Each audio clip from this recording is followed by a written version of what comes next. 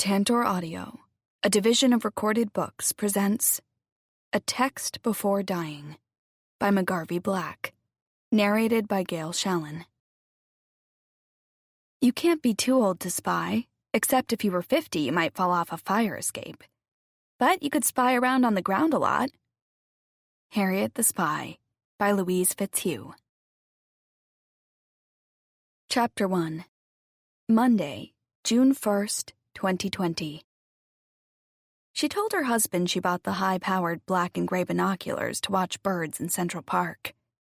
The truth was, 31-year-old Zoe Brandt watched people every single day. Athletic and cute, rather than conventionally pretty, Zoe tamed her overzealous shoulder-length wavy brown hair using numerous products, a round brush and a professional blow-dryer. With warm hazel eyes and an infectious laugh, she was charming and approachable. A yet-to-be-published mystery writer of short stories, she earned her living as a shift manager at Villa de Luna, an upscale Italian restaurant on the Upper West Side of Manhattan.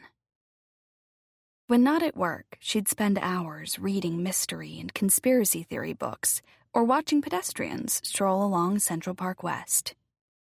From the third-floor picture window of her unusually gigantic New York City apartment, she scrutinized the clothing of passers-by, the produce stuffed in their grocery bags, or the type of leash on their dog. "There's a man walking by who has a choke collar on his chihuahua!" Zoe screeched, while peering through her binoculars during her daily FaceTime session with her best friend and partner in crime, Sean McAllister. Choke collars are inhumane in any capacity, but why would you put one on a dog that weighs less than 4 pounds? It makes no sense. Unless the man is running some kind of illegal dog fight. That's a huge business, you know. They hold them in basements of abandoned warehouses. Zoe adjusted the magnification on her binoculars. The Chihuahua man has dark, evil-looking eyes. I should call Animal Protection and report him. "Didn't Animal Protection tell you to stop calling the last time you called?" said Sean softly. "It's my moral and civic duty. I see so many people not treating their pets properly. Somebody has got to stop this travesty." With her new high-powered binoculars, Zoe's world had expanded significantly, and she regularly reported to Sean on which women needed root touch-ups in their hair or a refresher on their pedicure. She might identify a possible carcinoma on someone's face or comment on a particularly obvious comb-over. "I don't understand it," she would often say. "Don't balding men know everyone else can see their parting is halfway down their head and the hair that's left is being hijacked to drape over their hairless dome?" Observing a person's walk, physical appearance, or the company they kept, she'd concoct intricate and detailed stories about their lives. When she saw someone particularly interesting, she'd jump in the elevator, race out of her building, and follow them for blocks. Sean often joined her on the investigations. If Zoe took things too far, which she often did, he was there to reel her in. His best friend made the ordinary exciting, and Sean enjoyed the ride, even if it sometimes got them both in hot water. Because her husband, Connor, was in law enforcement, Zoe hid her voyeurism from him, convincing herself she only watched people as research for her writing. When the COVID-19 virus forced everyone in New York into masks, it nearly ruined everything. Now unable to see faces, everyone looked the same. For that reason alone, Zoe Brandt couldn't wait for the pandemic to be over. "It's no fun with everyone covered up," she said to Sean. "You can't see what anyone looks like anymore. It's just a sea of masks. If I can't see people's facial expressions, how will I know if they're up to something?" "Let's go out on the street and resume our investigations on foot today," Sean replied. "We can cover a lot more territory together." "I want to get a look in the back of the Metropolitan Museum of Art," said Zoe, squinting her eyes as she looked at Sean on her screen. "Something strange is going on over there. When I walked around behind the building yesterday, there were a bunch of men in blue jumpsuits loading wooden crates into unmarked white vans. I think they were possibly stealing antiquities." "Maybe they were moving some art into storage?" said Sean. You might be jumping to conclusions. You sound just like Connor. All I know is something looked funny. You know, I have a sixth sense about these things. It's like I have a radar. You must have had your radar turned off the day you called U.S. Immigration and blew the whistle on that Peruvian girl. She didn't know anything about Lima. How could you be Peruvian and know nothing about the largest city in the country? It was an honest mistake. Tell that to the FBI, said Sean. They already knew. Do you think I'm on a federal watch list? Said Zoe. Connor went completely ballistic that day, remember? I really thought my marriage might be over. How was I supposed to know she was the niece of the Peruvian ambassador? She said she didn't eat ceviche. Ceviche is practically the national dish of Peru. There was no way you could have known she was a legitimate exchange student, Sean said in solidarity. The incident with the Peruvian ambassador had gotten pretty sticky until her FBI special agent husband stepped in to smooth ruffled political feathers. After a solemn promise by Zoe that she would never, ever visit Peru under any circumstances, and a formal apology in writing from the mayor of the city of New York, the Peruvian debacle had been put to bed.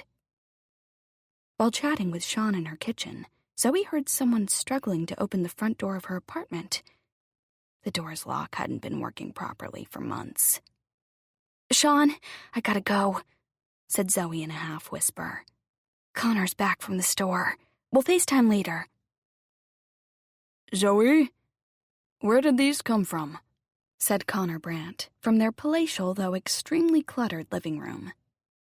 Holding up her pair of obviously powerful binoculars in his right hand and an overstuffed canvas weekend bag in his left, he stared at his wife through the opening between the dining room and kitchen. These look like something we'd use down at the Bureau for long-range surveillance of a drug cartel. Standing with her back to him at the sink, Zoe spun around. Damn, I didn't put the binoculars away. Oh, those? I bought them a while ago. Didn't I show them to you? I thought I had. And you have these because? I've taken up bird-watching in the park. Bird-watching? Said Connor, staring at his wife, a dubious expression on his face. You've never mentioned anything about birds before. You don't even like birds. You regularly scream at pigeons on the street. Are you kidding? I adore birds, especially pigeons with their cute warbling sounds. You call them flying rats. When did all this bird-watching start? Asked Connor, narrowing his eyes. Shit. So, I saw this documentary on PBS about bird-watching and got completely hooked. It turns out birds are really interesting. And loads of fun, too, said Zoe, a forced smile plastered across her face. We should go together sometime. There are so many different species in the park, you'll love it. Okay, said Connor warily, putting the binoculars back on the table. Sure, we can do that. It's just that you've never mentioned this newfound hobby before. Great, said Zoe, still smiling a little too much. We'll go on Saturday morning. Hello, said Connor, holding up his weekend bag.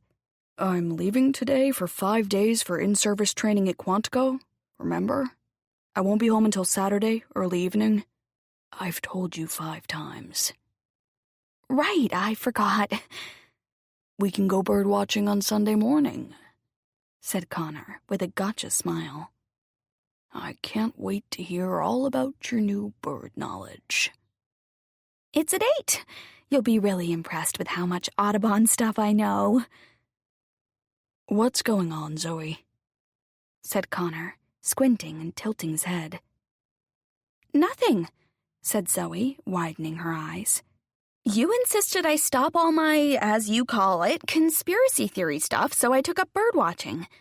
I thought you'd be happy about that. Why is my bullshit meter going off? Said Connor. Remember our deal. No more crazy deep state plot stuff.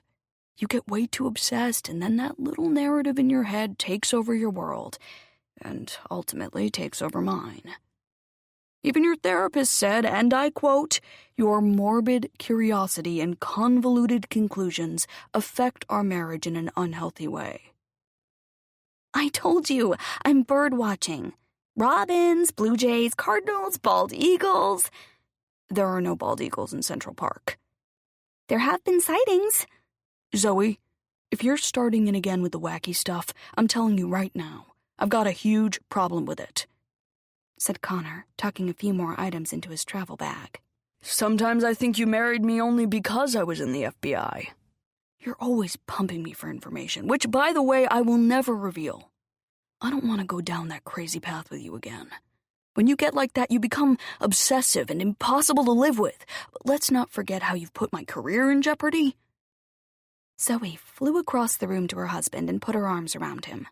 Now you're the one with the conspiracy theory. Nothing's going on. I'm just watching little woodpeckers peck. Connor gave her a look, kissed his wife on the forehead, and let out a sigh. Make sure, if you go over to the park, you wear your mask and gloves, he said before he went into their bedroom to finish packing. And could you pick up all your crap that's strewn from one end of this place to the other? Don't you ever put anything away? Zoe let out a sigh of relief when her husband left the room. That was close. How could I have been so careless to leave those binoculars out? Bald eagles? Even I think that sounds stupid. Chapter 2. When Connor finally left for his 5-day FBI training in Virginia, Zoe grabbed her binoculars and sat in her favorite surveillance spot, a navy blue upholstered chair next to the picture window in the living room. Taking her good binoculars out of their case, she was about to start her long-range viewing when a FaceTime call from Sean interrupted her. The two worked together at Villa de Luna, where Sean did a little bit of everything, and the restaurant's owner, Miranda, was totally dependent upon him. Part-time sommelier, purchasing agent, bookkeeper, and waitstaff psychologist, Sean even subbed in if one of the waitstaff called out sick. He and Zoe had met 3 years earlier, when she started on the night shift. From their first shift together, they had been hopelessly devoted to each other. When not working, they talked, texted, or FaceTimed dozens of times each day. Hey, said Sean, as his freckled face, surrounded by red hair and a closely cropped ginger beard, popped up on her iPhone. Just finished watching The Golden Girls, the one where they get arrested for prostitution. I loved that episode, said Zoe, still holding the binoculars up to her eyes, homing in on a family of 3 walking on the street below. Oh my God, screamed Sean, looking down at the palm of his hand. What? Said Zoe, glancing over at her phone screen. There's a brown spot on my palm. I've never seen it before. Do you think it's melanoma? Show me. Sean held the palm of his hand up to the screen. Zoe picked up her phone and zoomed in so she could better look at Sean's spot. How long have you had this? I don't know, I just noticed it, he said, touching it. What if it has already spread? You're jumping to conclusions, said the queen of conclusion jumping. Don't pick at it, said Zoe, watching him scratch. Oh my God, do you think I'll need chemo? Said Sean as he licked his finger and vigorously rubbed the lethal spot on his hand. A moment later, he let out a yelp of relief. It came off, he said as he put his finger in his mouth. Soy sauce. I had sushi last night. You're an idiot. Thank you. Want to do something tonight since Connor's out of town? Said Sean. We could spy on that florist on 99th Street. Or what about the guy who owns the dry cleaners on 101st? You always said his Greek accent sounds fake and that he's weird. He strokes the clothes and rubs his fingers over the fabric when I drop stuff off, said Zoe, narrowing her eyes. He's totally creepy. I could see him being someone who exposes himself. Not only that, when I went to the post office last week, I could swear his photo was in the most wanted pictures posted on the wall. Since becoming best of friends, Sean had indulged Zoe's obsession with sleuthing and solving crimes. While he knew it was all a game, he always had a good time whenever they went off on assignment. She was Sherlock Holmes and he, Dr. Watson. Sean defended Zoe when his other friends questioned his relationship. "I know she's a little out there," he'd say, "but we have such a good time. What's the harm?" While he considered their activities just for fun, she took much of what they investigated seriously, making their excursions even more fun and exciting for him. "Let's go over the West Side Strangler case again," said Zoe. 6 women have been murdered so far, always on the 15th of the month and always on the Upper West Side of Manhattan. It must mean the killer lives or works on the West Side. "How do we know it's a he?" "A female murderer might have gotten it over on 1 or 2 of the victims, but some of those women who died were really fit. Rosie Florio was a professional dancer and took kickboxing. She would have been strong enough to fight off a woman. Plus, they were all strangled, which takes a tremendous amount of upper body strength. I definitely think it has to be a man. From what I can tell from the news reports, the police have nothing. They need our help, don't you think?" "Definitely. Let's go over the facts," said Sean, suddenly serious. "The first murder was on December 15th. Lisa Ng, mid-20s, inside her apartment on West 95th Street. "Right," said Zoe, still looking out the window. "Next, Carly Faircloth, mid-30s, on 104th Street in January, also strangled. Then, Nicole Barrett in February on West 96th Street, followed by Rosie Florio on West 97th in March." "Don't you think it's interesting that the pandemic and the lockdown hasn't slowed our killer down? He stays right on schedule, the 15th of the month." "Good point," said Sean. "Okay, the 5th killing in April was slightly different. Michelle Rothberg was a little older than the others, in her 30s, and according to the police report, she was temporarily disabled, having recently had foot surgery." "Right. They said on the news that she wasn't supposed to be walking around. But witnesses in the neighborhood said they saw her limping down the street the day she was killed," said Zoe, still scanning the street below. "Last but not least, victim number 6, Katie Tierney, on May 15th on West 100th, said Sean.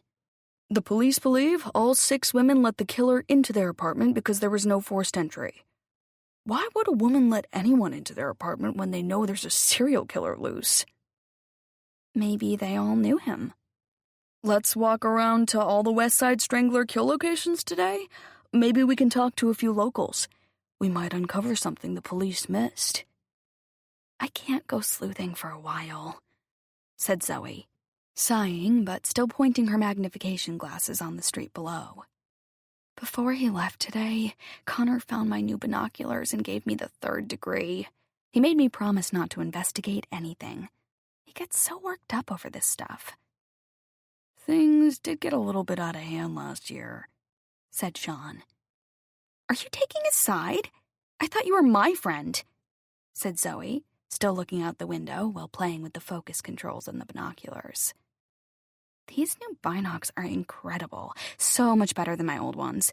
I see a man reading a newspaper across the street in the park, and I can read the headline. There's an old lady walking down Central Park West with a stroller. She's coming toward me. Bet you $1 million she's got a dog in the carriage. Let me see." Zoe played with her focus controls again. "Well, it's either a beagle or a very hairy baby." She put the glasses down and looked over at Sean's face. "Why do people walk dogs in strollers? Aren't dogs supposed to get exercise? Isn't that the point of walking a dog?" Zoe turned back to the window and looked through her binoculars again. "I'll tell you one thing. All these masks are ruining everything. I can't see anyone's face. 6 months ago, most people had never tried one on. Now they color coordinate their masks with their outfits." Zoe shook her head in disgust. "I bedazzled mine," said a smiling Sean, holding up a royal blue mask decorated with faux diamonds in neat rows. Zoe glanced down at her phone. "Nice, Sean. Make me one?" she said, turning back to her binoculars and screwing around with the focus controls again. "I'm still getting used to these, but I think if I get it just right, I can see even more detail. There. Oh my God! Wow! What? Said Sean. Across the street on the edge of the park, there's a man and a woman sitting on opposite ends of a bench with their backs to me. It looks like they're talking to each other, said Zoe, her voice getting higher. I can't tell if they're together.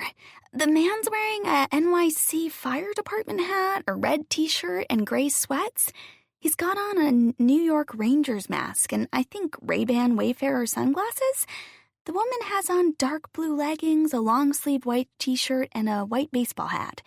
She's wearing a navy blue mask with some kind of emblem on the side that looks like a white dress shirt with a red tie. She's also wearing a pair of oversized blue aviator sunglasses. Those are seriously nice shades. Between her glasses, mask, and hat, I can't see her face at all. This masking thing totally cramps my spy style. What brand of sunglasses is she wearing? Wait a second. They're both playing with their phones and... Oh my God! I can see their phone screens. Sean, I can read what's on their phone. I can see what they're doing, what they're saying. Get out! No, seriously, said Zoe, leaning closer to the glass in the window. The man is bidding on a used lamp on eBay. His username is SlyDog303, and he just bid $28 for this incredibly hideous lamp. Why would anyone want that lamp? You can really see all that from your window? Holy shit, said Sean, laughing. What's the item number on the lamp? I'll go to that page on eBay and bid up his auction. Zoe giggled. Let me see what the woman is up to, she said, shifting her gaze to the far end of the same bench. What's she doing? Hold on a minute.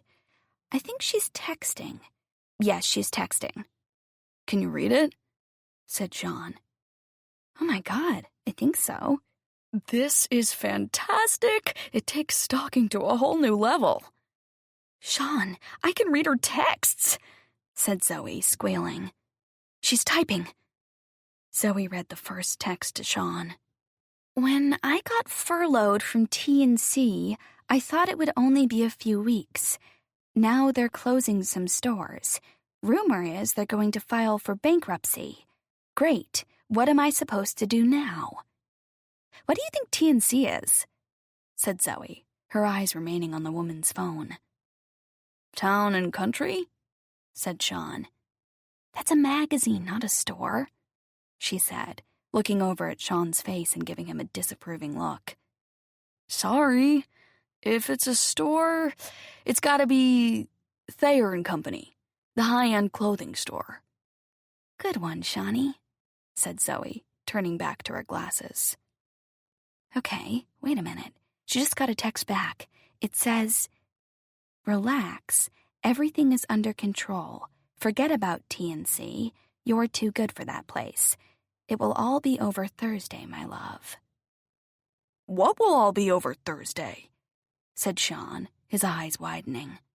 This is getting good. Keep watching. Holy moly, said Zoe, her binoculars laser-focused on the woman's phone. What do you think that means? Maybe she's getting a new job. Hold on, she's texting again, said Zoe. My husband is driving me crazy. I want it done now, and I hate using this stupid phone you gave me. What does she want done? Said Sean. Wait, she just got another text, said Zoe, glued to the window. The name of the person she's texting with is Senor Bayo. As the texts went back and forth, Zoe read each one to Sean. Senor Bayo, where's your husband right now? Woman in mask. Where he always is, attached to my hip bidding on junk on eBay. I can barely breathe when I'm with him. He deserves whatever he gets. What does that mean? Said Zoe, turning away from her binoculars for a second to look at Sean's equally puzzled face. Don't look at me. Keep watching them, Sean commanded. Zoe lifted the binoculars to her eyes again and read the text to Sean as they appeared. Senor Bayo, trust me, it will get done and then we'll be together. Woman in the mask. You promise Thursday is a go? We'll be together after that? Senor Bayo, Not right away. Have to give it some time, but soon, a few months. Woman in the Mask. By October? Senor Bayo. Yes. Woman in the Mask. What's going to happen? Senor Bayo. Better you don't know anything. I've got everything arranged. I'll be in touch when it's all over. Always remember I love you. Very soon, we'll be together in our own place. Woman in the Mask. Then I'll never let you out of bed. Ugh. Going home now with him, unfortunately. XXX. Zoe looked over at Sean's face. His mouth was wide open. Are you thinking what I'm thinking? He said.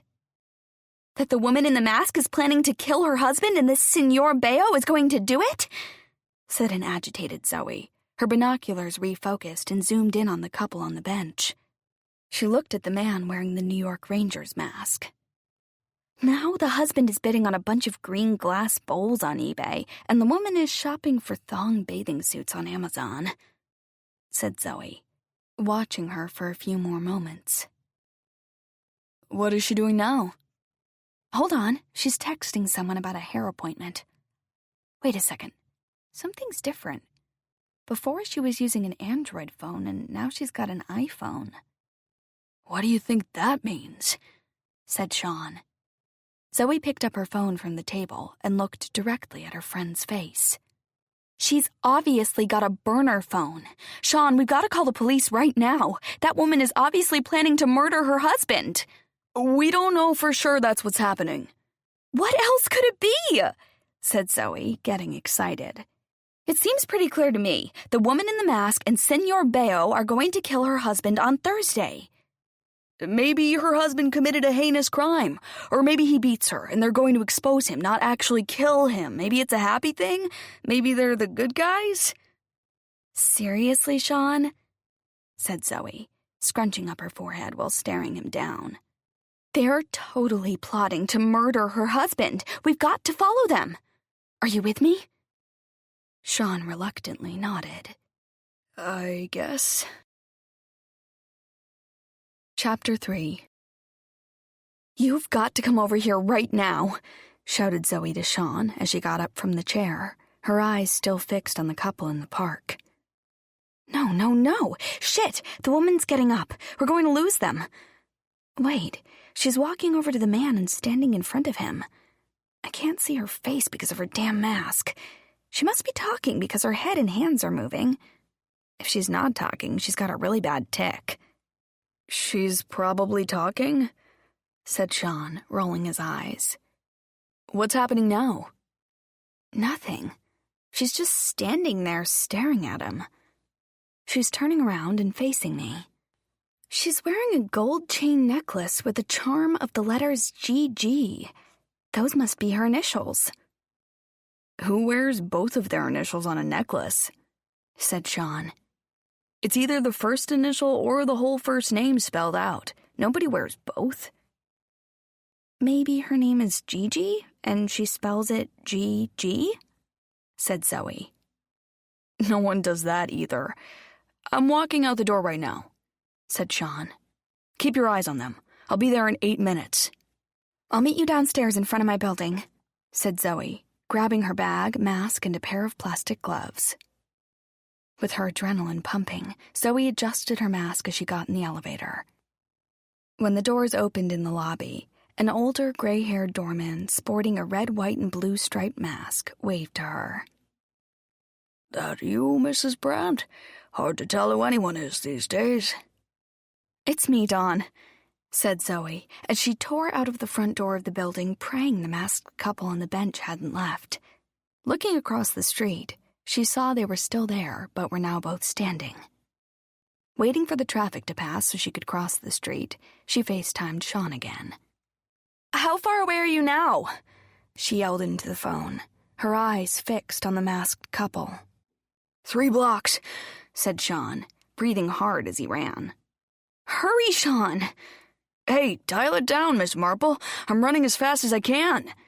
They're moving southeast now, shouted Zoe as she sprinted across Central Park West. They're heading into the middle of the park. I'm going to follow them. When you get to my building, walk directly across the street into the park and head southeast. Call me, and I'll direct you to wherever I am. As Zoe got closer to the couple, she slowed down. The man and woman appeared to be walking leisurely, almost strolling, which allowed time for Sean to catch up. 10 minutes later, with Zoe directing him, Sean caught up to her. "I thought my lungs were going to burst," he said, bending over trying to catch his breath. "It's not easy running in a mask. Where are they?" Zoe tipped her chin up to the right. "Over there, where the path splits?" Sean followed her gaze. "The guy with the green mask and the woman with the brown hair and a ponytail and pink mask?" "Not them. Further to the right. The man has on a New York Rangers mask." Sean looked at her in total deadpan. "Why would you think I know what the New York Rangers colors are?" "Blue, white, and red. You're welcome. Do you see the masked man standing next to the woman in the navy mask?" "I see them. How do you want to play this?" "Let's tail them. The woman said in her text that she was going home," said Zoe. "We'll follow them to their building, find out their address, copy down their name from the mailbox, and go right to the police. We'll be heroes. We might even get our picture in the newspaper or be interviewed on CNN. Wouldn't that be so cool? Except I have not had a haircut in months. Isn't that just my luck? I finally get on prime time and my hair is a total disaster. I wonder if I could get a hair appointment." "What the hell are you talking about?" said Sean, making a face. "Someone is going to be murdered and you're worried about your hair?" "I haven't had a haircut in months." "Neither is anyone else. Can we get back to our case?" Zoe nodded as they followed the masked couple walking east through the park. Careful to keep a safe distance behind, they hung back while the couple wandered up hills and around a pond, and then finally exited the park on 96th Street and 5th Avenue. Taking cover behind a tree, Zoe and Sean watched the couple look uptown and step off the curb into the street. "Shit, they're looking for a taxi," Zoe gasped. "We're going to lose them." "No, we won't. I'm getting us an Uber," said Sean, looking down at his phone. "Good one, Sean. I'm not just a pretty face." Minutes later, a yellow cab stopped in front of the masked couple. As they climbed in, Sean and Zoe's Uber drove right up behind the cab as it pulled away from the curb. The two sleuths jumped into the blue Honda Civic and told the driver to follow the yellow cab in front of them. "I get it," said the young Uber driver with a big smile. "This is like in one of those action movies. I can do this for you." The blue Honda Civic stayed right behind the yellow cab as the two vehicles moved swiftly down 5th Avenue, passing the Metropolitan Museum of Art and the Plaza Hotel. At East 55th Street, the masked couple's cab pulled over. "We'll get out here," Sean shouted from the back seat. "We've got to be careful they don't see us," said Zoe as they got out of the car. "Maybe we should walk on the other side of the street. That way we'll be able to watch them from a distance without attracting attention." The masked couple walked slowly down 5th Avenue, looking in the windows of various shops, many of which were closed. "Look at her," said Zoe, her eyes never leaving the couple on the other side of the street. "She just conspired with her lover to kill her husband, and now she's window shopping with the man she's going to have murdered. She's quite the cool cucumber." "We don't know for sure she's planning a murder. Maybe they meant something else," said Sean. "Like what?" "I don't know," he said, shaking his head. "Look, now they're turning right and walking towards Rockefeller Center." Sean and Zoe darted across 5th Avenue, through the sparse city traffic, pretending to window shop whenever they got too close to the couple. They followed them into the famous Rockefeller Plaza, home to an ice skating rink in winter that turned into a restaurant in spring and summer. This year, the plaza was empty, like everywhere else in New York City. The amateur detectives stayed a fair distance behind the couple, who were soon on the move again, walking south on 5th Avenue, unaware they had company. At 42nd Street, the couple turned left and walked towards Grand Central Station, with Zoe and Sean right behind. The masked man opened the big brass door to the train station, allowing his wife to pass through. "Oh my God, do you think they're taking a train somewhere far away? What if they live in Connecticut?" said Sean. I don't have any money. I've got my debit card, said Zoe. Come on, we have to keep going. We can't stop now. They followed the couple through the huge train station to the entrance of the Lexington Avenue subway line. They're not going on a commuter train, they're going for the subway, said Zoe, pulling out her wallet. I have my Metro card. I'll swipe us both through. The masked couple went through the turnstiles and walked down the stairs leading to the downtown trains. Moments later, all four stood on the platform. There were few people around, so Zoe and Sean tried to hide behind a large pillar. Soon, a practically empty 6 Lexington Avenue local pulled into the station with a screech and a hiss. The sleuths got on at the opposite end of the same subway car as the masked couple. The car sat in the station without moving for nearly 2 minutes when the bells sounded. Just as the doors were about to close, the 4 Express pulled in across the platform. Before Zoe and Sean could react, the masked couple jumped up and ran out to the express train. Zoe and Sean tried to follow, but the doors of their car shut before they could get off. Seconds later, their train pulled out of the station. Damn it! Zoe shouted. How did we let that happen? Stay calm. We'll get out at the next express stop. Maybe they'll be there, said Sean. That will be 14th Street. That's where we'll get off. Their local train moved slowly, and soon the express train carrying the masked couple blew right by them in the dark tunnel. Shit, said Zoe, biting her lip. We're going to lose them. If they get away, that man is as good as dead. Chapter 4. When the number 6 local pulled into 14th Street Station, Zoe and Sean bolted off the train onto a deserted platform while looking in both directions. No, no, no, shouted Zoe, stamping her feet. Shit! Frantically looking around, they spotted the nearest staircase and raced up the steps, hoping the masked couple had gotten off at that station and were somewhere in the vicinity.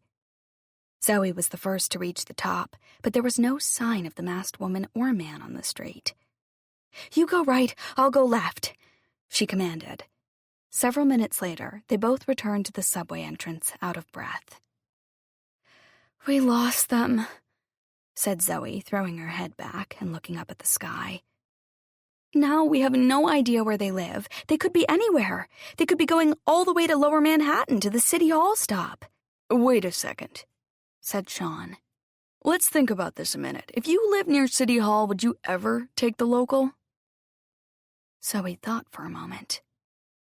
Probably not. It would take forever. I'd only take the local if the train board said the express was down or delayed. How about if you were going to Canal Street? Said Sean, his eyebrows raised. No way. It would take too long, said Zoe, following his reasoning. But I would take the local from 42nd to 14th Street, or maybe even to Bleecker, but no further. Exactly. It stands to reason that our masked couple got off at either 14th or Bleecker, said Sean.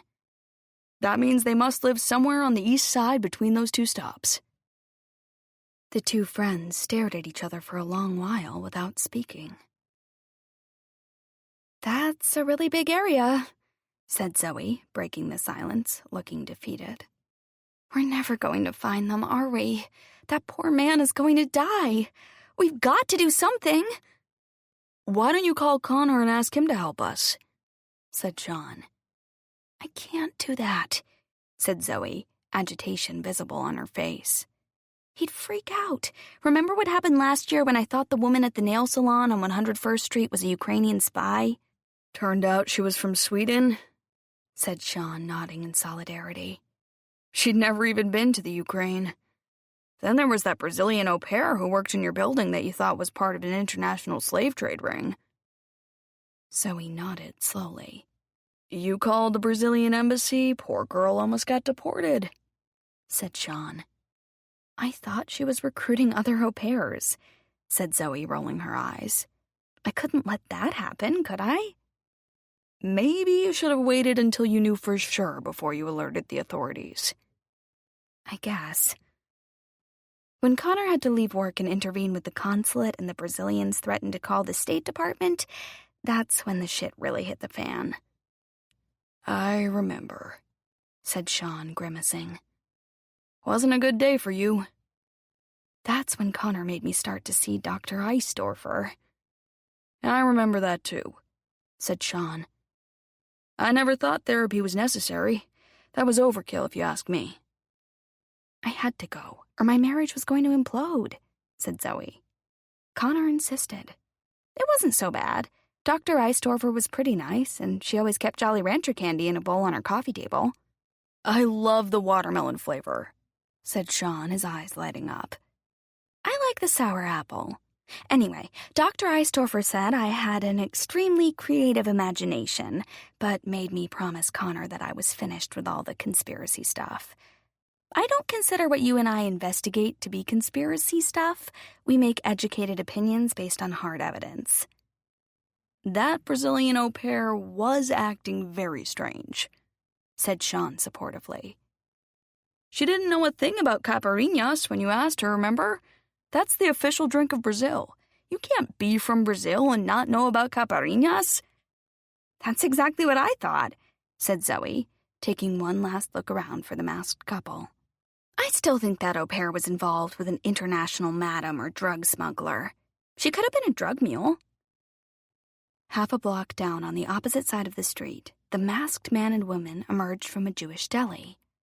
Look, it's them, said Zoe, pointing as Sean's eyes followed her finger. Where? Over there, across the street, halfway down the block, walking past the red SUV. See them? Yes, said Sean. It's definitely them. Come on, let's go, said Zoe, as she ran across the street with her partner in crime by her side. We're back in business. Hanging back, they carefully followed the masked couple down East 13th Street. She's quite the ice princess, said Zoe, strolling leisurely with the man she's planning to murder like she doesn't have a care in the world. You'd never guess from her demeanor that she was going to have her husband bumped off in a few days. She's even holding his arm. If I didn't know the truth, I'd swear she likes him. No kidding, said Sean, walking alongside her. Slow down. There's hardly anyone else on this street. We don't want to draw attention to ourselves. Once we follow them to their home address, we go to the police, right? Then we're done? Wait, what's the man doing? Zoe gasped. Shit, he's hailing another cab. When a yellow taxi pulled up next to the masked couple, the man opened the car door for his wife, and they both climbed in. We've got to get a car fast, said Zoe. They're stopped at the light. We've only got a minute. Frantically, Sean looked up and down the streets. There were hardly any cars on the road and not a taxi in sight. I'll get us an Uber, Sean shouted as he opened his app. We're going to lose them, Zoe wailed, her eyes still on the couple's car. How far away is the Uber? There are none around here. The nearest one is in Midtown, said Sean, shaking his head. The light at the intersection turned green, and the yellow taxi containing the masked couple turned left and disappeared. Defeated, the two sleuths turned around and walked silently over to Fifth Avenue, heading towards Midtown, when Zoe abruptly stopped and faced Sean. We have to go to the police. If that man in the New York Rangers mask turns up dead and we do nothing, it'll be on us. They Googled police stations on the west side and got an Uber to the 24th Precinct on West 100th Street. A police officer wearing a face mask took their temperatures at the entrance and asked them a few questions about their general health.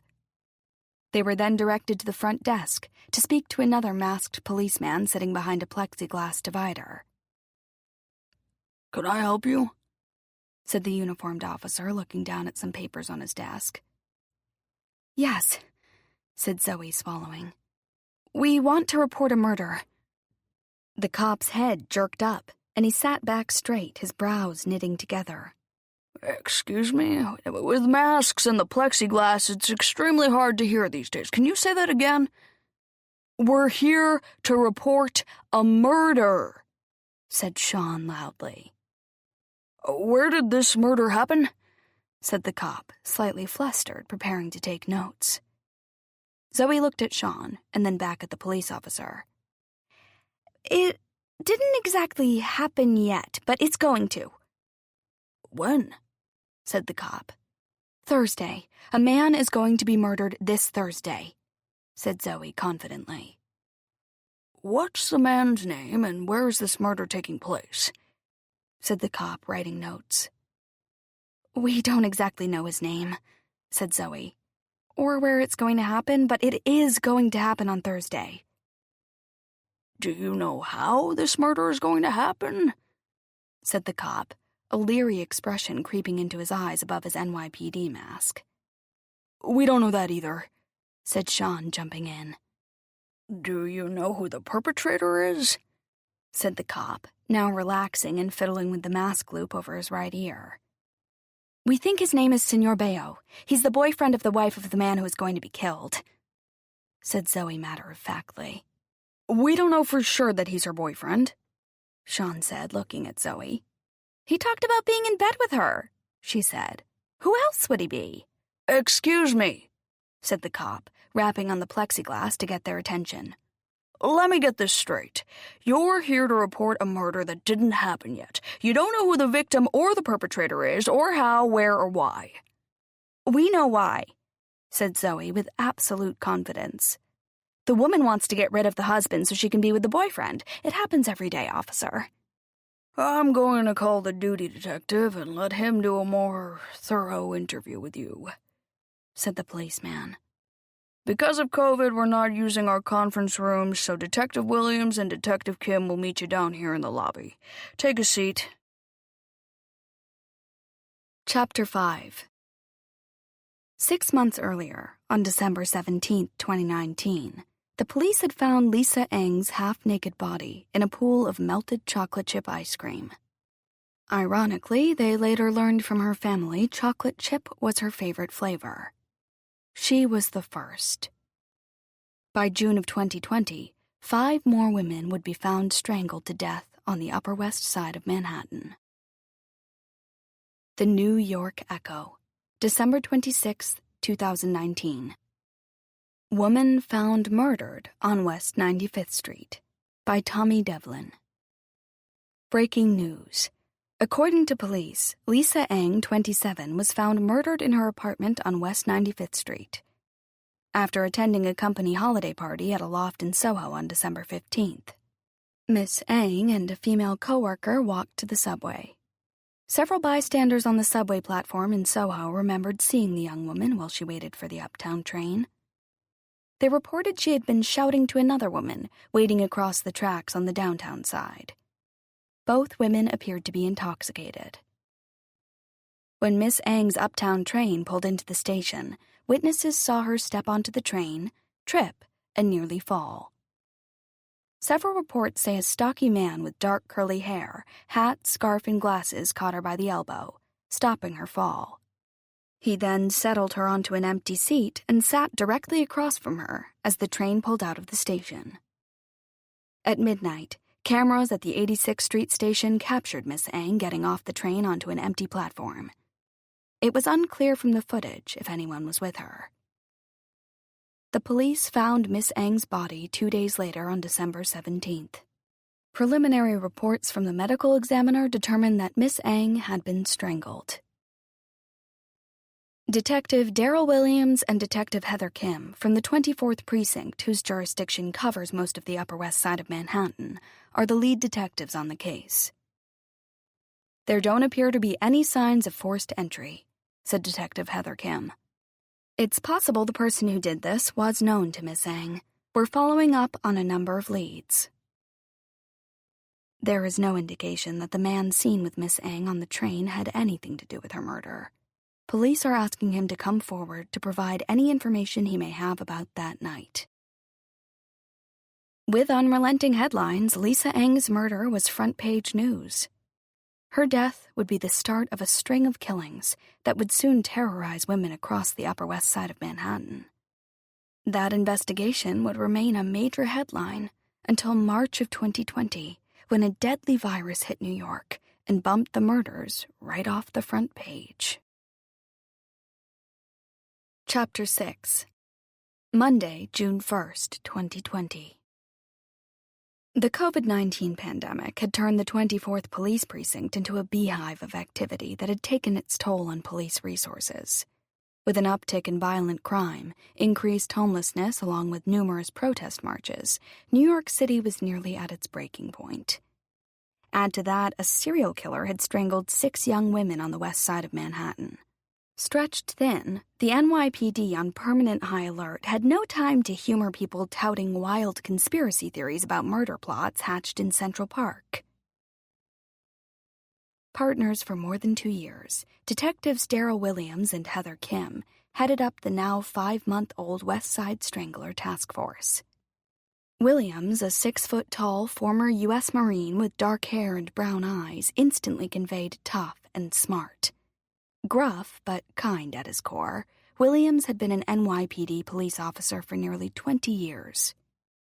Immigrating to New York from Jamaica with his family when he was 10, he had long ago lost the gentle island lilt in his speech, and now sounded like a born New Yorker. Petite but tough, Heather Kim, 8 years his junior, wore her shiny shoulder-length black hair pulled back in a no-nonsense ponytail, to keep it out of my freaking eyes. Before joining Homicide, Heather had worked in the NYPD Cyber Division. A serious technology geek who missed nothing, she was all business and got straight to the point. Both highly decorated, Williams and Kim were considered the gold standard by NYPD brass. The first Strangler killing occurred at the end of 2019, months before an unknown virus would change everyone's lives. With a citywide lockdown, adding a serial killer into the mix pushed the city resources to the brink, and the mayor wanted the murders stopped. Yesterday. On the 3rd floor of the 24th precinct, every inch of wall space in the Strangler War Room, as it had been dubbed, was filled with intelligence and notes about the case. A large whiteboard with lists of locations and possible suspects were written in blue, red, and green, and fixed at one end of the room. Pictures of victims, the buildings where the crimes took place, along with timelines, were pinned on a battered corkboard wall. Stacks of folders and photos were piled in every corner.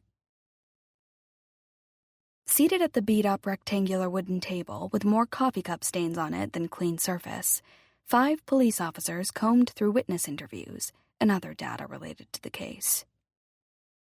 A large map of the Upper West Side of Manhattan hung prominently on a long wall. Each of the 6 murder locations were marked with a large red X. A duplicate copy of that map was also pinned to the bulletin board in the bullpen next to the detectives' desks. There's a pattern here. We just don't know what it is yet, said Daryl, looking up at the map for what he figured was the millionth time. Walking over to the whiteboard, Heather grabbed a blue marker and pointed at the map. Let's give the crime scene locations another look, she said. December, Lisa Ang on West 95th Street and 10th Avenue. Marking the location on a clean whiteboard, she continued. Next, Carly Faircloth on 104th and Columbus. Then Nicole Barrett on West 96 between Columbus and Amsterdam. We've been over this a million times, chirped one of the younger cops sitting at the table. Ain't gonna change. And we'll keep going over it until we catch him, said Heather, glaring at the young man. You want to work on a different team, officer? Because I think they need help on the coronavirus response team bringing bodies to the morgue. The young officer shook his head and buried his face in a file. Moving along, said Heather as she continued to write in blue. On the Ides of March, it was Rosie Florio on 97th and Columbus. She drew a red line from one address to the other. The Michelle Rothberg on April 15th, said Daryl. What we're grappling with here, said Heather while she worked it out in her own head, is whether these crimes were murders of chance or were they carefully planned. Did the killer identify his victims in advance? Some of them seem like they could have been at random encounter, like Lisa Ang leaving her Christmas party. Did the killer accidentally bump into her, or did he plan it? Ang's co-workers reported she had a lot to drink that night, and the autopsy showed her blood alcohol level to be 3 times the legal limit, said Daryl. It's possible our perp ran into her on the street and decided to go for it. We still don't know who the man was who she met on the train. What we do know is that Michelle Rothberg had a bum foot the night she was killed. She and our sixth victim, Katie Tierney, who was found inside her apartment on West 100 near Central Park West, definitely let the killer in. Heather completed the red lines, joining all 6 murders in a lopsided hexagon. "This is our playground, people," she said as she pointed to the red geometric shape she had created with her location points. "Whether it was by chance or not, we believe all 6 women allowed the killer to enter their homes." "After doing background checks, canvassing friends and relatives," said Daryl, taking over, "we have not found any personal or professional overlap between the victims. If the killer did know each of them, it wasn't through any activity or person the women had in common. The only thing that links them is that they're all young, female, single, and lived on the Upper West Side." "If they didn't know him, why did they let him in?" said a young officer. "Anyone can come up with a believable ruse to gain entrance to an apartment," said Daryl. "What we can't figure out is how the killer knows the women are alone. How does he know they don't have a roommate, a husband, or a boyfriend?" "Or a girlfriend," said Heather. "Or a girlfriend?" said Daryl, nodding. "If he gets into their apartments with a lie, does he abandon his plan if someone else is there and move on to another victim?" said Heather, looking out at the room full of young officers, thinking they looked like teenagers. "We don't think so." "Our killer appears to be enamored with rules and patterns," said Daryl, pacing in front of the map. "He works the same neighborhood, never veering further east than Central Park West, and stays within a 15-block radius. He kills the same way, by strangulation, and always on the same day, the 15th of the month. Nothing is left to chance. We don't believe he would waste time getting into an apartment, only to have his moment ruined by a roommate or a friend. If he had attempted a few kills and aborted with all the publicity surrounding the case, someone would have reported it, and we've heard nothing to that effect." "That's right. Not a single woman has come forward and reported an attempted attack or a suspicious person coming into their apartment and then leaving on those specific days," said Heather. "For some reason, this maniac is compelled to kill on the 15th of the month and somehow knows for sure the victim will be alone. But how? That's what's keeping me up at night." "If we can figure out how he selects his victims and how he knows they'll be alone," said Daryl, "we can catch him." Chapter 7. Waiting for nearly 25 minutes in the lobby of the 24th Precinct, Zoe and Sean prepped each other for the talk with a detective. "Remember, stay calm and tell the story slowly," said Sean. "Don't embellish. No extra stuff, none of your hypotheses, no tangential stories, just the facts." "I know. I've done this before." "Exactly. That's why I'm telling you to stay on message," said Sean. "Sometimes you add personal opinion as if it were fact." Zoe gave him an incredulous look over the top of her mask. At the end of the institutional beige hallway, a metal fire door swung open, hitting the concrete wall with a bang, causing an echo. Detective Daryl Williams, in a gray suit and matching gray mask, strutted into the main lobby. Even with his face half covered, it was clear to Sean and Zoe that the man was someone who didn't enjoy bullshit. After making introductions, the detective took a seat several feet away from them, placed a writing pad on his lap, and pulled out a pen. "I understand you two came in to report a murder? Why don't you start from the beginning?" said Daryl. Zoe leaned slightly forward.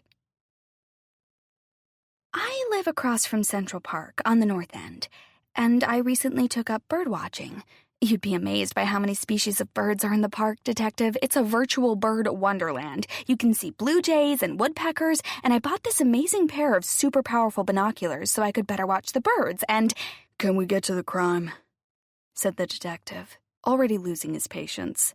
Sean kicked Zoe in the ankle. "Like I said, I bought these really great binoculars to look at birds, but sometimes I look out my window and watch people," said Zoe. "You do know about peeping Tom laws, right?" said Detective Williams. "I don't look into people's windows, Detective. I only watch people outside on the street or in the park. I'm a short story mystery writer, and watching people helps me absorb the collective humanity," Sean looked over at his friend with one eyebrow askew and cleared his throat. You still haven't told me what you know about a murder, said the weary detective. Suspecting the woman in front of him was a kook, he looked around for someone to relieve him. Aware she was losing her audience, Zoe clearly explained exactly what had happened and how she had read the murder plot texts from her window. When she finished, the detective excused himself to find his partner, leaving Sean and Zoe sitting on the straight-backed wooden chairs that lined the precinct hallway. That went well, said Sean once the detective was out of earshot. You think? Said Zoe, optimism in her voice. I tried to stay with the facts and not veer off. Sean covered his eyes with his hands. Are you kidding me? He thought you were a wacko. Did you see the look in his eyes? Said Sean. Virtual bird wonderland? Seriously, Zoe? I wanted to give him some context. I didn't want him to think I spend my days peering out my window at people. That sounds so weird. That is what you do. Just then, Detective Williams reappeared through the fire door with Heather Kim. I brought my partner up to speed, said Darryl. Miss Brandt, you were saying you could read every word on the woman's phone from your third-floor window. Is that correct? Every single word, said Zoe, nodding. And the woman's husband, the one we think she's going to have killed, he was sitting right next to her bidding on a profoundly ugly lamp on eBay, said Sean. Miss Brandt, before you told me you were alone, said the detective, cocking his head to one side and staring at her. I was alone. Sean and I were FaceTiming when I saw the couple in the park, said Zoe. We FaceTime every day. We usually do our first session right after we wake up in the morning, sometimes even before I brush my teeth. The next time is usually before 9. I've got it, said Darryl, pinching the space between his eyes with his thumb and forefinger. I'm going to assume for a moment that everything you've reported is true. Can you describe this mystery masked woman to me? Zoe and Sean looked at each other. That's a little hard, said Zoe. Because, like everyone else in the world in 2020, she was wearing a face mask. Hair color? Eye color? Height? Ethnicity? Said Detective Kim, tapping her foot. She had on a baseball cap, and a long dark brown ponytail was sticking out the back, said Zoe. I couldn't see her eyes because she had on oversized aviator sunglasses with blue-tinted lenses. Skin color? Said Heather. Zoe squinted as she thought. Medium-ish? She might be olive-skinned, maybe Italian, or someone with a tan. She also could have been a light-skinned African-American. Or I guess she could have been Indian or Southeast Asian, too. That narrows it down, said Heather, looking at her partner and rolling her eyes. Age? Her face was covered up, but based on her body, said Zoe, staring up at the ceiling.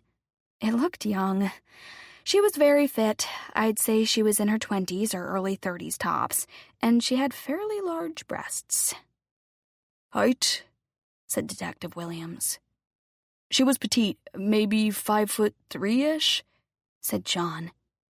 I thought you weren't there, said Detective Williams. Didn't Miss Brandt just say you were FaceTiming? I wasn't there in the beginning, but later I met up with Zoe, said Sean. We followed the couple through the park and over to the Lexington Avenue subway. If those people are killers, like you say they are, said Detective Williams, that was a very dangerous thing to do. They didn't see us, said Zoe. We followed them, but then we lost them twice. We think they live somewhere on the Lower East Side. Right after we lost them the second time, we came directly here, said Sean. The two sleuths described the masked man on the bench and mentioned his blue, red, and white New York Rangers face mask and his fire department hat. They provided additional details, including the woman's gold GG necklace, employment at T&C, and the funny shirt and tie emblem embroidered on the side of the woman's navy blue face mask. Shirt and tie? Said Heather, wrinkling her forehead. A bow tie or a long one? The image was from the neck to mid-chest, said Zoe, using her hands. No head, just the top half of a button-down white shirt. The tie was long and red. Maybe her mask came from some sort of haberdashery or men's clothing store, said Heather. That's exactly what I thought, said Zoe, getting excited. We think T&C stands for Thayer and Company. Maybe the store made up masks for their employees so everyone looks the same. A lot of companies are making their own masks now with their logos on them. Detective Williams nodded as he made a note. The woman wore a white baseball cap that had 3 blocks of color on the front, kind of like a flag, said Zoe. What were the colors? Said Daryl. I think they were green, white, and red in that order from left to right, said Zoe, scrunching up her face. Did you see the hat? Said Detective Williams to Sean. I didn't get close enough when we were tailing them, said Sean. But Zoe got a good look at the hat and mask with her binoculars. Detective Williams played with his phone for a moment, searching for something. Is this what you saw? He asked, holding up his phone. It could be. But yes, I think so, said Zoe. It's an Italian flag, said Daryl. Do you think that means she's Italian? Said Zoe. Who knows? She could have borrowed the hat or received it as a gift from an Italian friend, said Heather. Or she could have gone to the Feast of San Gennaro in Little Italy last fall and bought it as a souvenir. I guess, said Zoe. But it's still a clue, isn't it? I've been doing this for a long time, Miss Brandt. The key to successful police work is staying focused on the right information and not getting distracted by extraneous data, said Detective Williams. Sometimes irrelevant information can send an investigation in the wrong direction. Not everything means something. I almost forgot, said Zoe. The masked woman also had a navy leather bag. I think it was a Gucci because she was also carrying a Gucci shopping bag. Maybe she had just bought the bag. You should go check out the Gucci store on Fifth Avenue. A salesperson there might remember her. Then we can get her name from a receipt and the whole case will be solved. Thanks for the tutorial. I think that's all we need right now, said Daryl, standing up. Do you think you can find her? Said Zoe. Before Thursday? Miss Brandt, said Heather, giving her partner a look. We'll do what we can, but we can't investigate something if we don't know who or what we're investigating. But, said Zoe. We'll follow up on the information you provided, said Daryl, observing how anxious the young woman had become. I promise. He handed Zoe and Sean his card. Keep watching out your window. If the masked woman comes back, please don't follow her. Call me instead. Chapter 8. The New York Echo, January 17th, 2020. Second woman found dead. Is there a West Side Strangler? By Tommy Devlin. Yesterday, the body of Carly Faircloth, 34, a single petite brunette investment banker, originally from Minnesota, was found dead from strangulation. Her body was discovered in her Upper West Side apartment on 104th Street. The medical examiner estimates her time of death to be sometime on the evening of January 15th.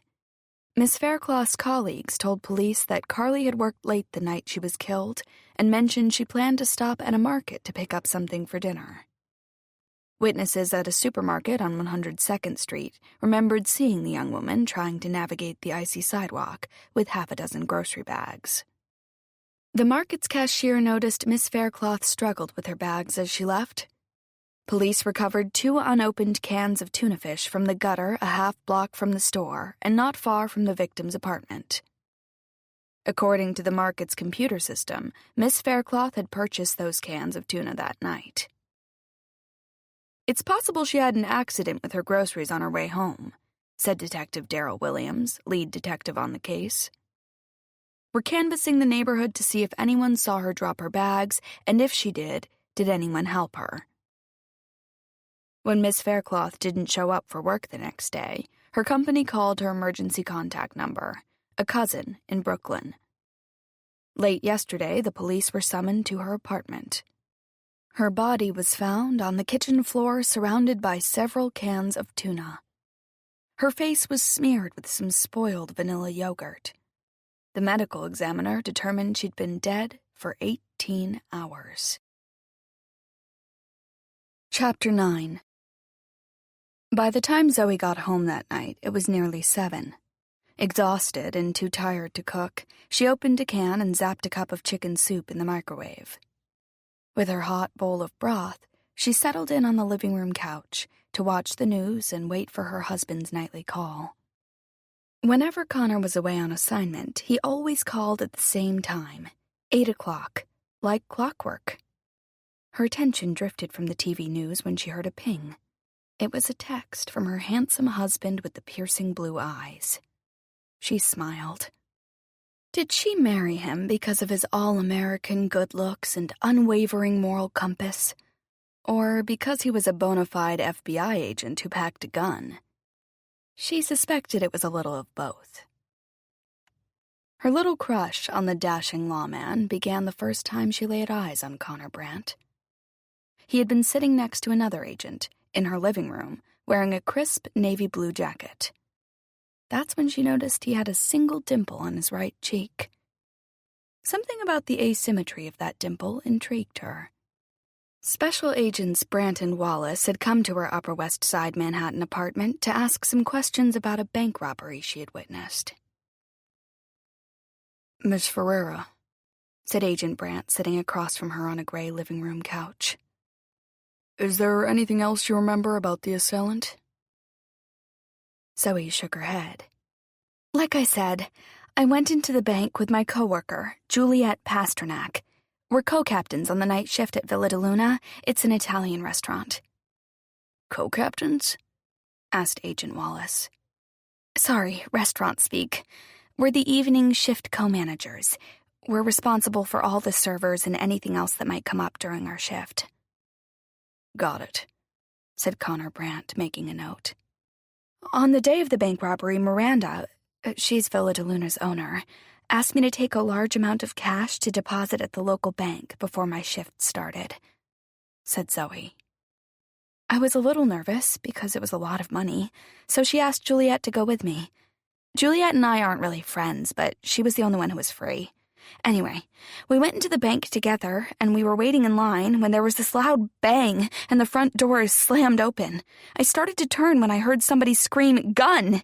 You don't have to tell me twice if there's a gun involved. I hit the floor, closed my eyes, and prayed.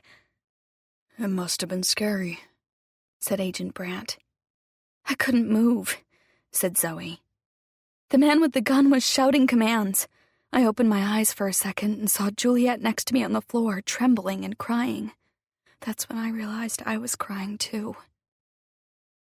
I met with Miss Pasternak yesterday, and she told a similar story, said Agent Brandt.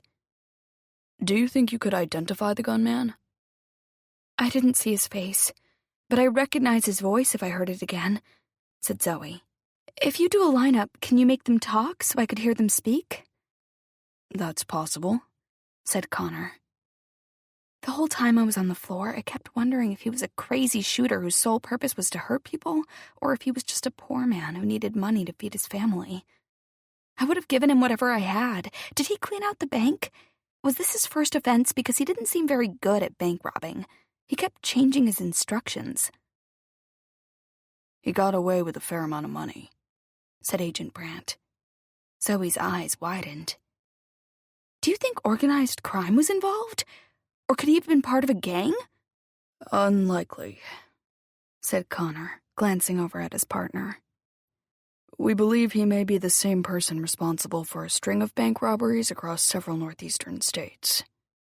After you called, I wondered if it was mob-related because the FBI was involved as opposed to the NYPD, said Zoe, her eyes growing round. You don't think the robbery had anything to do with terrorism, do you? No, said Agent Wallace. No terrorism.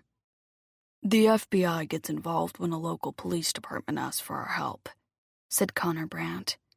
But otherwise, we don't typically investigate robberies. However, since banks are federally guaranteed, when a bank gets robbed, it is our jurisdiction. You can rest easy. We don't believe there's any gang, terrorist, or organized crime connection to this crime. Just some bad guys who wanted to find an easy way to make a buck. Zoe shifted in her seat and leaned forward.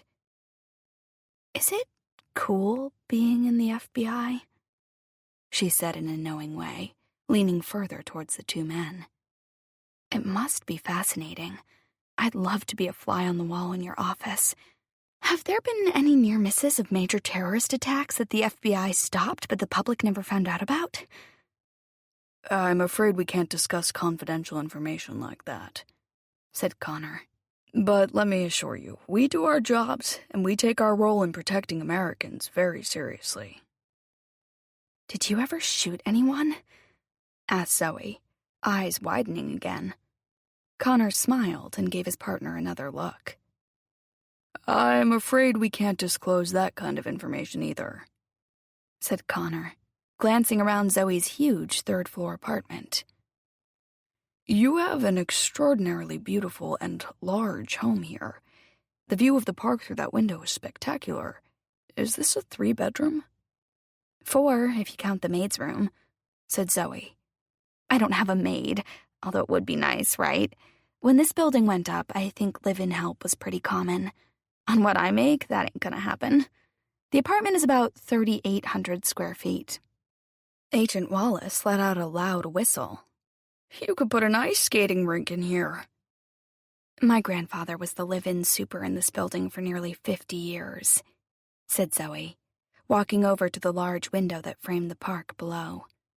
She picked up a black and white photo of a dark, handsome man with a mustache on a nearby table. This was my grandfather when he was a young man. I really miss him. Agents Wallace and Brandt nodded. When the building went co-op in the late 1970s, this neighborhood wasn't quite as fancy as it is now. My grandfather took out a loan and was somehow able to buy this place at a significantly reduced insider price. My father always suspected the other tenants chipped in to thank him for all his years of service. Everyone loved my grandfather. When I was 13, my mom died and my dad and I moved in here with him. I've lived here ever since. Zoe didn't mention that shortly after her mother died, she started to suffer from bulimia that lasted for most of her teen years. It was around then that she started embellishing stories and turning little things into bigger ones. Therapists had told her father his daughter's illness was probably caused by grief and the loss of control after losing her mother so young. Why do you think you invent stories? Asked her therapist at the time. I don't invent them, Zoe had replied. I have a more acute sense of things than most other people. This is your time, Zoe, so if you're not going to be honest, you won't make any progress, said her therapist. I'm here to help, not to judge. Zoe's sad, teenaged eyes had filled with tears as she swallowed several times to keep herself from crying. After a long silence, she spoke. I guess I enhance certain things to make my life feel more exciting, so I can be more like other people. When my mom died, the world went gray. Dad and I moved in with my grandfather, but nothing was ever the same. To everyone, I'm the girl with the dead mother. I wasn't like all the other kids anymore with a mom and a dad. I think a piece of my dad died when my mother passed away. When I exaggerate or make up stories, it makes the world full of color. Zoe had only been 14 then, and could still recall the sad look on that therapist's face. You've got quite the place here, said Agent Brandt, standing up and walking over to the window to look out at the park. When my grandfather died, Zoe said, the apartment went to my dad. My father died last year, so now it's all mine, and here I am. It's really something, said Agent Wallace, pacing the 4 corners of the living room. I think you've answered all of our questions, said Connor, walking towards her while taking one last look at the massive room. We'll be in touch if we need anything else. You can always count on me to support law and order. said Zoe, smiling at Connor as she walked the two agents down the long hallway through the octagonal-shaped foyer to the front door. I write mystery and crime stories. Would it be okay if I occasionally called you with questions about FBI protocols so I can get my facts straight? Connor smiled and nodded. Sure. If you find the bank robber, will I have to testify? Asked Zoe. Because I think I'd be great on the stand. I pay very close attention to details. I probably should have joined the FBI myself. Connor stifled a laugh by turning it into a smile. It's never too late. The age cutoff for an FBI agent is 37.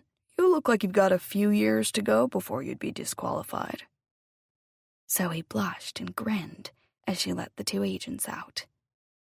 With her head still buzzing from the fabulousness of being interviewed by the FBI, she lay down on the living room couch and examined Connor Brandt's business card. Special Agent Connor Brandt. He was so cute, and he carries a gun, too. I love that.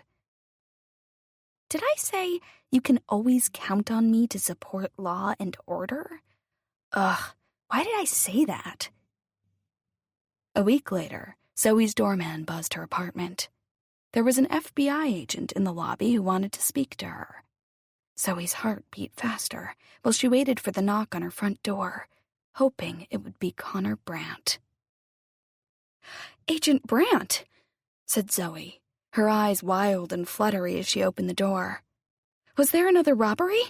Because I've been thinking I didn't see that bank robber, but the more I played that scene over in my head, it occurred to me that his voice sounded a lot like this man who works in the fruit market I go to on Columbus Avenue and 93rd Street. Same exact accent. I think he's Moroccan. Connor tried to respond, but Zoe kept going. You're probably wondering why I go so far out of my way when there are much closer produce markets, said Zoe, shifting her voice to a loud whisper. Don't tell anyone. It's a little-known secret, but that market has the best mangoes and melons on the west side. It's totally worth the trip, and their prices are insanely low. Do you want me to describe the man at the fruit market to you? Actually, I came to tell you we've closed the bank robbery case. We caught the shooter. He was in another robbery in the Bronx and was shot and killed 2 days ago. Zoe's eyes got large. Wow, so it wasn't the fruit man? I thought for sure it might be him. That's good, because if it was, I would have had to find a whole new place to get my grapes and kale. Still, in my opinion, the fruit man has a face of a killer. You should check him out. He's got weird eyebrows. You have an extremely active imagination, said Connor, laughing. Our bank robbery perp was not so exotic. Just a run-of-the-mill bad guy, and now he's off the street for good. It was during that second encounter with Connor Brandt that Zoe's minor fascination with the lawman turned into a gigantic crush. Chapter 10. The day after her second meeting with Agent Brandt, Zoe pulled a double shift at the restaurant, filling in for the day manager who was out sick. She then stayed on for her regular night hours. When Juliet, her co-captain, showed up for work in the late afternoon, Zoe briefed her on everything that had happened that day and what needed to be done to get ready for the night shift. Juliet listened to the litany of tasks, a look of irritation on her face. You could have done some of this stuff before I got in, said Juliet. I'm not your assistant. You should have taken care of some of those things during the afternoon.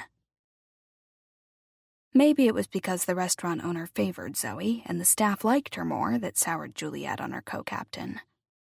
After working together for a couple of years, Juliet had zero patience for Zoe and her constant stream of crazy theories and rambling chatter. Every day she had to listen to Zoe's outrageous conspiracy theories and convoluted sightings of criminal masterminds. Whenever a party of men came into the restaurant who looked Italian, which was often because it was an Italian restaurant, Zoe had half the staff terrified that they were waiting on gangsters.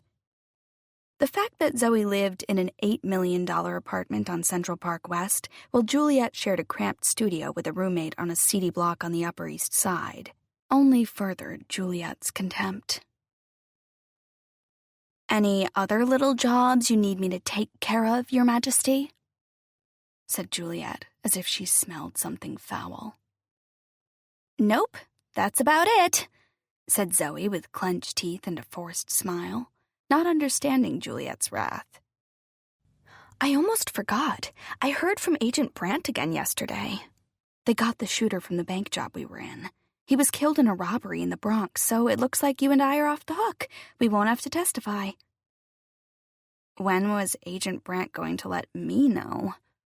said Juliet. "He told me to tell you," said Zoe, smiling to herself as she turned and walked away.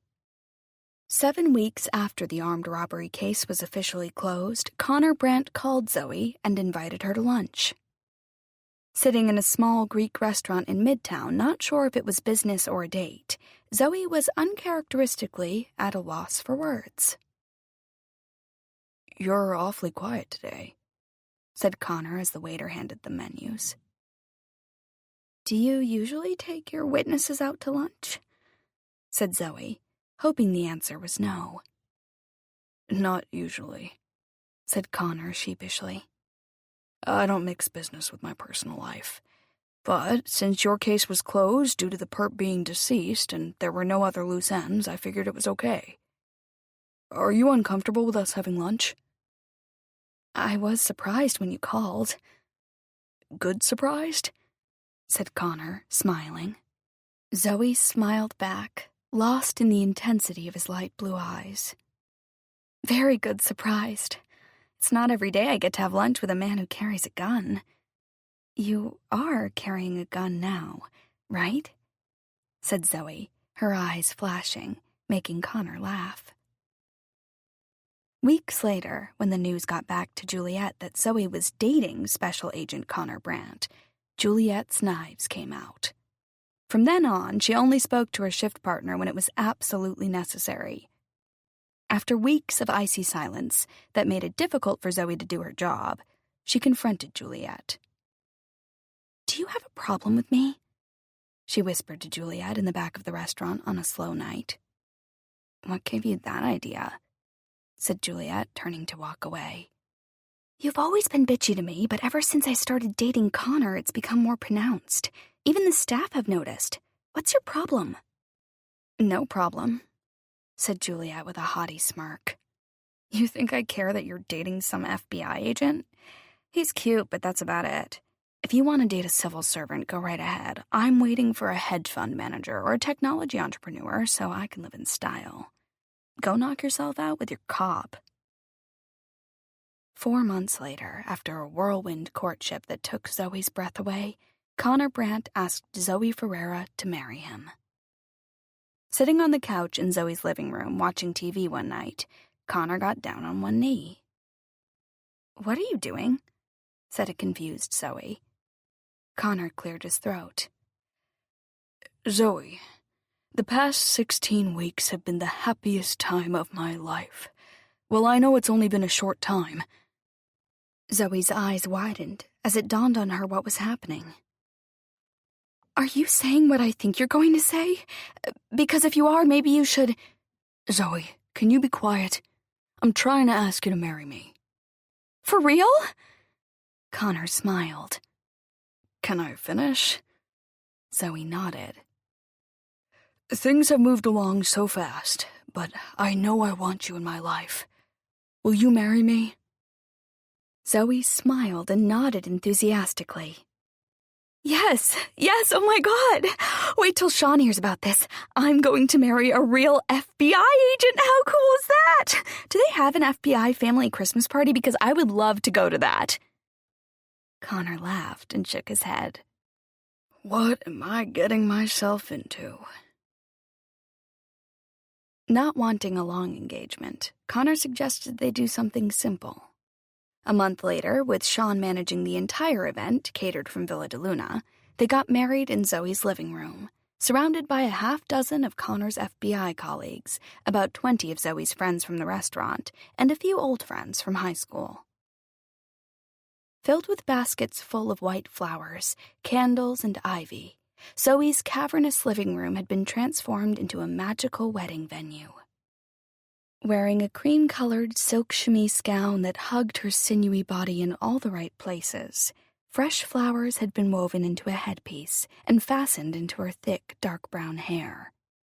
Large South Sea pearl earring drops, borrowed from her boss, Miranda, dangled from her ears. Beside her stood a smiling, 6-foot-tall Connor, his tuxedo fitting him like a second skin. When she looked over at her handsome groom, Zoe thought he looked like a poster boy for a wedding cake topper. After the ceremony, Zoe introduced her new husband to all her friends. For most of them, the wedding was the first time they had laid eyes on Connor. "He's totally cute," whispered a high school friend. "And you met him at a bank robbery?" "No," said Zoe, laughing. "I was in a bank during a robbery, and Connor was the FBI agent assigned to the case. I met him afterwards." "Lucky you, he's hot," said the school friend. "And obviously totally into you. Nice work." Connor's mother and brother had flown in from out west for the wedding and met Zoe for the first time that week. "You got quite the place," said Connor's mother, while Connor showed her and his younger brother around his new home. "Looks like one of them New York apartments you see on TV. Ain't got nothing like this where we live, do we, Jeremy?" Connor's brother Jeremy shook his head. "No, Ma, ain't got nothing like this. Your place is real nice, Zoe." "As of today, it's our place," said Zoe, looking up at her groom. "Mi casa es su casa." Connor leaned over and kissed the top of his wife's head. After the festive wedding celebration, the newlyweds left for a short honeymoon in Key West, Florida. Connor was in the middle of a complicated undercover investigation and could only take 5 days off. Longer time away would have raised suspicion with the players in his case. His unit director promised he could take another week off once the investigation wrapped up. When that would be, he didn't know. With only a few days to enjoy, the newlyweds flew to Miami, rented a car, and drove south, stopping in Key Largo to go snorkeling, and then continued on to Key West. The Florida beach town was at the southernmost tip of the state, and the former home of one of Zoe's literary idols, Ernest Hemingway. Arriving on Duval Street, Key West's main drag, they found it filled with partying tourists, literally spilling out of the many bars and restaurants. "This place is crazy," shouted Zoe over all the music and noise, while laughing at all the characters and antics going on around them. "Reminds me of New Orleans. Anything goes." "That's about the size of it," said Connor, trying to steer his new wife out of the way of a group of obviously drunk college students. For the next 4 days, the newlyweds slept in, rented kayaks, had long, boozy lunches followed by longer, boozy dinners, holding hands the entire time. For Zoe, the days flew, and soon it was the morning they were to leave for home. Connor looked at the time as he watched Zoe dawdle with her packing. "Can you pick up the pace a little?" he said. "We have to get in the car soon or we'll miss our flight to New York." "I know," said Zoe, sitting on the bed, looking glum. "We had so much fun here. This trip was too short. In a few hours, I'll be back in my apartment, and it will be like it all never happened." "Our apartment," said Connor, sitting down on the bed and putting his arm around her. "What never happened? That you married me? We'll take another trip as soon as I finish my assignment. It will give us something to look forward to, okay?" Zoe looked up into her new husband's clear blue eyes and told herself that she must be the luckiest girl in the world. The first year of their marriage was like a storybook romance. Zoe was the princess and Connor her prince. They lived in their castle off Central Park. The park soon became an integral part of their lives. In the fall, they wandered along the walking trails arm in arm, singing favorite rock songs while enjoying the changing colors of the leaves and the cooler New York weather. Months later, when it snowed, they grabbed sleds and raced over to the park. Many weekend afternoons were spent sliding down icy park hills along with hundreds of city kids. They'd even built a few snowmen, some lasting a few days or even a week, while others melted by the next morning. In spring, when it was warm enough, they picnicked in the park and tried to remember the names of the new flowers struggling to push their way out of the earth. At least once a week, Zoe pinched herself, grateful for such a wonderful life. Chapter 11. The elusive serial killer, nicknamed the West Side Strangler by the media in January after the second body had been found, appeared to have both a pattern and a purpose. After months, the method to his madness still continued to mystify the police. They knew the very personal act of slow strangulation, the Upper West Side locations, and even the choice of women selected were part of the killer's pattern. The police suspected that nothing was random, and that each monthly event had been carefully choreographed, each victim specifically chosen. The New York Echo, February 15th, 2020. West Side Strangler Strikes Again. Third Victim Found, by Tommy Devlin. A third woman has been found dead on the Upper West Side of Manhattan. The latest victim has been identified as Nicole Barrett, 30. Miss Barrett's body was found inside her apartment on West 96th Street, next to an open can of fancy mixed nuts. Police believe this is the third in a series of heinous crimes by the killer now known as the West Side Strangler. Police say the perpetrator may live or work in the neighborhood, and a clear pattern is emerging. All three of the female victims were young, single, and lived alone. They were also strangled in their own homes on the 15th of the month. "We're still in early stages of this investigation," said Detective Darrell Williams, head of the West Side Strangler Task Force. "With this third unfortunate death, we can no longer assume the killings on the 15th of the month are unrelated, or the date a coincidence. We believe it is the same killer, and we suspect there is some significance to that date. We urge women on the west side of Manhattan to be vigilant. Don't walk around alone, especially not at night, and don't let anyone into your apartment."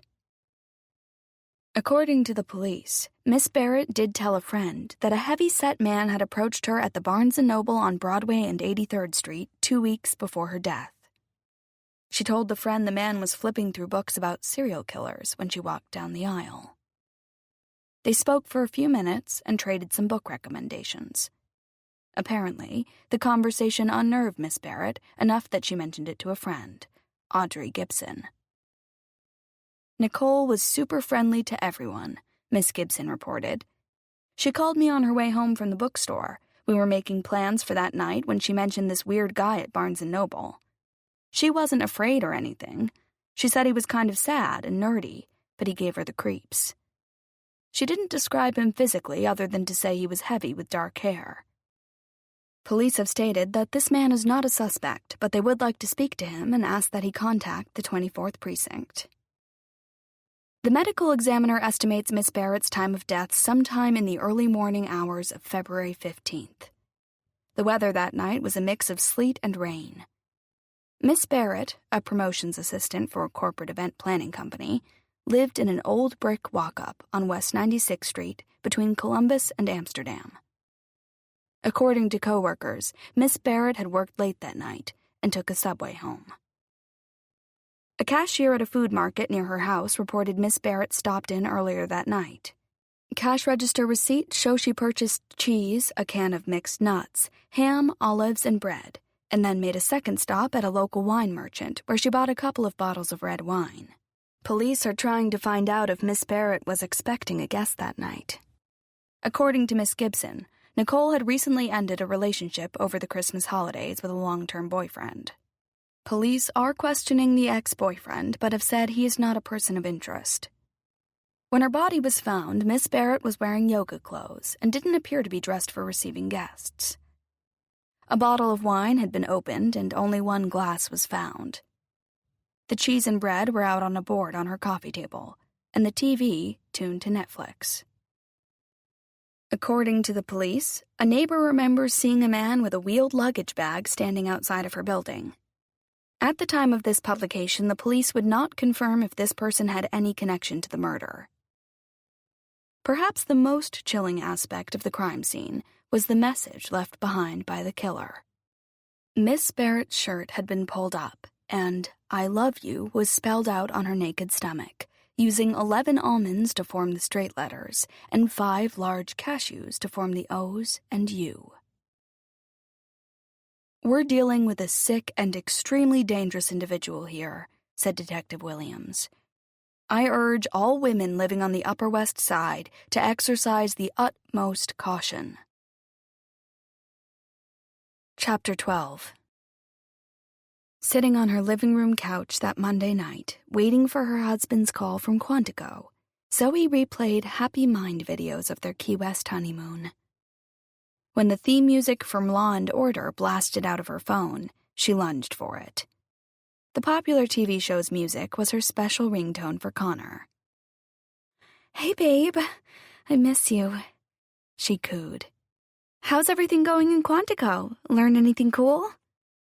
"It's been hot as hell here. Doesn't get much stickier than DC in the summer," said Connor. "Thank God we're inside most of the time. It's brutal enough here in June. I don't know how people live here in August. Stupid place to put our capital." A year earlier, Connor had put in for a promotion and transfer that moved him from the organized crime division into the white-collar crime unit. His previous job arresting members of organized crime families could get an agent killed, and he had had enough. White-collar crime didn't typically involve guns or murder and was considered to be a less hazardous job at the Bureau. Though he never told his wife anything about his current assignment, she knew it was a long-term undercover operation. The FBI had even set him up with a fake apartment on Park Avenue to maintain his cover as a successful banker. "So, how's your in-service training going?" asked an always curious Zoe, dying to tell him about the masked woman and the text she had seen, but convinced he'd jumped to the wrong conclusions, she remained quiet. "Dull stuff," said Connor. "Just a bunch of new protocols and intelligence that wouldn't mean anything to you. New tricks the fat cats use to hide money and new technologies for scamming, that kind of stuff." "Sounds pretty interesting to me," said Zoe. "Now that you mention hiding money, I think one of the office staff at Villa de Luna might be cooking the books. I've seen her taking certain ledgers home. When she leaves, she gets picked up by this old bald guy with a pencil-thin mustache who drives a small black truck with Pennsylvania plates and—" "Zoe, where are you going with this? You're manufacturing drama where there isn't any," said Connor. "It never leads to a good place." Her husband's visceral reaction to what she had thought had been an innocuous comment convinced her not to mention the masked woman in the park or the murder plot. "Don't bite my head off. It's just that this bookkeeper has a weird forehead and eats her sandwiches cut into exactly 9 pieces. Who does that? When I noticed she took the ledger books home, I thought—" "Zoe," said Connor, "let's not go there tonight. I've had a long day. I think you should make an appointment with Dr. Eistover, like we talked about. It feels like you're slipping back into some not-so-good old habits." After their less-than-happy call ended, tears filled Zoe's eyes and her lips quivered. "I was looking forward to his call tonight, but he was grumpy from the minute we started talking." Walking into one of her 4 bathrooms, she splashed cold water on her face and looked in the mirror. "You look horrible." Going into the kitchen, she poured herself a small glass of bourbon and headed down the hallway to her large blue and beige master bedroom. Placing the bourbon on her nightstand, she opened her big brown leather bag and plucked out a brand new prescription container of Ambien that she had picked up that afternoon. She looked at the label. Count 60. That should last for a while. Going into the bathroom, she opened the medicine cabinet over the sink and placed the bottle of pills inside. From the bathroom, she heard her phone beep and raced to the bedroom to get it. It was Sean trying to FaceTime. When his face popped up on the screen, it made her smile. "Hey, girl," said Sean. "Quite a day we had today." "Tell me about it," said Zoe, crossing her eyes, making him laugh.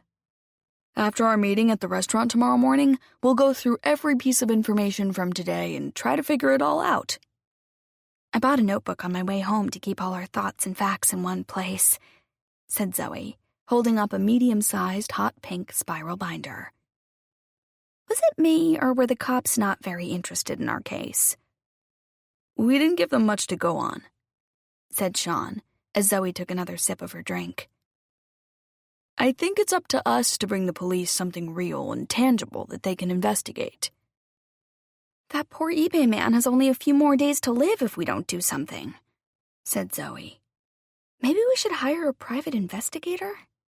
"I don't have money for that, and neither do you. Besides, there's not enough time." Zoe nodded as she looked at her surroundings. The irony was staggering. She owned a $7 or $8 million New York City apartment and could barely pay the maintenance and taxes. With what she earned at the restaurant and Connor's salary, they made it work, but had little left over.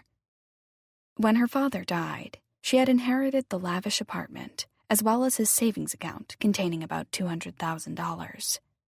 After she paid the funeral expenses and settled some of her father's other bills, there had been $145,000 left. Since then, she had used the remainder of that money to cover her monthly expenses, but it was running out. When Connor asked her to marry him after only a few months, she had accepted, believing they would live a charmed New York City life. She was madly in love with him, and for Connor, marrying the beautiful Portuguese-American girl with the over-the-top Central Park West 4-bedroom, 4-bath co-op was like marrying a queen with a castle. "Tomorrow we have one mission," said Zoe, taking another sip of her bourbon and looking directly into Sean's eyes. "Stop that murder. We can't let that woman get away with it. If the police won't help, it's up to us." "Again, we don't know for sure that it's definitely a murder," said Sean, trying to reel in his entertaining but highly imaginative friend. "How can you say that? We totally know it's a murder," said Zoe, a little drunk and getting animated. "What else could it possibly be?" While they chatted and argued amiably, Zoe opened her nightstand drawer and dug around for an old Ambien container that still had a few tablets left inside. Pouring one tiny pill into her hand, she broke it in half with her teeth. She put one half back in the bottle and downed the other half with bourbon. "Did you just take an Ambien and wash it down with bourbon again?" said Sean. "Only a half. You know I have trouble sleeping," said Zoe, rolling her eyes. "That is so not a good idea. Either have a drink or take the pill, but don't mix them." "I'm only having one drink, and I only took half a pill. Relax, I've got this." Sean shook his head. The two friends kicked the murder can down the road for a few more minutes before saying goodnight. When she placed her phone on the nightstand, Zoe noticed the nearly empty Ambien bottle still sitting there. She took out another half pill and popped it into her mouth. "At least I'll get some sleep after that not happy call with Connor." Switching off the bedroom lamp, she closed her eyes. At nearly the same moment, a young woman high on meth entered Central Park from the north entrance on West 110th Street. They wouldn't find her body until 6:30 the following morning, when a cleaning crew came through the park to empty garbage cans. Chapter 13. 10 minutes after the contentious call with his wife had ended, Connor walked through the hotel bar to an outdoor lounge. Several other FBI agents also attending the in-service training had planned to meet there that night. Looking around the open space, he spotted his group at the far end of the patio. Required to take COVID tests before they traveled to training in Quantico, they were also given rapid tests each morning before the daily sessions began. As long as they stayed outside together and maintained their viral-free bubble, there was a low risk of catching anything. One of his colleagues saw Connor and waved him over. "We thought you bagged out on us, Brandt," said Peter Haywood. "Had to call my wife," said Connor. "Shit, I forgot to call mine," said one of the other agents as he pulled out his phone and walked out onto the street to call home. "Don't forget the all-important spousal call," said Peter. "If you do, you'll never hear the end of it." A murmur of agreement went through the group from everyone except the lone female agent, who had her mask down around her neck. "You guys are throwbacks," said the tall, leggy blonde woman with a cocky smile. "You think your wives are sitting at home waiting for your phone calls? She's probably banging your next-door neighbor." There was a round of chuckling and some catcalls between the agents. "My next-door neighbor is 96. Good for him," shouted one of the men. Peter and Connor grabbed 2 open seats at a distant table and ordered a beer. "Let me ask you something," said Connor. "Does your wife ask you questions about work all the time?" "Constantly," said Peter, shaking his head. "Every night when I walk in the house, I kiss the kids and then my wife asks how my day was. I say fine, and she says, 'So what are you working on?' And I say, 'You know I can't tell you that.' Then she says, 'But I'm your wife.'" Connor laughed and nodded. "My wife does the same thing. It's like they think they're junior G-men. Do you ever get the feeling they only married us because we were in the FBI?" "I would think that if I had been at the Bureau when I met her, but we got married before I signed up," said Peter. "I was in banking. Kind of ironic, isn't it? I went from banking to the FBI white-collar crime unit, and now I arrest dirty bankers." The 2 men laughed again. "My wife is completely obsessed with my job," said Connor. "I've caught her looking through my work stuff under the guise of cleaning. Trouble with her cover story, she doesn't clean. Ever. My apartment is in a permanent state of chaos. When I bring my bag home from the office, suddenly she wants to clean. I can't take anything home that's confidential." "I hear you. It ain't easy." "You don't understand. My wife takes things to a whole other level," said Connor, glad to have someone to talk to. "She goes to the hairdresser and comes home convinced the owner of the salon is running an international gambling operation out of the back room. In our apartment building, she got it in her head that this nice old man in a wheelchair who lives on the 5th floor can actually walk. She thinks the wheelchair is a cover." "Did she see him walking?" "No, she just thinks he can," said Connor. "She's a little like a conspiracy nut," said Peter, who then stopped himself. "I'm sorry, I didn't mean to say nut." "Hey, don't worry about it. Some of her behavior is way out there," said Connor. "It got so bad last year that we couldn't go anywhere without her suspecting somebody of something.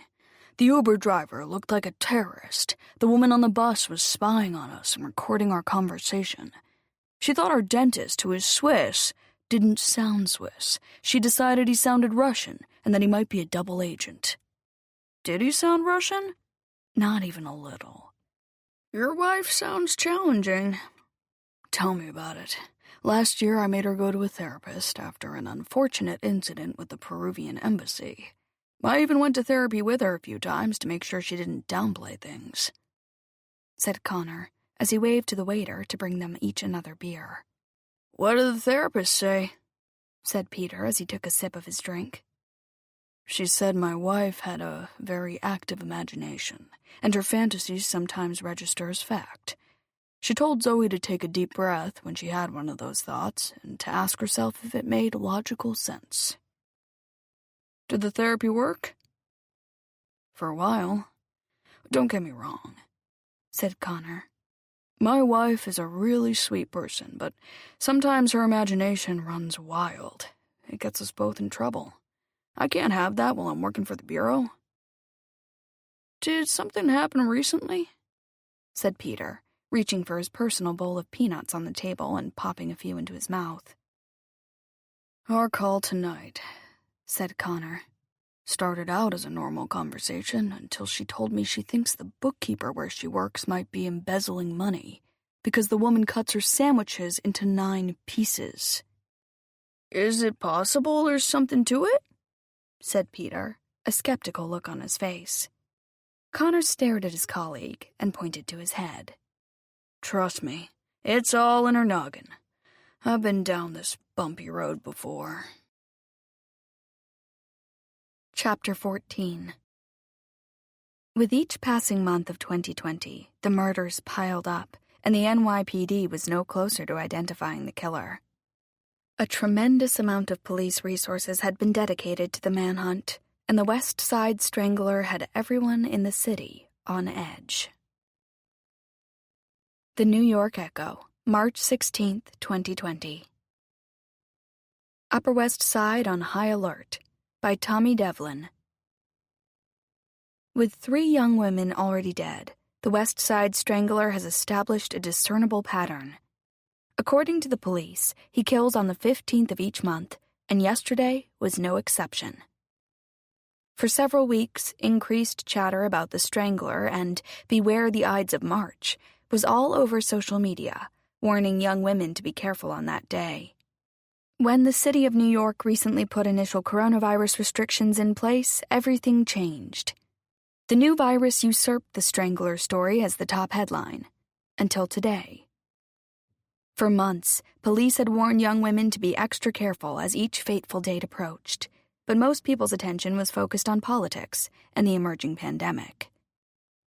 Despite numerous public service announcements and all the precautions women have been taking, a new victim, Rosie Florio, 31, was found early this morning on her bathroom floor.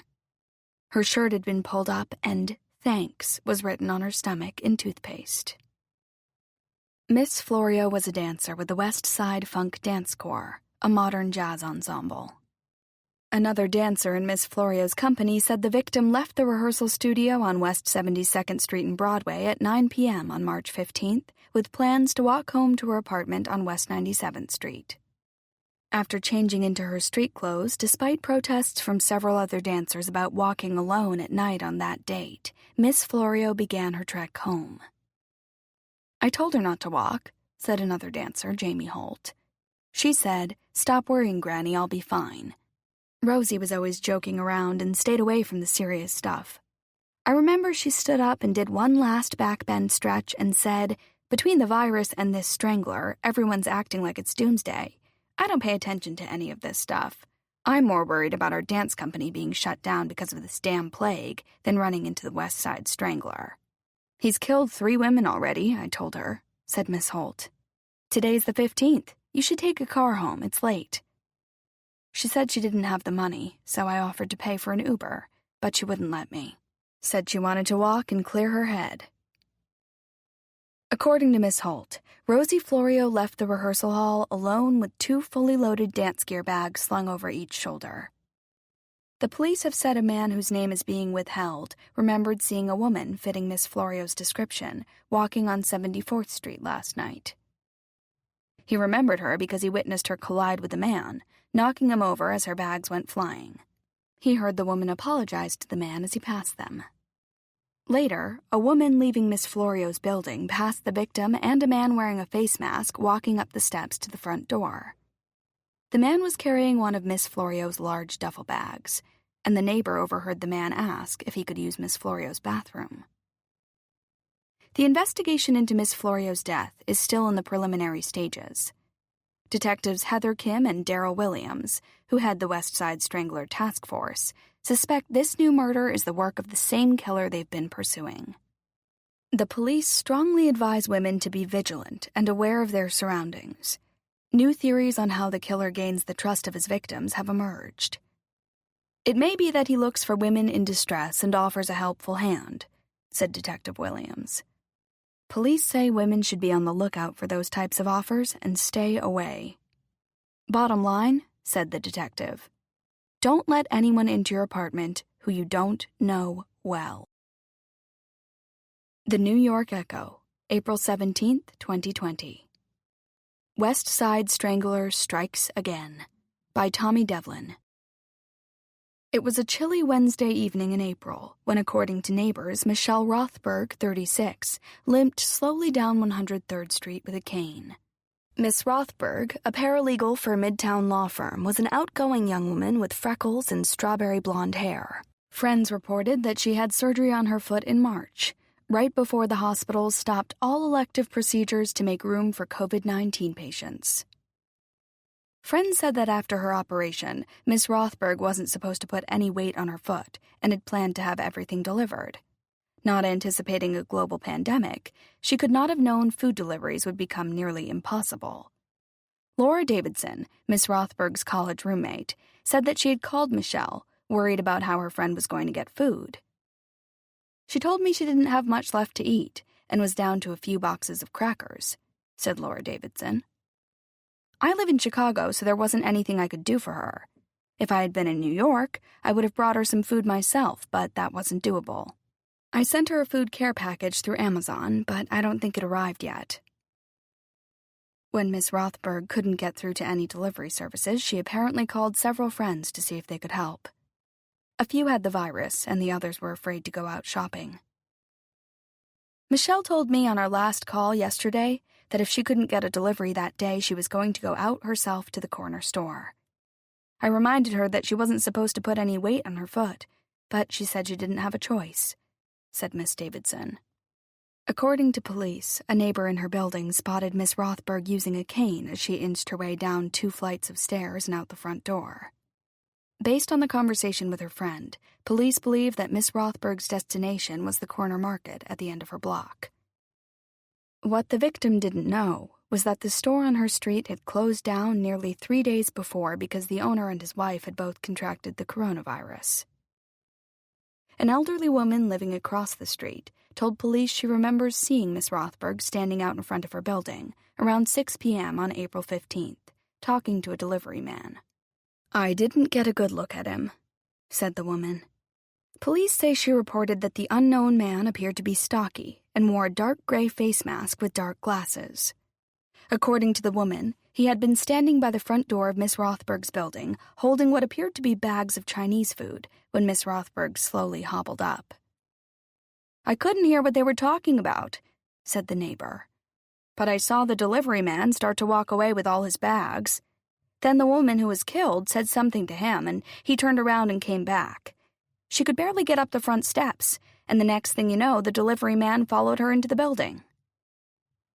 After repeated attempts to reach their daughter, Michelle Rothberg's parents, who live in Oak Brook, Illinois, contacted the NYPD and asked them to do a wellness check on Michelle.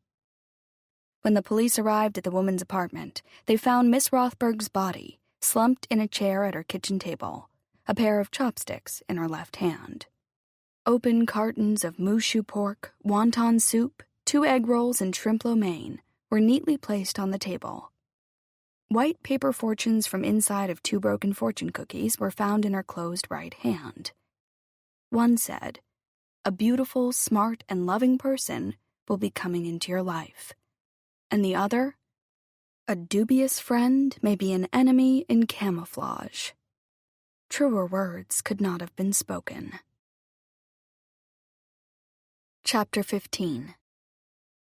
In spring 2020, New York City looked like a ghost town. Thousands of office buildings stood empty, a range of hollow mountains. Sirens echoed endlessly through the streets, while the governor and the mayor told people to stay home. Emergency field hospitals had been set up in Central Park to handle the overflow of coronavirus patients. Healthcare workers were stretched to the limit, and the general feeling in the city was dire. Infection levels had hit a new high, and a vaccine was still off in the future. No one knew if or when it would be available. Shuttered stores and restaurants were evident on every block. Restaurants that remained open ramped up their takeout service for deliveries and pickups in order to stay in business. The city streets were mainly deserted, with few cars or people daring to venture outside. Terrified citizens hoarded crazy things like toilet paper, paper towels, and hand sanitizer. Most people wore face masks, though some refused, believing the virus wasn't real. The last thing New Yorkers needed was a murderous predator on the west side of Manhattan. But that's exactly what they had. By May, a prolific serial killer on the Upper West Side had claimed his 6th victim. With thousands of new COVID-19 cases, people sick and dying, and hospitals overflowing, it was unimaginable that New Yorkers had to shoulder one more thing. Eager to write about anything besides the virus, the press was all over the serial killer story. The New York Echo, May 17th, 2020. 6th strangler victim found this morning. By Tommy Devlin. When the governor of New York State essentially closed down the city, 36-year-old Katie Tierney found herself furloughed from her public relations firm, a job she loved. Yesterday afternoon, Miss Tierney's body was found in her apartment. She had been strangled, and police believe that this is likely the work of the West Side Strangler, making her victim number 6. Like so many other young women, Miss Tierney had come to the Big Apple from Pennsylvania to begin her career. Joining Wilner PR nearly 7 years ago, she was considered a key member of their executive team. Wilner PR specializes in high-end restaurants, and when the pandemic hit, almost all restaurant dining stopped. With no one eating out or taking clients out for expensive dinners, Wilner PR's clients, which consisted of an assortment of 4- and 5-star restaurants across the United States, had put a hold on all public relations efforts. While their clients didn't sever ties with the company, all promotional plans had been delayed, indefinitely. Like so many other small business owners with no money coming in, founder Nancy Wilner valiantly tried to keep her team of 40 on the payroll. As weeks wore on, she had to let some employees go and kept only a skeleton crew at 50% of their original salary. Like so many other Americans, Katie Tierney lost her job in the first round of cuts at the end of March 2020, through no fault of her own. According to friends, Miss Tierney's job loss caused her significant financial difficulty. With no hiring going on due to the pandemic, her bills were overdue and piling up. She told me she was willing to take anything, but there were simply no jobs, said her former roommate, who moved back in with her parents in Colorado when the pandemic started. I know Katie reached out to her parents for help, and they gave her what they could, but I don't think they had a lot of extra cash. According to former Wilner colleague Ann Fitzpatrick, Miss Tierney only left her apartment on West 100th Street to get food or go for a walk. Katie spent every waking hour applying for jobs online. She never went anywhere and was so afraid of getting sick because she had lost her health insurance. She mostly job hunted online and watched movies on Netflix. That's about it. Friends reiterated that Miss Tierney had recently been optimistic about a few job prospects. During the last 2 weeks of April, she interviewed via Zoom for a public relations position with the city of New York, where she was one of 2 final candidates. She was desperate to get that job. I had my fingers crossed for her every day, said Miss Fitzpatrick. Katie wasn't stupid. She knew about the strangler. We talked about it. She wouldn't have let a stranger into her apartment. May 15th was damp and chilly, and Katie Tierney had closed all the windows in her 3rd-floor walk-up, which may have accounted for no one hearing any noise during the attack. An examination of the crime scene showed there had been a significant struggle in her apartment, said Detective Darrell Williams, head of the NYPD task force. It appears Miss Tierney fought back and held her own for a while. From the looks of the apartment, she put up a good fight. A letter was found on the floor next to her body, and according to the victim's parents who flew in from Pittsburgh, it was a job offer. Katie was to start on June 1st as a new public relations manager for the city of New York. Chapter 16. Tuesday, June 2nd, 2020. At exactly 7:30 a.m., the alarm on Zoe's phone went off. Groggy from the bourbon and Ambien mix the night before, she groaned twice before forcing herself out of bed. Heading directly to the kitchen, she made a cup of coffee and checked the news headlines on her phone. She spilled her coffee when she read the lead story. There had been a murder in Central Park the previous night. The New York Echo, Tuesday, June 2nd, 2020. West Side Strangler or New Menace by Tommy Devlin. During the day, Central Park is filled with New Yorkers. Men, women, children, dogs.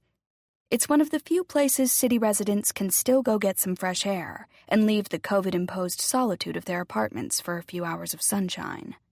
Late at night, Central Park becomes a gathering place for only a few intrepid souls and people who are up to no good. Central Park after dark is not a place you typically find a middle school teacher. On Monday night, a clear sky and a bright moon likely made Karina Kubiak's path into the park visible. Perhaps it was the combination of bright moonlight and the various drugs that were found in her system that emboldened the young woman to enter the park so late. According to a friend who asked to remain anonymous, Miss Kubiak may have been looking for a drug connection. "I know Karina had gone to the park at night once before," said the friend. "I told her I didn't think it was safe, but she blew me off." A couple walking by the park near 110th Street around 11:30 p.m. on June 1st remembered seeing a young woman who fitted Karina Kubiak's description. "I don't normally look at people, especially not at night," said Fran Crane, an Upper West Side resident. "But my husband Harold and I were out at a dinner party, and it was so nice out we decided to walk home. I only noticed the woman because she looked so out of place. Even in the dark I could see she was pretty and kind of preppy looking, not dressed like someone you'd see hanging around Central Park late at night. What caught my eye was that she was swaying. I said to my husband, 'Harold, that woman is totally trashed.' As we got closer, I called out and asked if she was all right. She said she was fine and waved us away. If I'd known what was going to happen, I would have been more forceful. I would have insisted we get her an Uber or something. She looked like a kid. When we walked away, I looked back and saw her stagger into the park. I should have stopped her." Karina Kubiak's bruised body was found next to a boulder off a walking path in the northern part of Central Park near 110th Street. A can of pepper spray was found clenched in her hand, still capped. Police are trying to determine if Miss Kubiak's murder is the work of the West Side Strangler, or if there's a new killer in our midst. After finishing the article, Zoe glanced out the window at her beloved park. With the morning sun shining, it was hard to believe anything bad could happen there. She checked the time and reached for her watering can. 2 slightly parched ficus trees stood tall on either side of the window. "Which one of you is thirsty?" she said to her plants while dousing them with water. When she emptied the can, she headed back into the kitchen. The original wood floors and kitchen cabinets had been recently painted a pale gray, and new handles put on all the drawers and doors. Connor had insisted they replace the old painted wooden countertops with white and gray streaked marble to modernize the room. That home improvement had gone way over budget, but Connor convinced her that giving their ancient kitchen a facelift was money well spent. They had used up almost all of the remaining inheritance Zoe's father had left her for the renovation. "Trust me, babe, this apartment is our biggest asset," said Connor. "We've got to keep it up to date or it will lose value. You'll love it when we finish, you'll see." She watered the 2 purple and white orchids sitting proudly on the windowsill in her kitchen. Moving into the dining room that seated 16, she sprinkled water into the ivy planter at the center of the long, dark wooden table that had been her grandfather's. Watering complete, she put on her running clothes and left the apartment. When the elevator doors opened in the lobby, Don the doorman was by the front door, peering onto the street through the glass. Red and white police lights flashed outside. "What's going on?" said Zoe, walking over to him and looking out through the glass. "Not sure," said Don. "All I know is there are cops everywhere. Must be 10 squad cars lined up and down Central Park West. Heard on the radio a few minutes ago that some woman got killed in the park late last night. Must be that. I just read about it. You think it was the West Side Strangler? I heard they're closing all the entrances on the north and west sides of the park to keep people out, said Dawn. At least that's what the doorman next door told me. Why would any woman go into Central Park late at night? That's crazy. Everyone knows the only people in there then are criminals, pervs, and drug addicts. It could be the West Side Strangler. How many has he killed now? 6 women since December, I think. Guess this makes number 7. This is a depressing way to start the day, said Zoe, adjusting her KN95 mask loops around her ears. If you're going for a run, Miss Brandt, you'll want to go west, over by the river, and stay clear of all this messy business in the park. Good idea, said Zoe, as she pushed the front door open. Stay clear of all the business in the park? Ha! Not a chance. The city streets were visibly empty, the pandemic forcing millions to stay inside. That June, as the weather got warmer, the infection rate went down, and a few more intrepid Manhattanites ventured out. Despite the virus, Zoe's daily morning runs had become a ritual. Running cleared her head, forced some of the endless chatter out of her brain. Ignoring her doorman's advice, she turned left as she stepped out of the building and, like a heat-seeking missile, ran uptown directly toward the crime scene. Cruising at a good clip while watching the police activity across the street in the park, she followed the flashing lights to what appeared to be the hub of police activity. Turning right on 110th Street, she stumbled upon a mass of police and emergency vehicles. Slowing down her pace to take it all in, Zoe counted 23 police cars, a couple dozen officers on foot, 2 ambulances, a fire truck, and 4 police officers on horseback. A lone patrolman stood out in the center of 110th Street, directing foot traffic away from the park. "What happened here, officer?" said Zoe, approaching the policeman. "Looks like a homicide," said the masked cop, barely looking at her and waving to the other pedestrians. "Was it the West Side Strangler?" said Zoe, her eyes now like saucers. "It was, wasn't it?" "We don't know anything yet. Sanitation crew found a woman this morning about 200 yards from the northwest entrance," said the cop. "That's all I know." "It would certainly make sense if it was the Strangler," said Zoe, bouncing around the officer, her hands moving for emphasis. "I mean, he's already killed 6 women. This makes 7. Was she young, too?" "I don't know anything. I'm only here to keep people out of the park. I really can't comment," said the officer. "And you need to keep moving along." "But the funny thing is, officer, all of the Strangler's victims were attacked inside their apartments," said Zoe, still fishing for info. "I've been following this case very closely. If this was the Strangler, she would be his first victim attacked outside.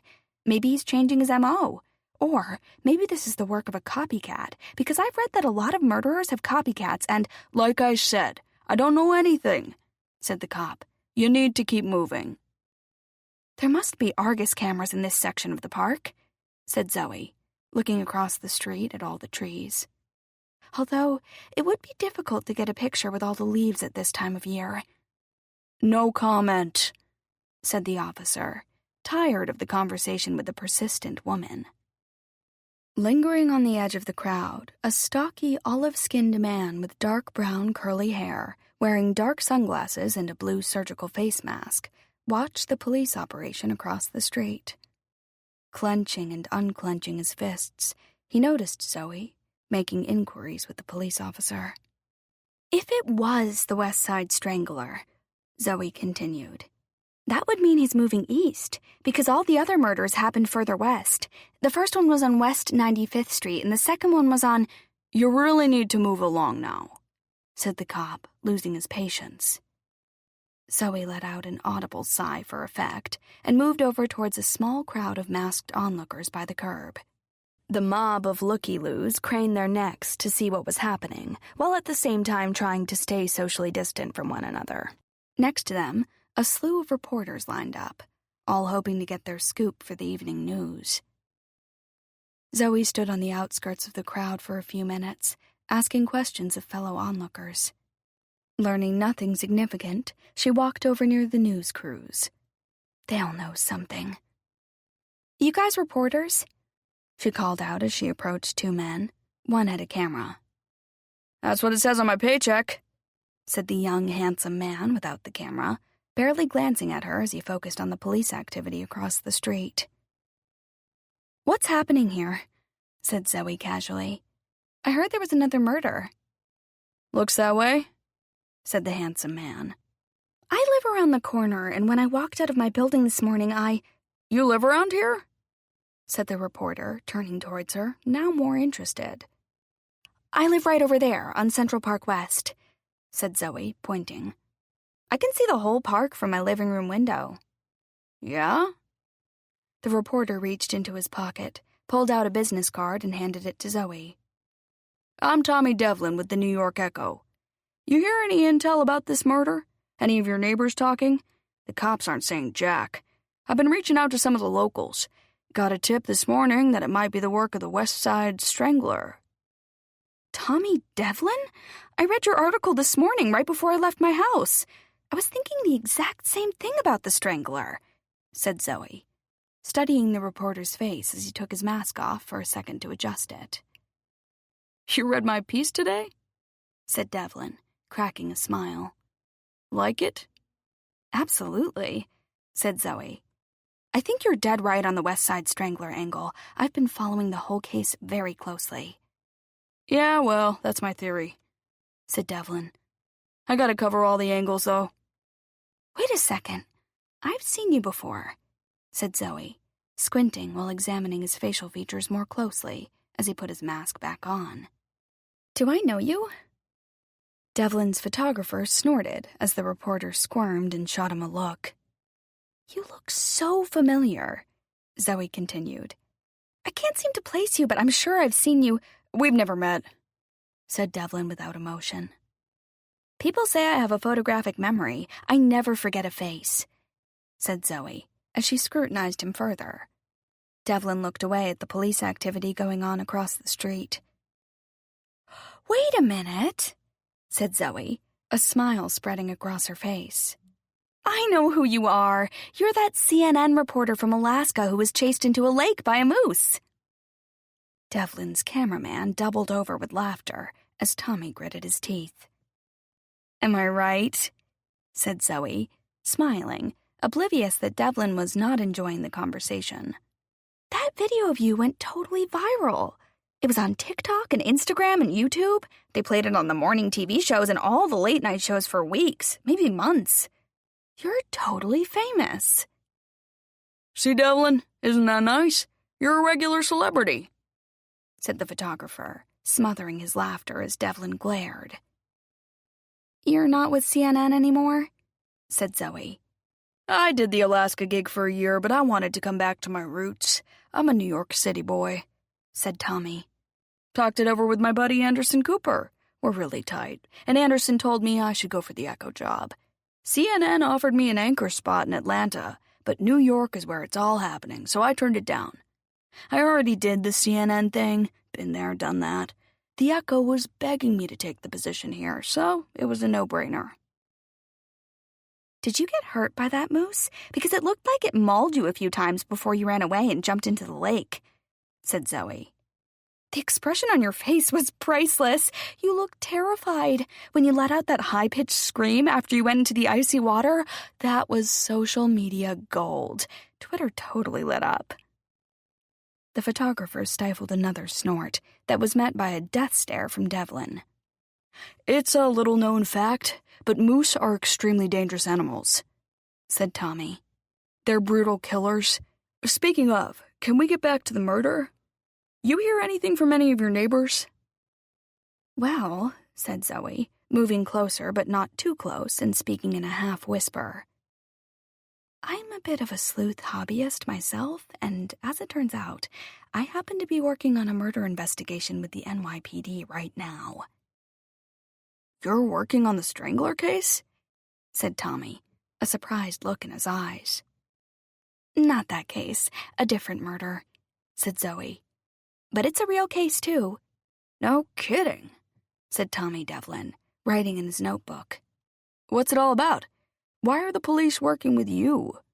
It's top secret. I really can't say, said Zoe, now fully whispering so the two men had to lean in close to hear her. I chalk it up to karma, because a few years ago, I was in a bank during a robbery. Crazy, right? Afterwards, I worked very closely with the FBI on that case. I even wound up marrying the FBI agent who was assigned to it. And just this week, I witnessed someone conspiring to a murder for hire. I don't know why, but somehow, crime always follows me. Or you follow crime, muttered the photographer as he gave Devlin a sideways glance and raised his eyebrows. The two newsmen exchanged a look. I've got your card, Mr. Devlin, Zoe continued. I'd be happy to keep you informed as I learn things about any of these cases, and I'm always available for interviews.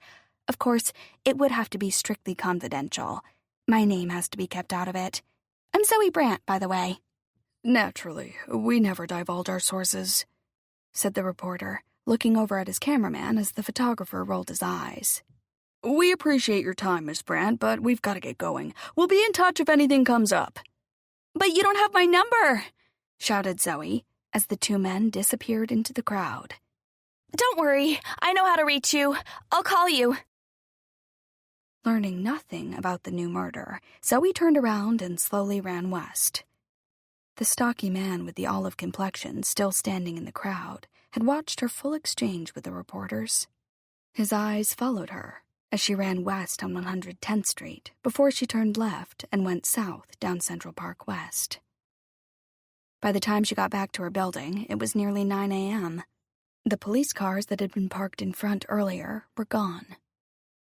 With just enough time to shower and change before the all-hands staff meeting at Villa de Luna at 10 a.m., Zoe breezed by the doorman and jumped on the elevator. I think Miranda's going to announce layoffs tomorrow, Sean had said the night before while they FaceTimed. Why else would she be calling us in when the cafe is closed? Let's face it, a restaurant doesn't need a sommelier or a waitress if there are no customers. Zoe put on a pair of black yoga pants and an oversized baby blue t-shirt and grabbed her white high tops from her walk-in closet. Like practically every other New Yorker, thanks to the virus, she hadn't had a haircut in months and combed her now long, thick, dark brown hair into a ponytail. Putting on a white baseball cap with a shamrock embroidered on the front, she looked at her reflection in the hall mirror.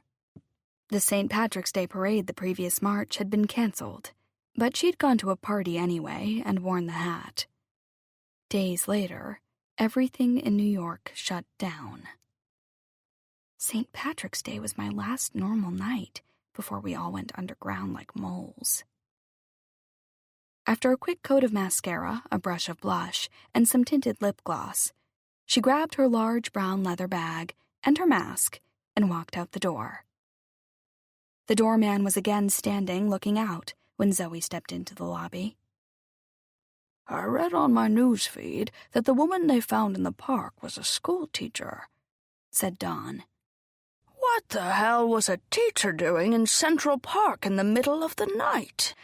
I'll tell you one thing, she wasn't selling Girl Scout cookies. Chapter 17. A popular mid-sized northern Italian bistro on West 98th Street between Columbus and Amsterdam, Villa de Luna had been owned by Miranda de Luna, a larger-than-life redhead and former chef, for nearly 16 years.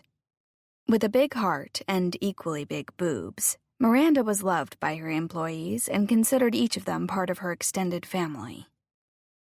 Since the shutdown, Miranda had kept all of her employees on the payroll, but the virus had taken its economic toll, and her money was running out. Having to make some big and painful decisions, she had summoned her restaurant family for a meeting to be held in front of Villa de Luna that morning. By 9:45, 25 masked members of the Villa de Luna staff waited in front of the shuttered bistro. Chairs from the restaurant had been placed outside on the sidewalk to provide some seating. It had been over 2 months since most of the employees had seen each other, and the joy of being together was palpable. Even with no hugging and faces covered by masks, they joyfully greeted each other from 6 feet apart, shouting questions and answers and bumping elbows instead of the usual hug. Eventually, Miranda emerged from inside the cafe, making a grand entrance, arms high in the air like a queen holding court. Her long red hair was pulled up into a top knot, and she wore a dark green mask that said, "Villa de Luna rocks." The crinkle around her bright green eyes told the crew she was smiling underneath. Standing in the middle of her team, while keeping a safe distance, Miranda, who enjoyed the limelight, blew kisses to the staff and then raised her hands high above her head again. "Welcome back, everyone. I've missed you all so much," she said. "It's been a difficult time for all New Yorkers, for the whole world. One thing I know for sure. We'll get through this if we all stick together and help each other out." Everyone nodded and applauded. "As you know, we just got word that the city is going to start on-the-street dining, and I'd like Villa de Luna to give it a try. If we stay closed much longer, I don't know if we'll ever open again, and that would be heartbreaking. When the mayor gave New York City the go-ahead, I thought, all right, Miranda, we can do this." After more applause and nodding, Miranda continued. "I'm still working out the logistics. It's going to be a very different business, this new outdoor Villa de Luna. Shorter hours, fewer customers, and meals served. The good news is that our restaurant will be open again in another week. The bad news is that, while I've been able to keep all of you on the payroll thus far, I'm afraid I'm going to have to make some staff cuts to stay afloat. I just haven't figured it all out yet." A murmur went through the crowd. "Even with the outdoor seating, we'll only be earning a fraction of what we did before," said Miranda. "I'm working with my accountant all day today on my COVID-19 emergency plan. If we could all meet here again tomorrow morning, I'll announce how Villa de Luna will be restructured and which members of the staff will move forward with us in this crazy new world." 15 minutes later, when the meeting broke up, Zoe waited outside for Sean. He had gone inside the empty restaurant to retrieve some personal items left behind when the restaurant abruptly closed in March. Carrying a large, overstuffed, oatmeal-colored canvas tote bag with Justice Valley Vineyards emblazoned across the side, Sean signaled for Zoe to follow him. "What's all that?" she asked, eyeing the giant bag. "Swag from all different vineyards and liquor distributors I work with," said Sean as he pulled out a few items from the bag and held them up. Each one had a company name or logo printed on it. "They give me glasses, coasters, corkscrews, stirrers, fancy-shaped ice cube trays, you name it. I must have 50 corkscrews at home, which is a joke because half the wine today has screw tops. Take whatever you want." Zoe plucked out a set of fancy drink stirrers, a corkscrew, and an ice cube tray that made cubes in the shape of hearts. "Love these," she said, holding up the ice cube tray. "I can put little ice hearts in my bourbon." She tucked her new toys into her large leather crossbody bag as she and Sean started back to her apartment, frequently stepping over piles of debris. Garbage had become commonplace on the city streets. Since the city went on lockdown, government services had been seriously strained, and most people who could remember agreed New York hadn't looked this bad since the early 1980s. "I can't take this much longer," said Zoe, sidestepping around another bag of garbage in the middle of the sidewalk. "Have you been over to the Broadway Theater District? With all the shows closed, the streets in the West 40s are abandoned. What's left is a whole neighborhood filled with drugs and crime. I know someone who got mugged on West 45th in the middle of a workday. It's amazing how fast the changes happen." "Don't complain, you've got a 3,800 square foot apartment to wallow in," said Sean with a slightly snarky tone. "I, on the other hand, live in a one-room studio." Zoe let out a breath. "You're right, I have it easier than most. I may have a big apartment, but no cash flow," said Zoe. That means a big tax bill, expensive insurance, and huge, eye-popping monthly maintenance costs. If Miranda cuts me from the staff tomorrow, Connor and I will be in big trouble. I'm practically down to nothing from the money my father left for me. Miranda might cut me too, said Sean. And then what do I do? I'm a restaurant person. No restaurants are hiring. She won't cut you. You're her right hand. Miranda would chop her leg off before she'd let you go. You do all the ordering and purchasing, and you double as bartender and waiter. She relies on you for everything. Me? I'm expendable. Miranda's got 2 shift managers. With the restaurant operating at 20%, she doesn't need both of us, and Juliet has seniority. Yeah, but Juliet is a total bitch. That's true. Let's not worry about the restaurant or Juliet right now, said Sean. We've got something much more pressing to deal with. You're right, said Zoe, snapping to attention. We have to find that masked woman. It's already Tuesday, which means we've only got 2 more days to save a life. Chapter 18. Gabriela Garcia Harmon paced around the tiny living room of the small 1-bedroom apartment on East 10th Street that she shared with her husband, Greg. The dark 5th-floor walk-up's only windows faced another building, which meant they had to keep the lights on during the day. Sitting in front of his computer in the overcrowded bedroom, Greg whooped and hollered over a successful eBay bid he had just scored, while Gabriella rolled her eyes. When her husband wasn't doing online math tutoring to high school and college students on Zoom, he was bidding for items on eBay that would supposedly resell at a profit. Most of his free time was spent on his get-rich-quick, buy-low, sell-high eBay schemes. His wins were piled up in various corners of their kitchen, living room, and bedroom. From Gabriella's perspective, her husband had turned their small apartment into a junkyard, and his frequent purchases had also depleted their bank account. She was not happy. 25-year-old Gabriella had higher aspirations than a crappy apartment on East 10th Street. When she had met Greg 5 years earlier, he had told her he was a teacher at a private New York City high school and a part-time import-export entrepreneur. More importantly, he had a small inheritance from his parents, and he owned his apartment in the trendy Lower East Side. New to America, Gabriella was in a bit of a jam and needed to quickly vacate her current home where she worked as a nanny for a well-to-do family. When the father had lost his job, the family could no longer afford her and terminated the young woman's living arrangement. Always the survivor, Gabriella took a fast fly on Greg Harmon and deftly orchestrated a marriage proposal from him that he thought was his idea. It wasn't. Determined to stay in New York forever, Gabriella had entered the United States from Mexico on a temporary travel visa. From the day she arrived, the Big Apple felt like home. A woman that men seldom forgot, she was petite and lean, but curvy in all the right places. Her flawless, sun-kissed complexion made her look like she had spent the weekend at the beach. With huge dark brown eyes, rimmed by thick rows of curly lashes, her perfectly manicured, almost black eyebrows made a statement and framed her face.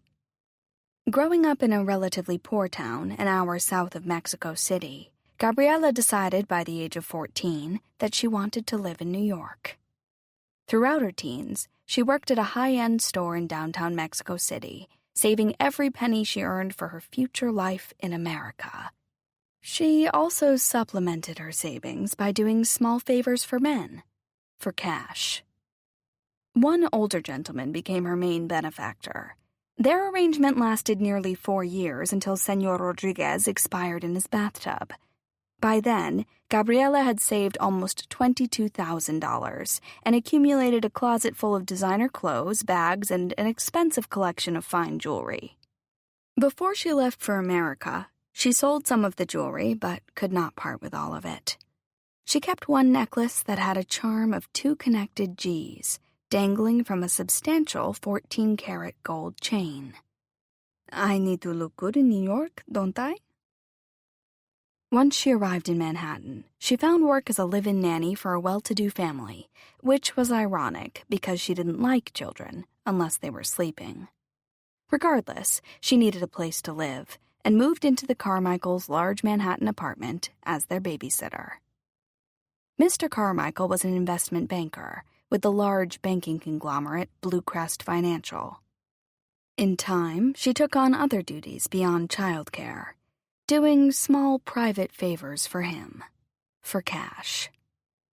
6 months after their arrangement began, Mr. Carmichael lost his job, the money grew tight, and stopped trickling down to Gabriella. During her time as their nanny, Gabriella had gotten to know a math tutor who came to the house once a week to help the Carmichaels' oldest son. It didn't take long for the bookish and introverted Greg Harmon to develop a crush on the Mexican beauty. When she learned he owned his own apartment, had a degree from Columbia, and his own business, he became more interesting. After the Carmichaels regretfully told Gabriella their finances could no longer support a nanny, she quickly set her sights on an easy target, Greg Harmon. With her travel visa already expired and nowhere to live, she had to act fast, or risk being deported. When Greg showed up for the last tutoring session before Gabriella's departure, she went into action. Offering to walk Greg out when he left, she suggested they go for a coffee. Coffee turned into dinner, and dinner into a wild sleepover. That night, Gabriela Garcia took Greg Harmon on the best ride of his life.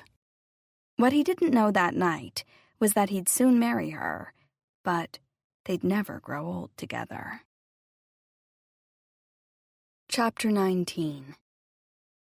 When Sean and Zoe arrived at our building after the Villa de Luna meeting, Sean opened the heavy glass and gold-plated front door before the doorman could get to it. "Hey, Miss Brandt," said Don, looking up. "I've got a delivery for you. Looks like it might be another plant. Mr. Brandt never forgets about you when he goes away, does he?" Zoe blushed, looking over at an obviously confused Sean. "Whenever Connor goes away on business, he always sends me a little something to remind me he loves me and he's thinking about me," she said. "Once he sent a Vermont teddy bear with chocolates, and last time it went away, you got pastries from that 96th Street bakery you like so much," said Dawn. "It's very romantic." Zoe took the large plant box from the doorman, and she and Sean got on the elevator.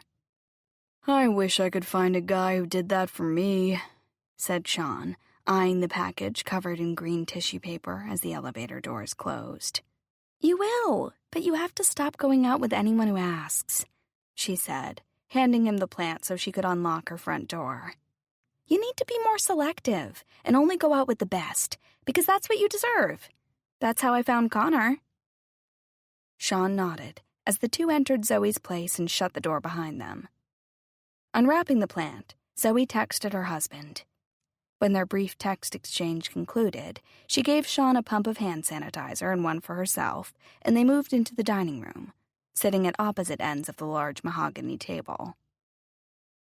"Can I take my mask off now?" said Sean. "This is a 14-foot table. We should be good," said Zoe, removing hers as she got up to open another window, and then went into the kitchen to get glasses of iced tea for them both. "Ah, that's better," said Sean, letting out a breath as he took off his mask. "I don't know how doctors and nurses wear these things all day. I feel like I'm suffocating all the time." "Let's focus on our case now. We both agree the police aren't going to do anything about our murder plot, right?" said Zoe, sitting down at the table and tapping her pen several times. "The detectives said they would look into it, but I don't think they meant it. It's up to us to save that man from being killed." "To be fair, we gave the police rather vague and not terribly useful information," said Sean. "Don't defend them," said Zoe, aghast. "We're taxpayers, not lunatics. We did our civic duty. We went into that police station like good citizens to report a potential murder, and they blew us off." "We are in the middle of a pandemic," said Sean. "But you're right, they're probably not going to do anything." "Exactly." "Let's go over what we know for sure," said Sean. You're absolutely certain you saw a murder-for-hire exchange on the masked woman's phone? You don't believe me now? I believe you. It's just that sometimes you get carried away. And you had been drinking and taking sleeping pills the night before, and I was 100% cold sober when I read that woman's texts. Okay, I'm sorry, said Sean. I'm on board. What have we got so far? We've got a masked woman in her 20s or 30s. We don't know what she looks like or what nationality she is, but we know she has long, dark brown hair, said Zoe, making a note on her paper. That narrows it down. Zoe made a face and continued. She was wearing a mask, and so was her husband. That means they follow safety protocols, which also means they're probably law-abiding citizens in every other respect. I hate to tell you, but with this virus, Jack the Ripper would probably wear a mask. Okay, so they could also be career criminals. Happy now? Said Zoe, squinting at him as Sean sighed. The woman had on a white baseball hat that Detective Williams said looked like an Italian flag, which means she could be Italian. Or not. Zoe wrote in her notebook. We've got nothing, said Sean, shaking his head. Don't be that boy. Nobody likes a quitter. We're just getting started, said Zoe, sitting up straight in her chair. That woman was wearing a navy blue mask that had a white dress shirt and red tie logo on it. In her text messages, she talked about working at TNC, which in my mind has to be Thayer and Company. It's possible, but... Hear me out, said Zoe, holding up her left hand. What if the mask was issued by Thayer & Company for their employees? Lots of companies are doing that now. Thayer & Co. sells high-end men's dress clothing. I'll bet a lot of the top stores have their own company masks for employees now. That does make sense, said Sean, impressed by her thinking. Exactly, said Zoe, pointing at Sean's notebook. Write that down. We need to find out if Thayer & Company has their own masks. Sean made a note. Other than the mask, the woman was dressed in ordinary navy blue leggings and a white long-sleeve t-shirt. She had a small navy blue leather crossbody bag and a canvas tote that said Blue Crest Financial on it. Maybe her husband, the person she's trying to kill, works for Blue Crest Financial? But she said her husband was buying crap on eBay and complained in her text to her boyfriend about all that junk piled up in their apartment, said Sean, making a few more notes. I don't see an executive from Blue Crest bidding on junk on eBay. Maybe her husband used to work at Blue Crest, but got furloughed because of the pandemic? What if she's got a friend who works at Blue Crest, and they gave her the bag? Said Sean. Don't forget she also had a Gucci shopping bag. That means she either has money or she spends what little she has on luxury goods. Good one, Sean. Psych profile. Nice. Could the navy crossbody leather bag be a Gucci? What if she bought it yesterday and the shopping bag was empty? Said Sean. Maybe she had just purchased it at the Gucci store. Zoe took a big gulp of her iced tea and wiped her mouth. You might be onto something. Let's go to the Gucci store on Fifth Avenue and see if anyone remembers them, said Zoe. Sean gave her a thumbs-up sign while nodding enthusiastically. Now let's do a profile on the husband, Zoe continued. He had a slight limp. I didn't notice that. I write mysteries, said Zoe. I'm trained to notice everything. Write that down. Sean made another note. He had on a Navy New York City firefighter's hat and was wearing a New York Rangers face mask. He could be a fireman who likes hockey? Or someone who just supports the FDNY, said Sean. Or has a neighbor who's a firefighter who gave him the hat. Zoe made a face, finished her drink, and went into the kitchen to refill her glass.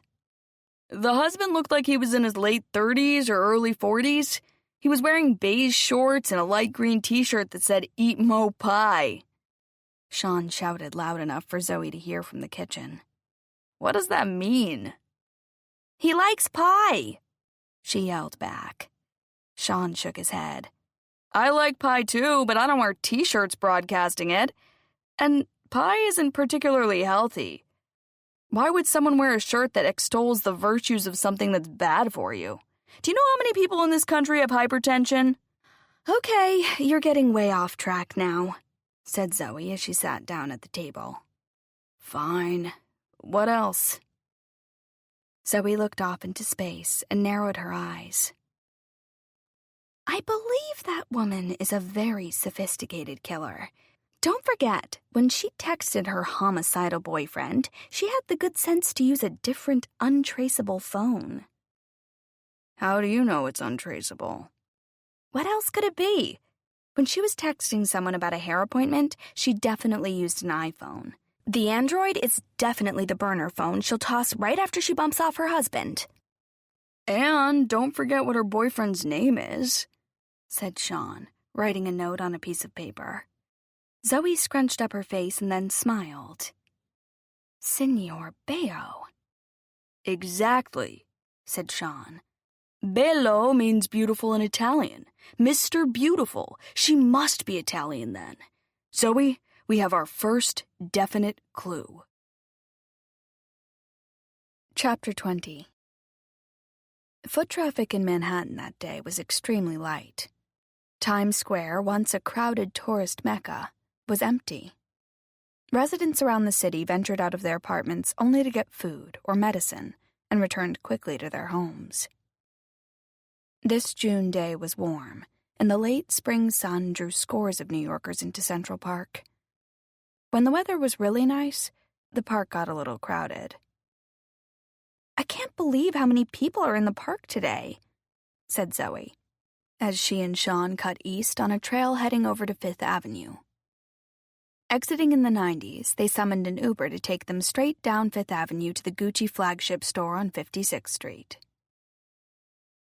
You do know there's more than one Gucci store in the city, right? Said Sean.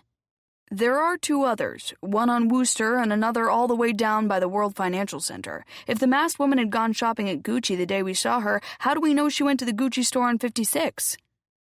We don't, said Zoe as their car sped south. But if she lived somewhere around 14th Street, she'd never go all the way downtown to shop. That's too far south. She might go to Wooster, but since she had the shopping bag with her uptown, it probably means she went to the store in Midtown. I looked at the Gucci website. I'm pretty sure the leather bag she had on was a Gigi Marmont Montalese shoulder bag in navy. Price tag, almost $1,400. When they pulled open the door of the empty Gucci store, a wafer-thin blonde saleswoman wearing a black mask waved to them. "Welcome to Gucci," she said as she approached them, maintaining her distance. "She looks pretty eager, like she hasn't had a customer all day," whispered Zoe through her mask as the woman got closer. "May I help you with something in particular?" the saleswoman said. "Actually, yes," said Zoe. "I wanted to see the Marmont Montalese shoulder bag in navy."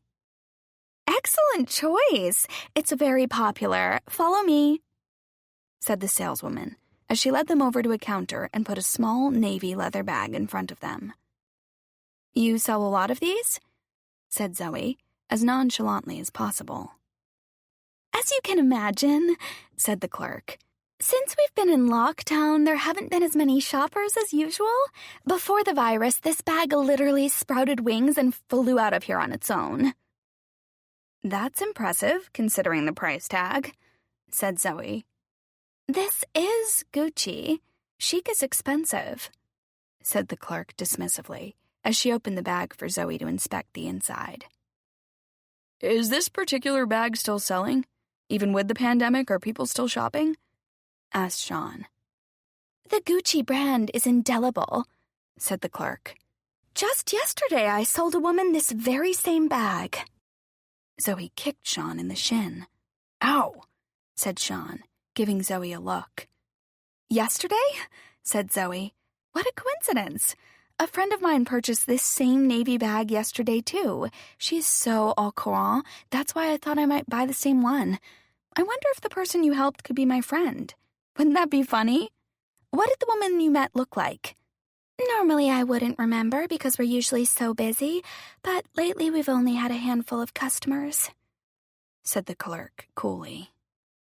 "I do remember her because she had a very definite sense of style. She knew exactly what she wanted. She also had a beautiful accent with a gravelly voice." Zoe picked up the navy bag on the counter and pretended to examine it. "What kind of accent did she have?" she said, attempting to convey only mild interest as she looked through the inside of the bag. "She could have been Italian or Spanish, or maybe even Portuguese. She might have been from Brazil, I suppose. The Brazilians are very stylish and discerning customers. I'll tell you one thing, she knew her Gucci.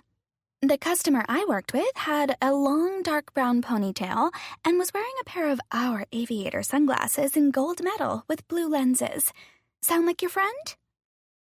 "Gucci sunglasses? Are you sure?" said Zoe.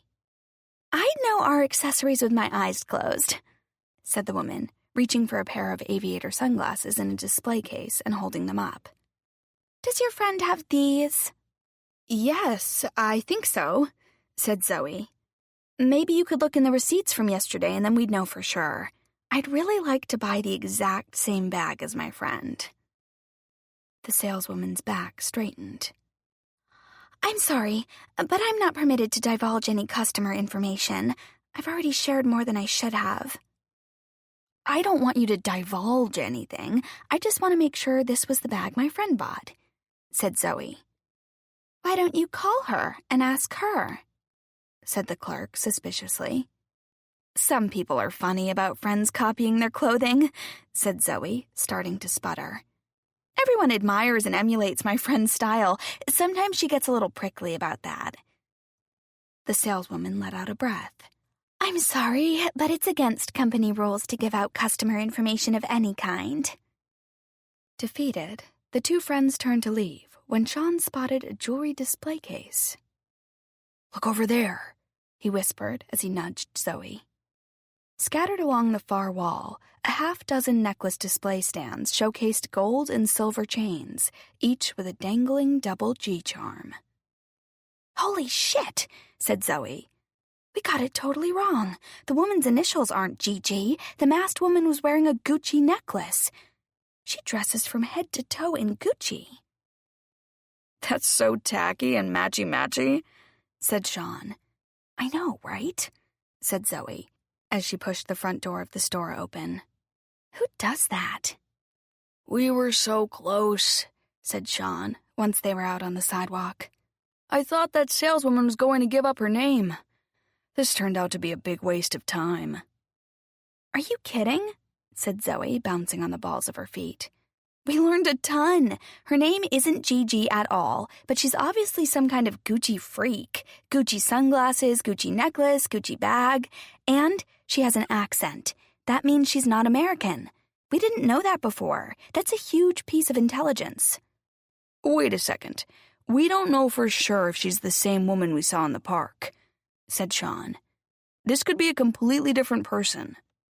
"It's her," said Zoe, nodding. "I know it was her. I feel it." "Whatever you say. Where to next?" "Madison and 53rd, the Thayer and Company flagship store." Chapter 21. Walking down Madison Avenue discussing their case, the amateur sleuths devised a plan of attack for Thayer and Company. Sean would pretend to be a customer in search of dress shirts. When they arrived at the iconic clothing store, the scene inside was eerily like Gucci. With no other customers in the store, several masked salespeople rushed towards them. "We've started a stampede. They must all work on commission," whispered Zoe as the first salesman approached. "Good afternoon," said a middle-aged man. "May I help you with something today?" "We're just browsing," said Sean with an air of confidence. "Give us a few minutes to look around, won't you? Can you direct me towards the men's dress shirts?" Disappointed, the salesman pointed to the men's shirt department, and the two friends moved slowly through the aisles, pretending to examine the merchandise. "What are we supposed to do now?" whispered Sean. We've been in here for nearly 15 minutes. They're all staring at us." Another salesperson, a younger man, approached. "Is there anything I can help you find?" With a sudden burst of inspiration, Sean spoke up, employing an affected British accent. "I've shopped here numerous times in the past, and I remember there was a lovely young woman here who helped me. She had long, dark hair and a delightful foreign accent and a keen sense of style. I'd like to work with her again, please. Might she be available for a consult?" "No one here fits that description. All of our stores are on skeleton crews these days," said the salesman rather coldly. "The only salespeople in the store today are those two men standing by the front door, me, and that woman over there behind the tie counter in the beige dress." Zoe and Sean's heads snapped around to look at the woman. "She's a blonde," said Sean, frowning. "I didn't realize you had hair color requirements for your salesperson," said the annoyed man. "I don't," snapped Sean. "A saleswoman who helped me before, someone I liked, was a brunette. She was possibly Italian or maybe Brazilian. Do you know who I'm referring to?" "I'm afraid I don't," said the salesman. "I've been working at this store for 2 years. None of the women who work here fit that description. There's Aja. She's got an accent, but she's blonde and from Latvia. We have 9 stores in Manhattan. Sometimes floaters from other stores spend a few weeks here in our flagship store. Maybe she was one of those. You can try one of our other stores if you're that committed to only working with that woman. I assure you, I'm very good at what I do, and I'd be happy to help you." After disentangling from the persistent salesman, Zoe and Sean were out on the street again. "Damn, we didn't make any progress, and the clock is ticking," said Zoe, shaking her head. "Let's go see Detective Williams and tell him what we found out at Gucci." They grabbed an Uber up to West 100th Street, to the 24th Precinct. Like before, everyone inside was masked, and an officer stationed at the front door took their temperatures. For a second time, they walked over to the policeman behind the plexiglass screen. He was the same officer from their previous visit. "We'd like to speak with Detective Williams," said Zoe, smiling with her eyes. "Weren't you here yesterday?" said the officer, his brow furrowed.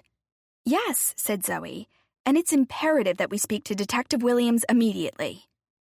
A minute later, Detectives Williams and Kim walked into the building and passed through the lobby. "Miss Brandt," said Darrell Williams, stopping, surprised to see Zoe waiting there as Heather continued to the elevator. "We wanted to find out if you've made any progress on our case," said Zoe, looking directly into his warm brown eyes. "Since there are only 2 days left before the murder is supposed to happen, we did some reconnaissance work for you. We think that—" "Look, Miss Brandt, I know your heart's in the right place, but we got a lot going on," said Darrell. "In case you haven't heard, there's a serial killer on the Upper West Side of Manhattan. I'm sorry, but with what you told us, we don't have enough information to go on with your case." Put soundly in her place, Zoe backed down. "I understand," she said solemnly. "It's just that time is running out. Can I at least tell you what we found out today about the masked woman?" Darrell nodded. "She speaks with a foreign accent, probably Italian or Spanish," said Zoe. "She could be Brazilian, too," said Sean. "We also learned she likes expensive things. She has a Gucci bag, necklace, and sunglasses." "Also," said Zoe, "we remembered that the masked man wore an FDNY hat and a New York Rangers mask." "Do you know how many hockey fans wear Rangers gear?" said Darrell. "My next-door neighbor has New York Rangers sweatshirts, socks, hats, beer glasses, and probably a mask, knowing him." "We believe the husband might work for Blue Crest Financial," said Sean, trying to rescue his friend. "Look," said Darrell, "we are following up on a few things, but I'm not going to lie. It's a long shot. In the meantime, stay out of it and let us do our job." Sean and Zoe looked at each other, defeated. They had asked the police to search for a needle in a haystack without telling them what kind of needle or which haystack. Dejected, they left the 24th precinct and stepped out into the sunshine, onto a practically deserted West 100th Street. "What do we do now?" said Sean, squinting from the sun in his eyes. "I've got an idea," Zoe said, looking at her phone. "There are only 254 fire stations in New York City. We could try going to the ones in Manhattan and see if—" "Only 254? Are you kidding me? Even I think that's ridiculous. We don't even know if he is a fireman," said Sean. "Going to fire stations makes no sense." "Are you saying you want to give up?" Zoe demanded. "No, but we're chasing our tails." Chapter 22. Gabriela Garcia's cleverly orchestrated romance with Greg Harmon took off like a bottle rocket.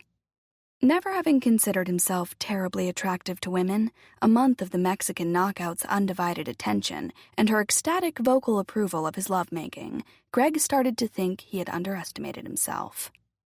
For starters, she laughed at his terrible jokes. He was fond of a pun, and she hated puns, partly because English was her second language, but more because she thought puns were stupid, even in Spanish. The little quirks and idiosyncrasies other women had found annoying, Gabriela declared adorable. She also did physical things to him that he didn't know could be done. Soon, Greg was sure he couldn't live without her, which was exactly what she was going for.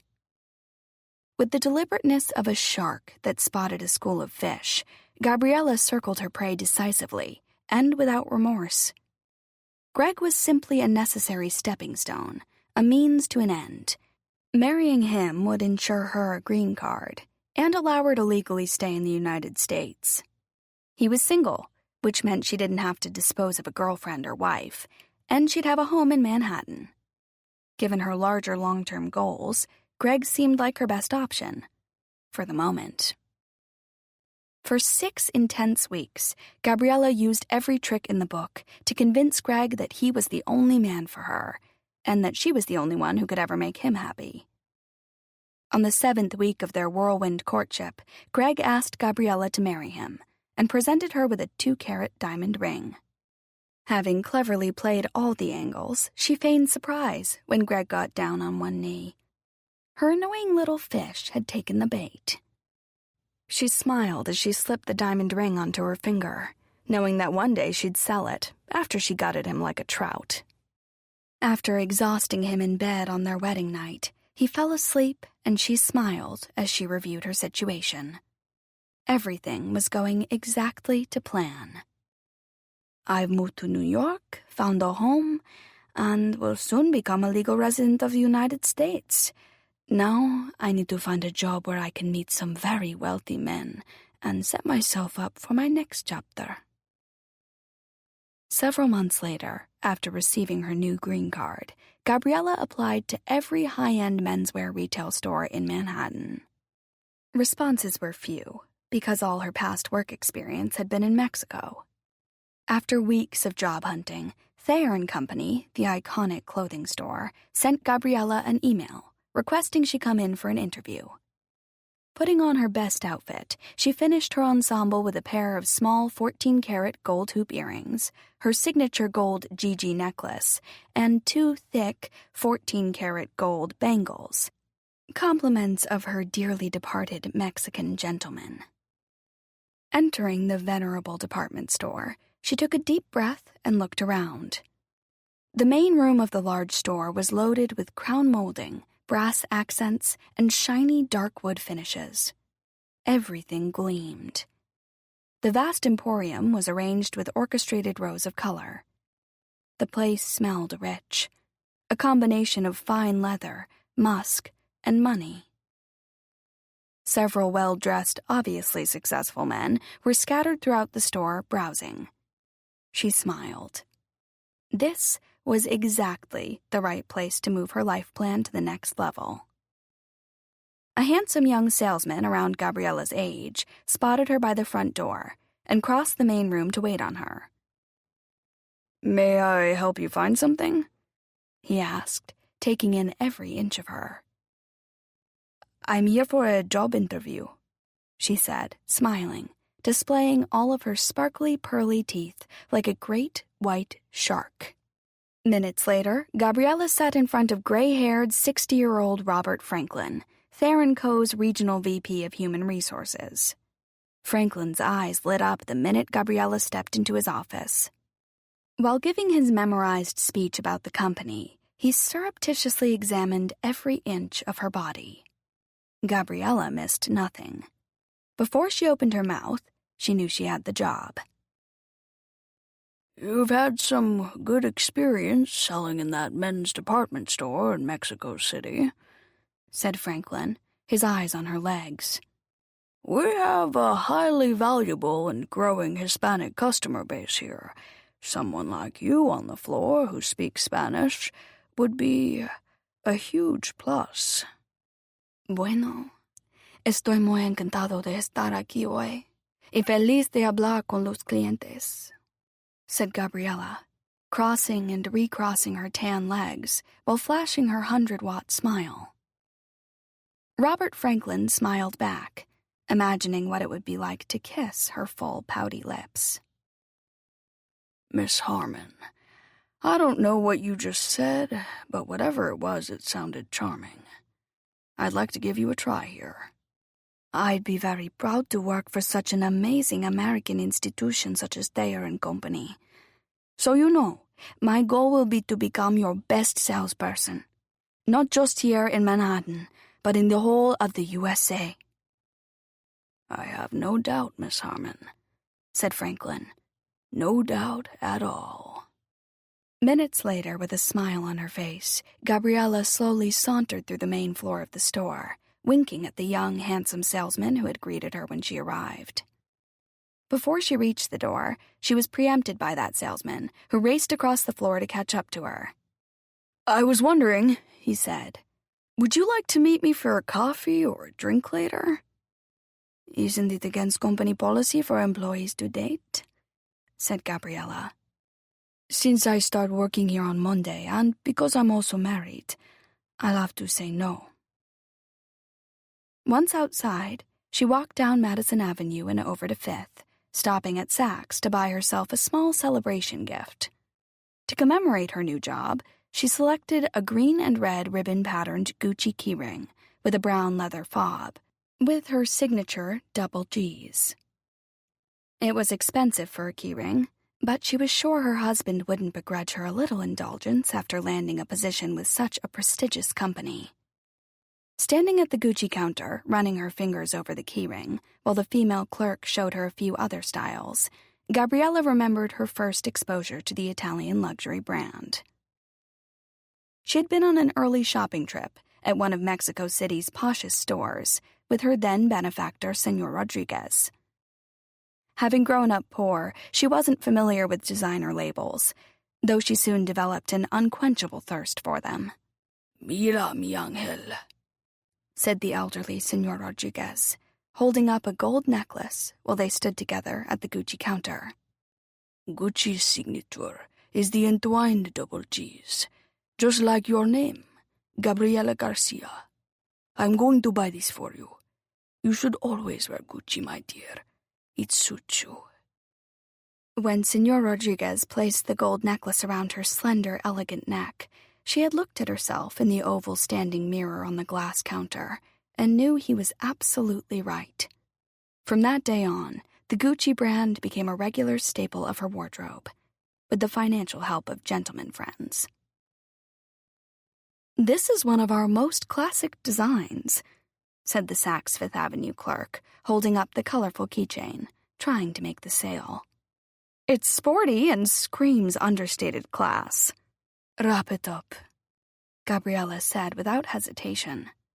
"I'll take it."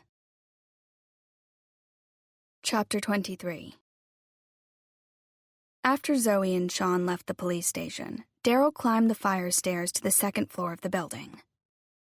"What did those two want?" said Heather, sitting at her desk, working on a report when Daryl entered the bullpen. "They want to play Sherlock Holmes," said Daryl. "Civilians don't understand that police work is slow, tedious and methodical, not like on TV. Tell me about it, said Heather, not looking up from her computer. It's about checking and rechecking information and then checking it again, continued Daryl, talking to himself. It's not like an episode of Law & Order where everything wraps up in an hour. What did the two nutcakes have to say? Said Heather, shaking her head. Let me guess. They wanted to know if we caught their mystery killer yet. Daryl smiled and filled his partner in on the new information Sean and Zoe had shared regarding Gucci and Thayer and Company. When he finished, Heather pursed her lips. I don't think any of their new info about Gucci and Thayer moves the needle any further. Humor me. I'll do an interdepartmental form to get the customer and employee lists from those two stores. Let's see if something pops up, said Daryl. I know it sounds crazy, but something about their story, I don't think they're making it up.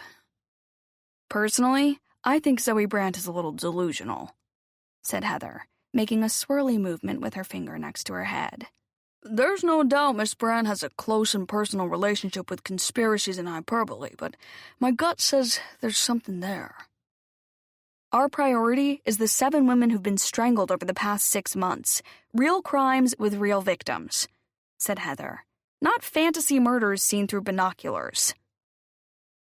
5 minutes later, Daryl sent an official request for NYPD access to personnel lists from the 2 stores, and then turned his attention back to the Strangler inquest. The recent murder of Karina Kubiak in Central Park had thrown the police for a loop, given that the murder profile was so different from the others. With multiple precincts on the task force now, opinions differed. Until they knew for sure, Karina Kubiak, victim number 7, would stay on the list. What do you want to do now? Asked Sean, as the 2 friends headed uptown to Zoe's apartment after a second unsuccessful meeting with the police. Detective Williams didn't sound very promising. He said he was still looking into a few things, said Zoe. I think he was blowing smoke. He's involved in the West Side Strangler investigation. He's not going to spend any time on our convoluted story. It's not convoluted, said Zoe, her eyes flashing. I know what I saw. It was a murder plot. If the police aren't going to do anything, you've got to talk to Connor. You know how he is about this kind of stuff. Last night on the phone, I just mentioned something funny was going on with the bookkeeper at the restaurant, and he lost his mind. Occasionally you do get slightly carried away, said Sean. But that's part of your charm. I know, right? Connor doesn't get that part of me. Look, we know this isn't a joke. The fact is, it's a matter of life and death. Once Connor hears the whole story, he'll want to help us. I'm not so sure about that, said Zoe, casting her eyes downward and wringing her hands. He thinks my crime investigations and any communication with the police will come back to bite him with the Bureau. There was that thing last year, said Sean, quietly looking away. You're siding with him? No, but things did get kind of crazy. Only because the FBI is so rigid about confidentiality protocols, said Zoe with a scowl. But don't you think if Connor knew someone might die, he'd want to help? Zoe puffed up her cheeks and let out a breath. You're right. I need to give my husband more credit. I'll have to risk pissing him off to save that man's life. Even if he gets mad at me, it's my duty as a citizen of the world to stop that murder from happening. I'll talk to him when he calls tonight. And if he bites my head off, you can blame it on me. Don't worry, I will. Chapter 24. As the hiring manager at Thayer & Co. had suspected when he'd offered Gabriella a sales job, the voluptuous saleswoman had been a hit with the male clientele. Their male customers' relationship to clothing and fashion was tricky. Some men got it and enjoyed wardrobing themselves and the whole experience of shopping. But the vast majority of men, particularly the older ones, were clueless or exceedingly insecure about their clothing and accessory choices. That's why so many men brought their wives or girlfriends with them. Gabriella changed the shopping game for all those fashion-phobic men. acting as their beautiful and stylish surrogate wife while they were in the store. She selected and recommended a shirt with a jacket, and then matched it with a belt and a pair of pants or two. She turned her male customers' shopping experience into a happy, though expensive, occasion. One they wanted to repeat, again and again. The better they felt, the more they'd spend, and the more commission Gabriella would make. After the men were sufficiently mesmerized, she'd insist their new outfit would look great with a particular pair of expensive Italian shoes that happened to be on sale that same day. After a little cajoling and a healthy smattering of compliments, the men would usually buy the shoes in 2 colors. When a male client came out of the dressing room to model a sweater or suit for her discerning eye, she'd beam at him approvingly, saying things like, "You look like you stepped out of the pages of GQ. That color is wonderful against your complexion." Then, she'd look deeply into his eyes and hold his gaze for a very long time, saying nothing. After the unspoken exchange, she would own him. When the shopping spree was over, the man would pull out his plastic and pay whatever it cost to impress her. It worked almost every time, and Gabriella made a bundle. Her commissions gave her that extra money to buy the expensive things she craved, and put a little aside in a secret bank account. After a few years of marriage, Greg proved to be a huge disappointment on every count, sexually, personally, and financially. During the first 6 months of their marriage, Greg appeared elated at having such a pretty wife and congratulated himself on his good fortune. In a short amount of time, though, his attention reverted back to his computer and online gaming, which soon took priority over his new bride. Greg also hadn't been completely honest with Gabriella about his financial situation, having led her to believe that he had many more assets than he really did. That didn't sit well with his wife. When she married him, Gabriella had been under the impression that Greg earned far more. Soon after the wedding, she learned the bank owned 3/4 of his apartment. While she never thought Greg was loaded, the reality was he was barely getting by. But it was the fact that he showed more interest in gaming and bidding on eBay than in her that she couldn't get past. While her marriage to Greg had been a necessary stepping stone, and nothing more, it irked her that he didn't place her at the center of his universe the way other men did. She concluded he must have a mental defect, and looked forward to the day she would be rid of him. That was when she stepped up her game to find and secure husband number 2. With no intention of remaining a store clerk for the rest of her life, the next man she married would have to be significantly wealthier, handsomer, and much more devoted than the first. "I didn't come this far to end up in a tiny apartment looking at a crumbling brick wall." She intended to marry someone with wealth and power and live in the high style she believed she deserved. From then on, whenever a new male customer entered the store, she'd size them up. First, she'd check for a wedding ring. If he wore one, it wasn't a deal-breaker, just an annoying complication. After working with that customer, and observing how much money he spent and how easily he parted with it, she might move him on to the next level, laying on the compliments like thick honey. Within minutes, she could tell which ones only wanted a little in-store flirt, and which ones might be up for more serious extracurricular activities. Over time, handfuls of older, well-to-do men coming into the store regularly asked for her. After her initial encounter with any eligible male customer, she'd do extensive background research on him to get a general sense of his net worth. "Why, Mr. Granger, you are here again," said a smiling Gabriella with her sultry, gravelly voice. "You practically bought everything in the store last week. The shelves were so empty after you left we had to order new merchandise. Did I forget something?" Slightly flustered, the overweight 58-year-old married father of 3 sputtered, "I figured I could use a few more white and blue dress shirts and maybe a pair of cufflinks, Gabby. We didn't look at any of the cufflinks when I was last here." "Of course," said Gabriella, putting on her most sorrowful face. Why didn't I think of that? I always say that a perfect pair of cufflinks makes a man. They give him that little something extra. Come with me. I know the perfect pair for you. Granger smiled. Gabriella gently touched his arm, letting it linger for a moment, long enough to cause Granger's breathing to become labored. She physically guided him to the glass display case of men's jewelry. He bought 2 pairs, one in silver and one in gold, and promised to return the following week to get a new suit for a friend's wedding. From Gabriella's research and solid background checks, Granger had the money she was looking for. When she Googled him and found his wife and kids on Facebook and Instagram, she decided he wasn't the right one. Not because of his wife, who in her opinion looked old, dull, and puffy, but because of his kids.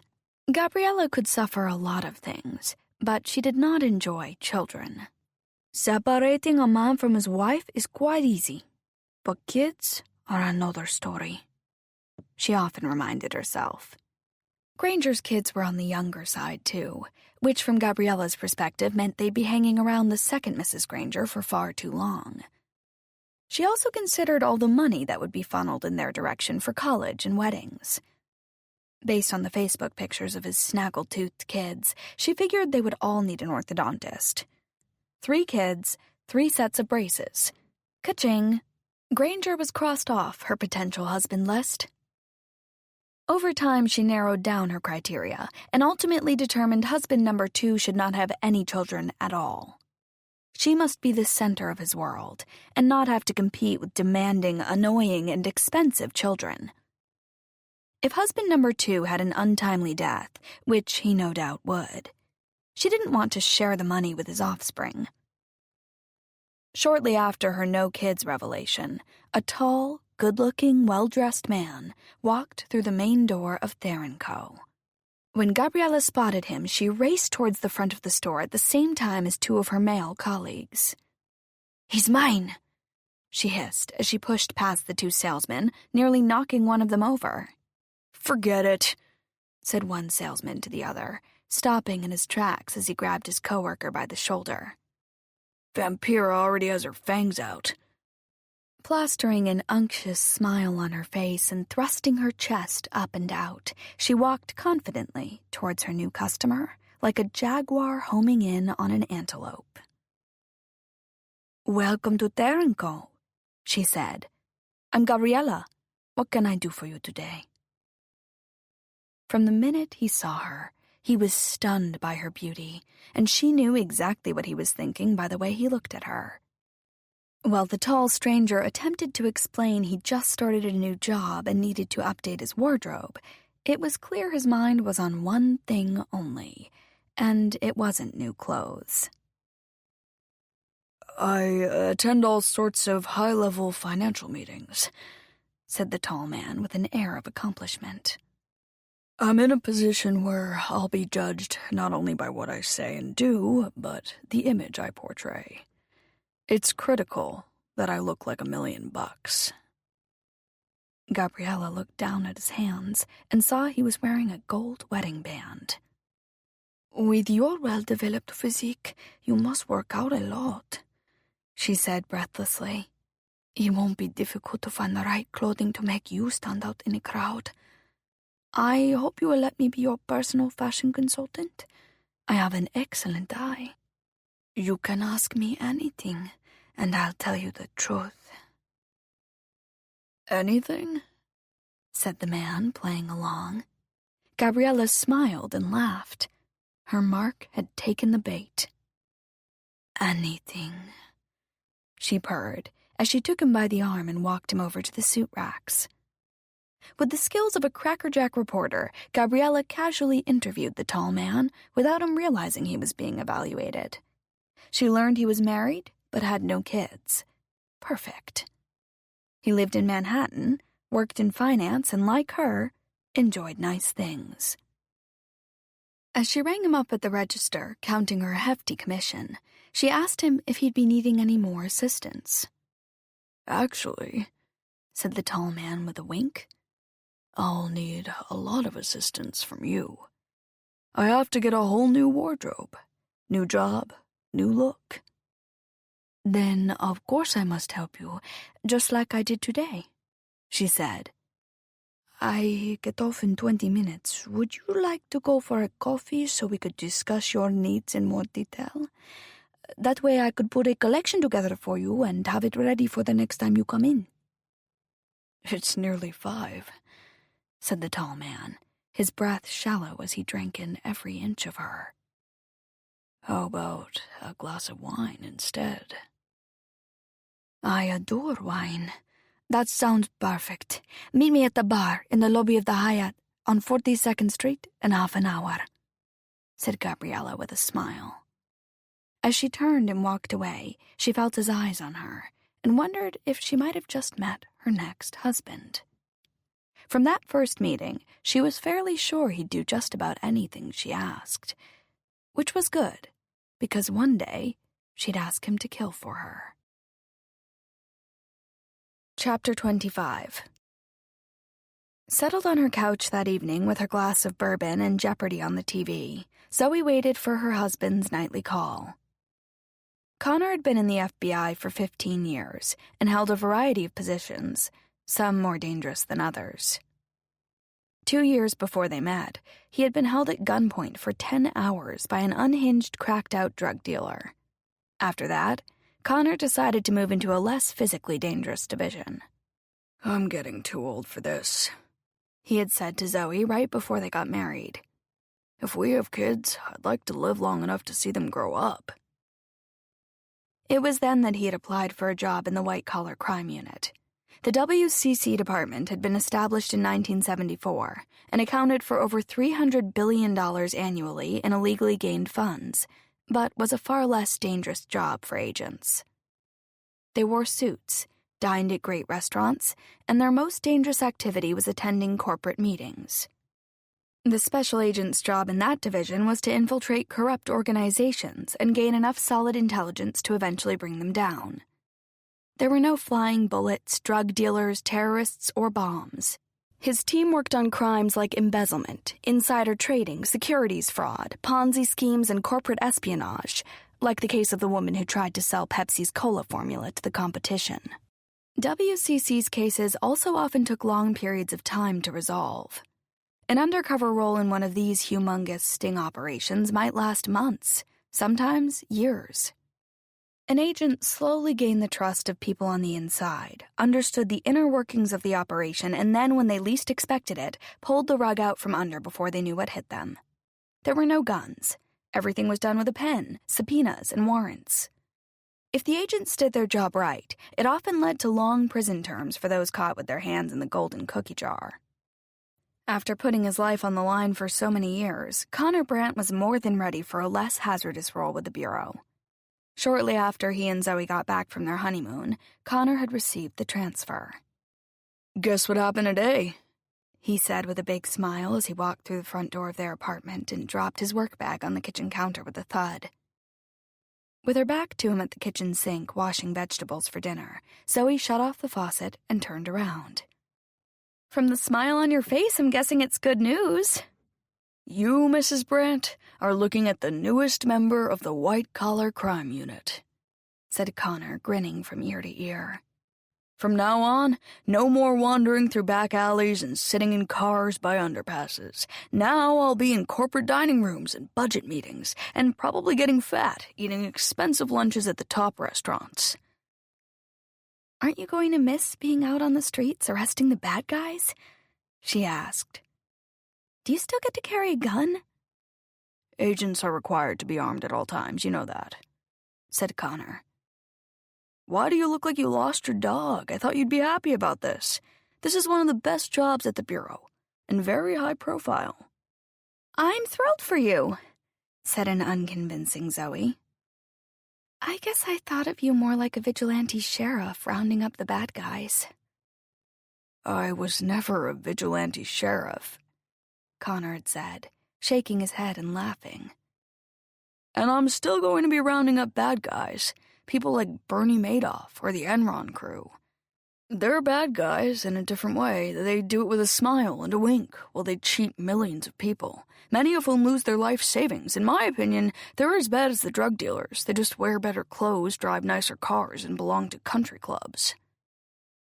Zoe leaned back on the couch and smiled, remembering how excited her husband had been when he had told her about his new position. Connor's special ringtone sounded from her phone, and it startled her. As she picked it up, she looked at the time. Exactly 8 p.m. Connor, as always, was right on time. "Hey, babe.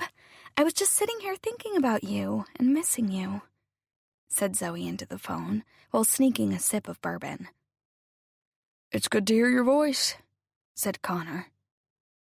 "They've given us so many new protocols and procedures this week, my head is spinning. This particular training has been brutal, but we've got to learn it." "Oh, I'm sorry. If you were here right now, I'd give you one of my super special foot massages. Maybe even a full body rub." "One of your massages would feel really good right now. My head is pounding. My eyes hurt, I'm so tired." "What did you learn about today?" asked Zoe. "Babe, you know I can't tell you these things. Why do you always ask?" "You can't tell me anything? Okay, what did you have for lunch?" "I could tell you that, but then I'd have to kill you," said Connor with a laugh. "A soggy corned beef sandwich and some fries."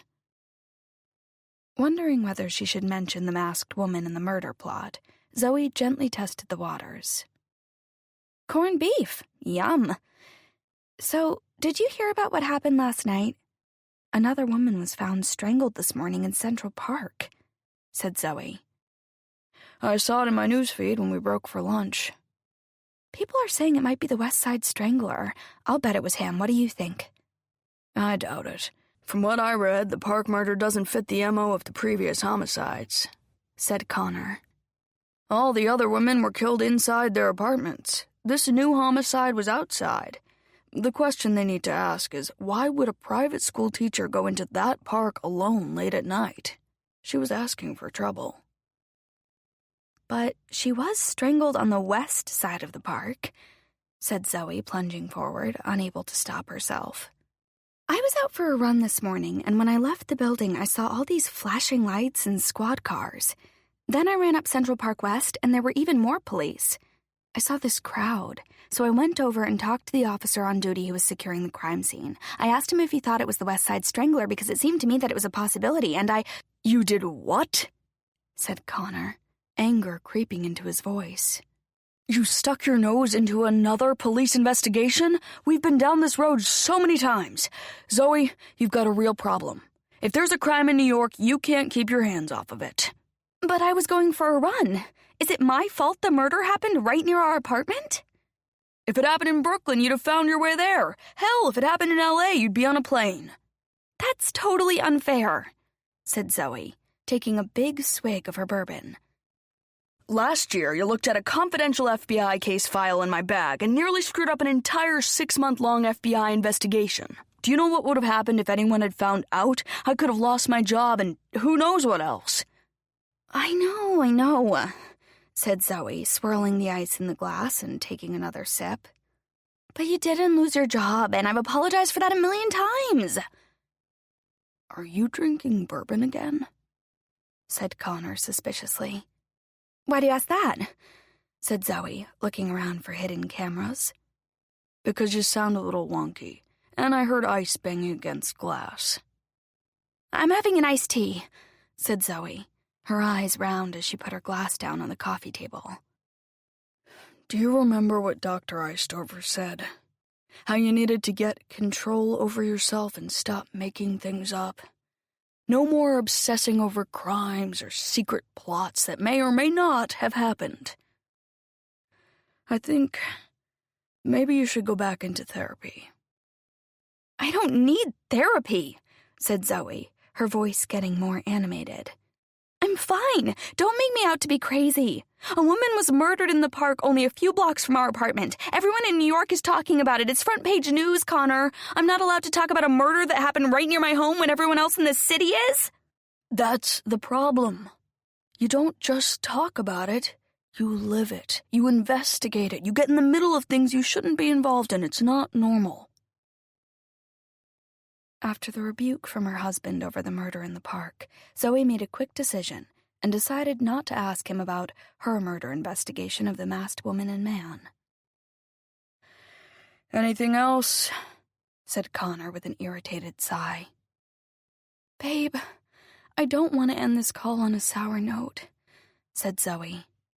Honestly, I wasn't chasing after a crime. I literally went out for a run and it was all there in front of me.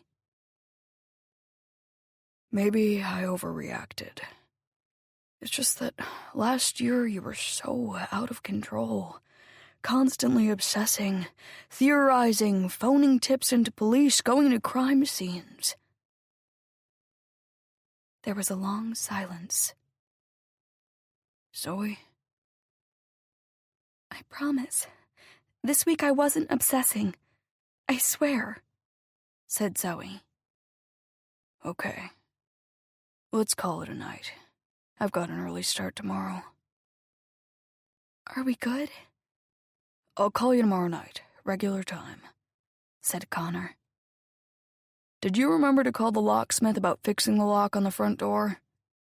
Oops. I'll do it tomorrow, I promise. Come on, Zoe. Please, take care of it. The door is getting worse, said Connor. Sometimes you think it's locked and it isn't, and sometimes you can't unlock it. That's not good security in New York. What if there was a fire and we couldn't get out because the door wouldn't open?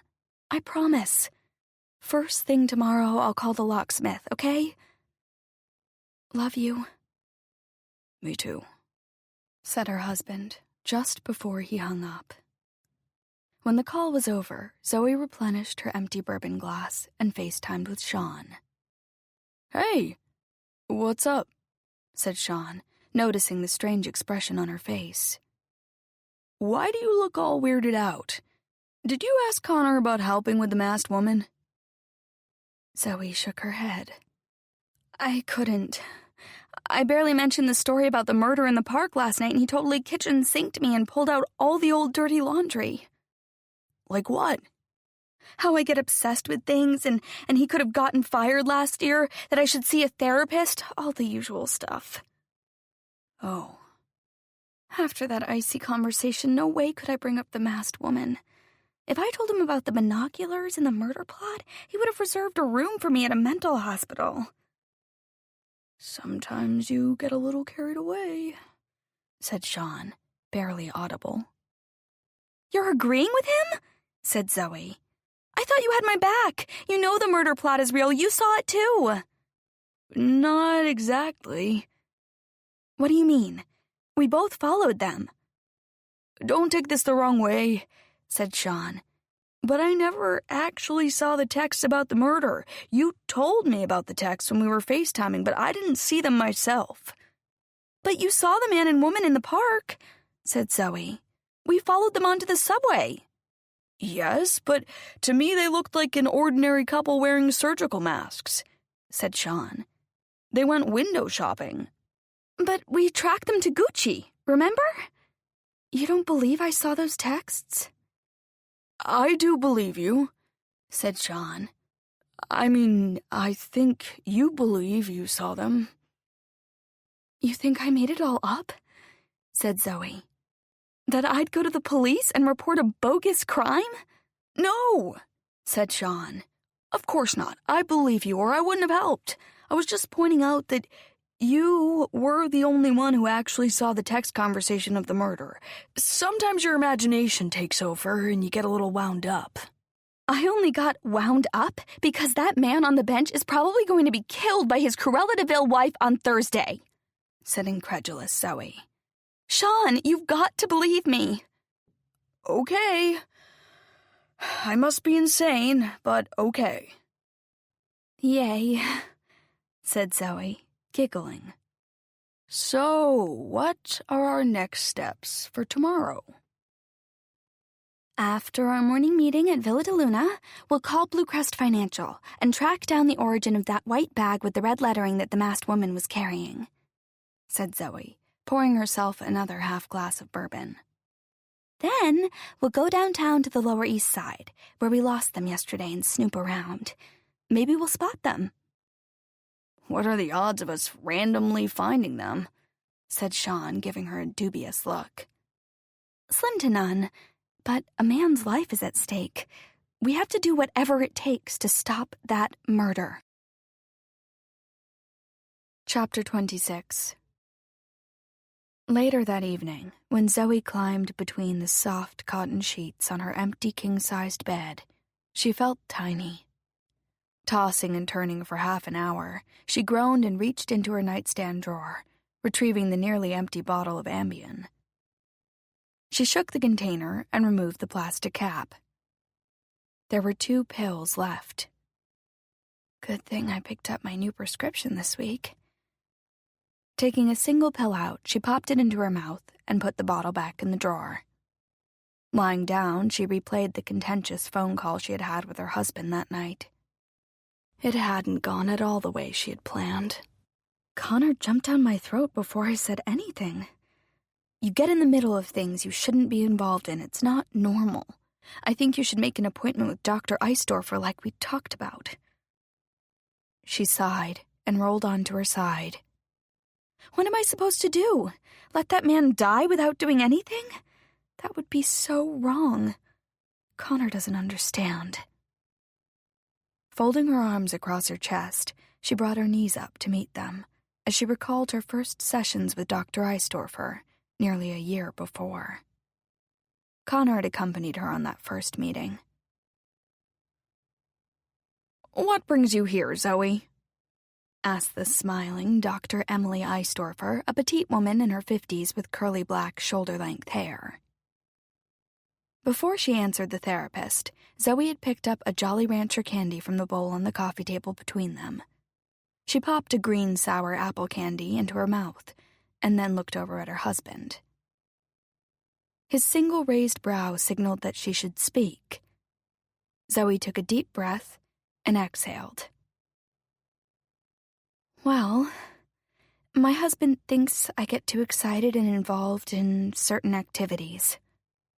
"What kinds of activities?" asked the therapist. News and crime stories, said Zoe. "Can you be more specific?"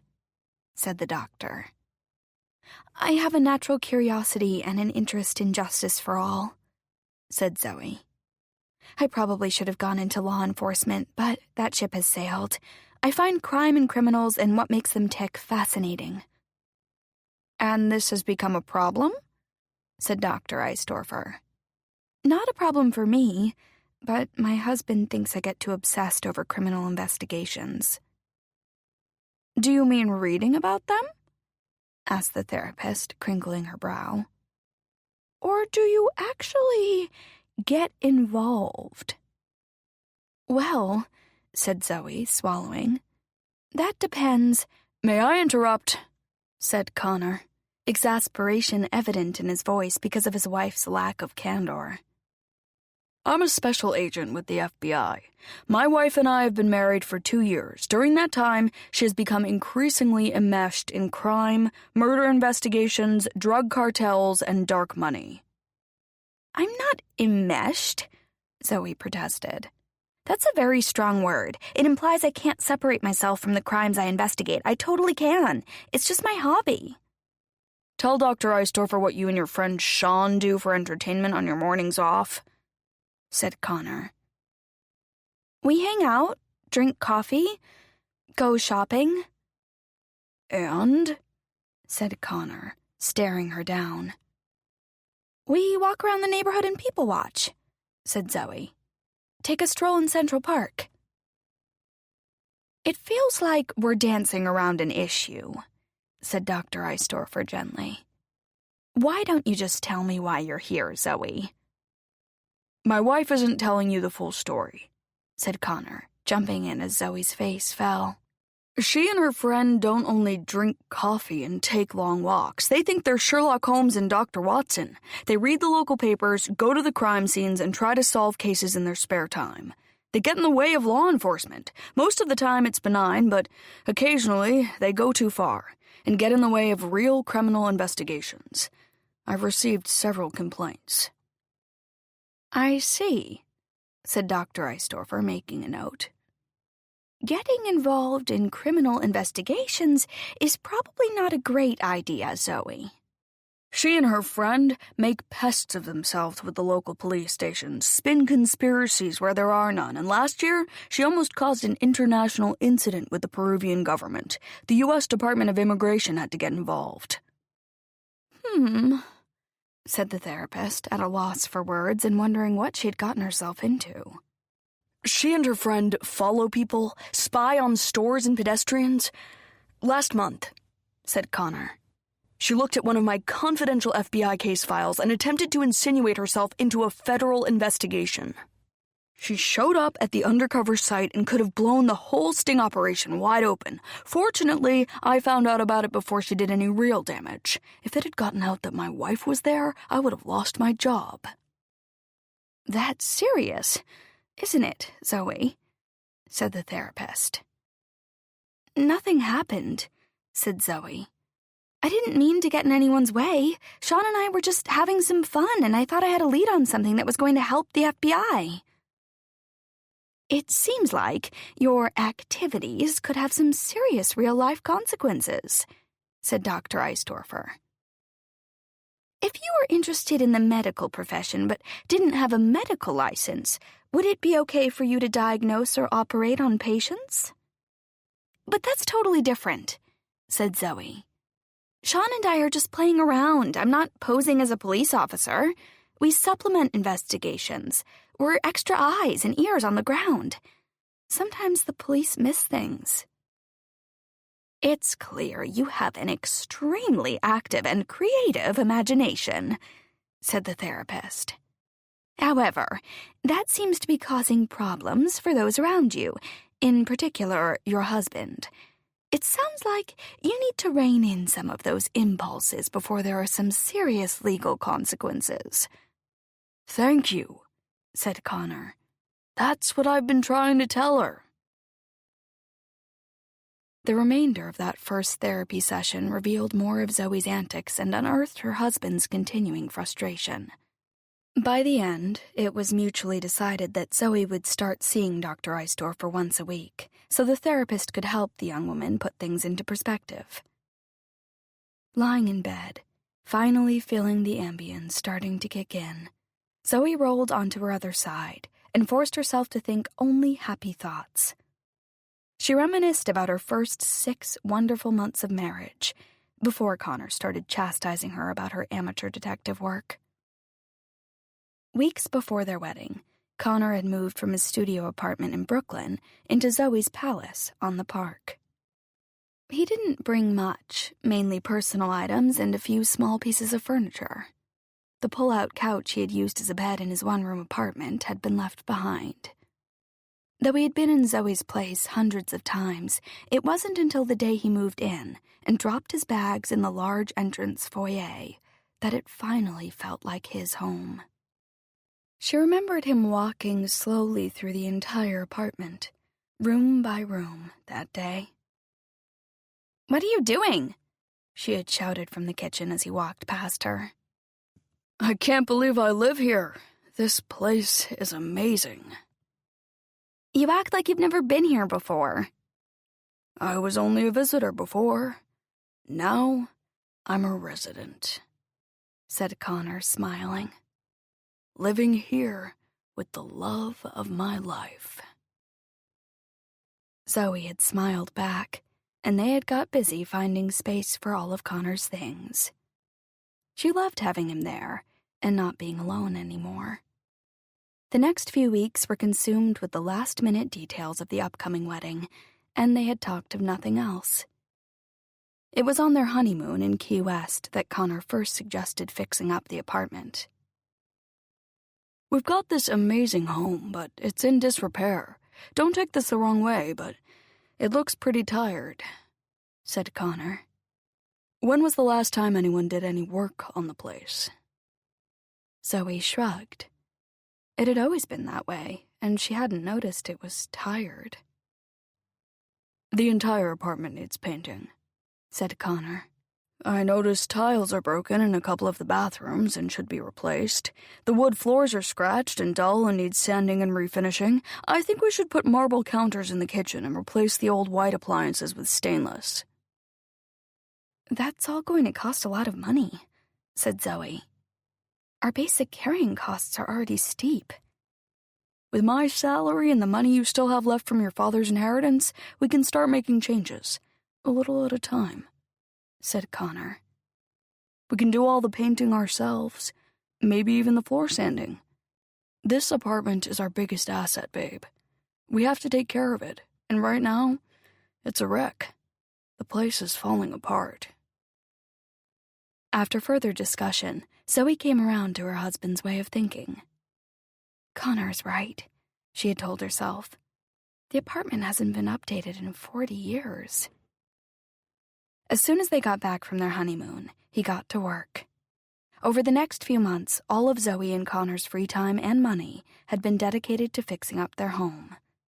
They spackled and sanded, painted and polished.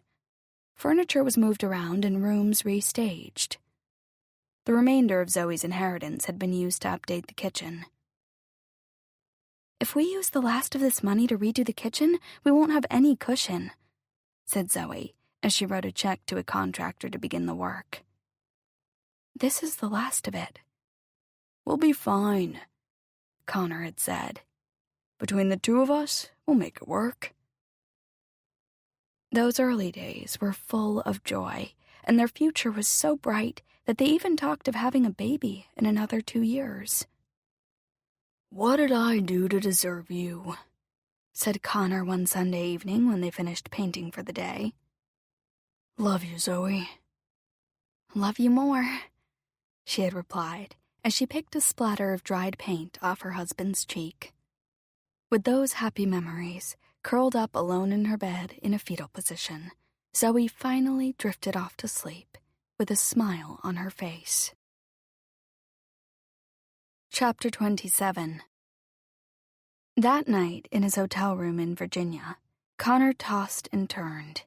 The contentious call he had had earlier that night with his wife was keeping him up.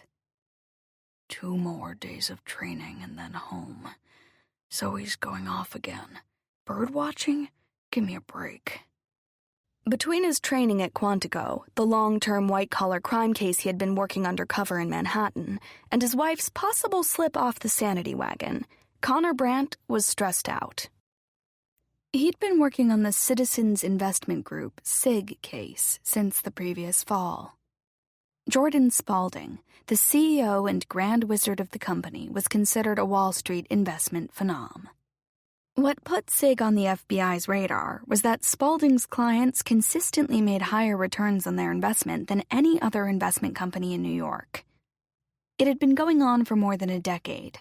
No matter what the market was doing, Spaulding's clients always made a bundle. The secretive financial wizard was historically selective about who he let into his relatively small circle of investors. He only wanted high rollers. Minimum investment to become a SIG client? A sweet $5 million. Anything less than that, and SIG and Jordan Spaulding were simply not interested. The company kept their clients happy by giving them an unbelievable return on their investment, and in exchange for that, their clients didn't ask any questions. Trouble was, nobody could figure out how SIG brought in those high returns so consistently. There had always been rumors about Spaulding, but no hard evidence had ever surfaced. With a variety of business divisions employing over 100 people, SIG was a mystery to outsiders. Within the company, only a small circle of executives were privy to their investment algorithms and portfolios. Those files were kept top secret and were not accessible to most employees. Things at SIG would have continued that way, had it not been for a pretty young assistant named Sabrina Foster, who had filled in for Jordan Spaulding's admin during a long-term high-risk pregnancy leave. Sabrina, a 5-year SIG employee, was moved into the inner sanctum and given a strong speech about confidentiality and SEC regulations. She was then assigned to work for CEO Jordan Spaulding for a 9-month period.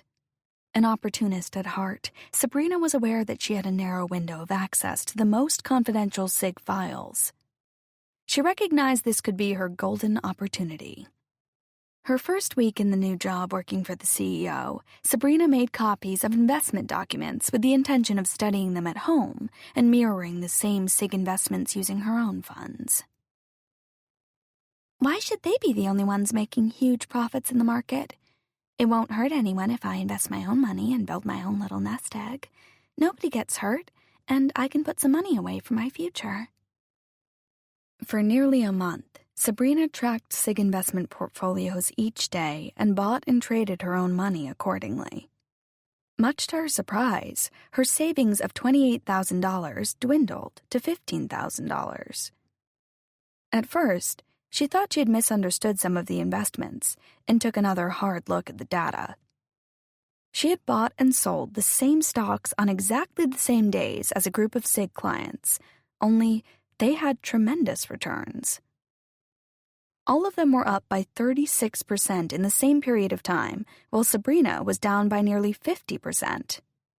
Devastated and furious over her massive losses, she pored over all the confidential financial documents, trying to figure out where she went wrong. It makes no logical sense. She double and triple checked the dates and stock prices and couldn't find the problem. Every investment purchase she had made had been executed perfectly, and still, nothing added up.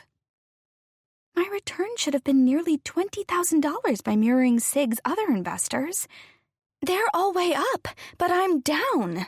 How can that be? Spitting mad at herself for losing so much of her hard-earned savings and unable to go to Jordan Spalding to complain, she called her cousin in New Jersey, whose next-door neighbor was an analyst with the FBI. After the FBI neighbor listened to Sabrina's story, he strongly advised her to speak to someone in the white-collar crime unit in the Manhattan FBI field office. Everything you told me is right up their alley, he said to Sabrina, encouraging her to make the call to the FBI. For the longest time, the Bureau had had their suspicions about SIG and Jordan Spalding. When Sabrina Foster sat down with Connor Brandt and told him her story, Connor and his boss thought they might have a shot at getting the goods on Spalding. If Sabrina Foster worked from the inside, they could finally put a nail in Spalding's coffin. I don't know if I can do this, said Sabrina, wringing her hands after Connor suggested she work undercover with the Bureau. What if they find out? I'll lose my job. If everything you say is true, said the director of the white-collar crime unit, SIG is nothing but a house of cards. You won't have a job to go to when things come crashing down. From what you've told us, Miss Foster, that's absolutely what's going to happen. Trust me, SIG is going down. Maybe not today, but soon. You can take that to the bank. That's the thing about Ponzi schemes. You can't keep them going forever, said Connor, picking up the conversation thread. At some point, the rent always comes due. Spalding has been on top of the world for years, and now the party is over. If you help us. After 2 more meetings, Connor convinced Sabrina that it was her patriotic duty to bring down the fraudulent financial operation. Remember, it's not only fat cat millionaires and billionaires who give their money to Spalding. SIG invests for teachers' pension funds and children's hospitals, too. What happens to them when this scam blows up? Those teachers are going to lose all their retirement money. Sabrina nodded her head. My mom's a teacher, she said softly. What SIG is doing is messed up. Okay, I'll do it. For my mom. Connor turned over on his uncomfortable hotel mattress and looked at the clock. It was after midnight. He went into the bathroom and poured himself a glass of water. His whole SIG sting operation was scheduled to go down in less than 6 weeks. Sabrina Foster had proved to be invaluable and had done an excellent job feeding him and his team everything they needed to shut SIG down.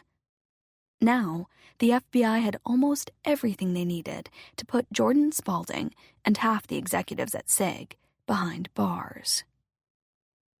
Climbing back into bed, Connor closed his eyes and tried to clear his mind so he could fall asleep. The phone conversation with his wife echoed in his head again. After another half an hour of restlessness, he acknowledged what he already knew. His wife was losing her grip. Chapter 28. Wednesday, June 3rd, 2020. Fighting off an Ambien/bourbon hangover the next morning, Zoe forced herself to get up at 7 to go for her daily run. Breezing past the doorman in the lobby, she headed out into the warm spring air. The sun was up, and the birds chirped as she hoofed her way up the sidewalk along Central Park West.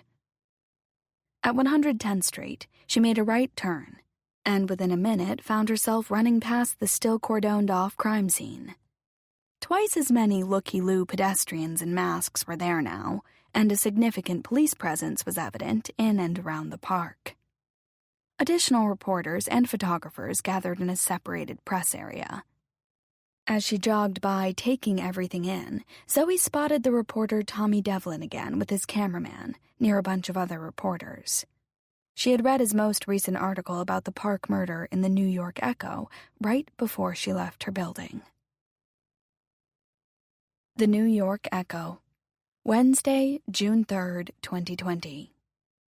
Was Karina Kubiak a victim of West Side Strangler? By Tommy Devlin. Her name was Karina Kubiak. She was a 28-year-old middle school teacher for the Dover Academy, an elite private school on West 51st Street. Like the other victims of the West Side Strangler, Miss Kubiak was single and killed on the west side of Manhattan. Miss Kubiak grew up in Greenwich, Connecticut, graduating from Greenwich High School and receiving her BA in education from UConn in 2014. According to Dover Academy school officials, Miss Kubiak had been employed there for the past 3 years. At the school, she was generally well liked by faculty and students, and no problems were ever reported. In the last yearbook, Miss Kubiak was listed as favorite teacher by the 7th grade, and she ran the after-school theater club. She lived in a studio apartment on West 85th Street, paid her bills on time, and primarily associated with other professionals in her neighborhood. Preliminary canvassing of Miss Kubiak's friends and associates by this reporter found everyone in shock. "I can't believe Karina would go into the park at night alone," said a female English teacher at the Dover Academy. "She and I were good friends. We'd eat lunch together once or twice a week. Someone must have forced her into the park. I can't imagine her going in alone, not her. She was pretty straight-laced." Miss Kubiak's profile, history, and where she was found have baffled the police. Her behavior 2 nights ago doesn't fit her profile. Preliminary toxicology reports showed high levels of methamphetamine in her system, which supports the theory that she went into the park to buy drugs. How does someone go out on a Monday night, get messed up on meth, and then function the next morning in a classroom with 12-year-olds? Said a Dover Academy French teacher who knew the victim. "You know how rough middle school kids are? The last thing in the world I'd want is to deal with 12 and 13-year-olds with a hangover. That would be a living hell." Because Miss Kubiak's death may be connected to the West Side Strangler, and because she was killed in the park, the Central Park precinct is now being brought into the larger WSS investigation. According to the medical examiner, the way she was killed, the method of strangulation, appears to be similar to the other Strangler victims, said NYPD lead detective Heather Kim. There are 2 distinct differences between this new murder and the other 6. Miss Kubiak was killed outside, while all the other murders were inside each victim's domicile. Secondly, the 6 previous West Side Strangler victims were all killed on the 15th of the month. Karina Kubiak was killed sometime between the night of June 1st and the early morning hours of June 2nd. That doesn't fit the previous pattern. However, given the seriousness of this crime, we can't rule anything out. The question that remains in everyone's mind: will the West Side Stranglers strike again in 2 weeks on June 15th? Zoe stopped running and bent over to catch her breath, inhaling deeply several times to regulate her pulse. "Hey," she said, smiling as she walked towards Devlin. "I read your new piece in the Echo this morning. Horrible story. That poor girl. It made me so sad. What would make a schoolteacher take a chance like that? None of it makes any sense. It does if you're looking for drugs, said the photographer. Happens all the time. But Karina Kubiak had money, connections, a good life. She could have gotten drugs in a much safer way. She didn't have to go into Central Park alone in the middle of the night. You know what I think? I can't wait, muttered Devlin, looking around to make sure he wasn't missing something important. I've heard there's a Polish gang that hangs out at the north end of the park at night, said Zoe with confidence. I've never heard that, said Devlin. Polish, you mean from Poland? That's usually where Polish people are from, said Zoe matter-of-factly, causing the photographer to snort.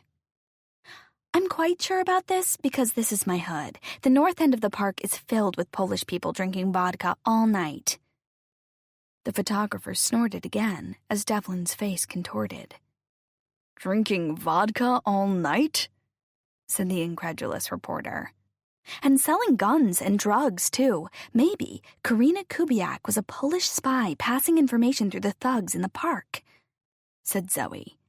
That would explain why she was there. What are you talking about? Said Devlin. The police think this was a simple case of being in the wrong place at the wrong time. They think she was trying to score some drugs for herself, not pass on international nuclear codes.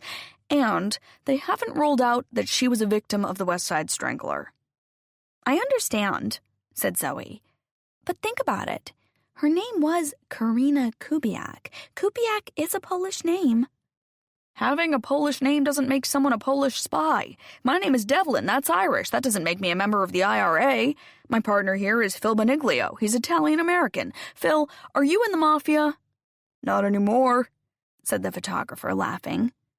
Miss Brandt, you have way too much time on your hands, said Devlin, as he signaled to the photographer to move away. Just keep that Polish connection in the back of your mind. I have a hunch I'm right about that, said Zoe as she waved and ran off towards her apartment. 2 long tables covered by white tablecloths had been set up outside in front of Villa de Luna.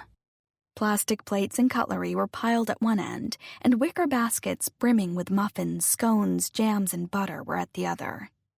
Coffee urns, juice, and selections of regular and herbal tea were placed on a round table.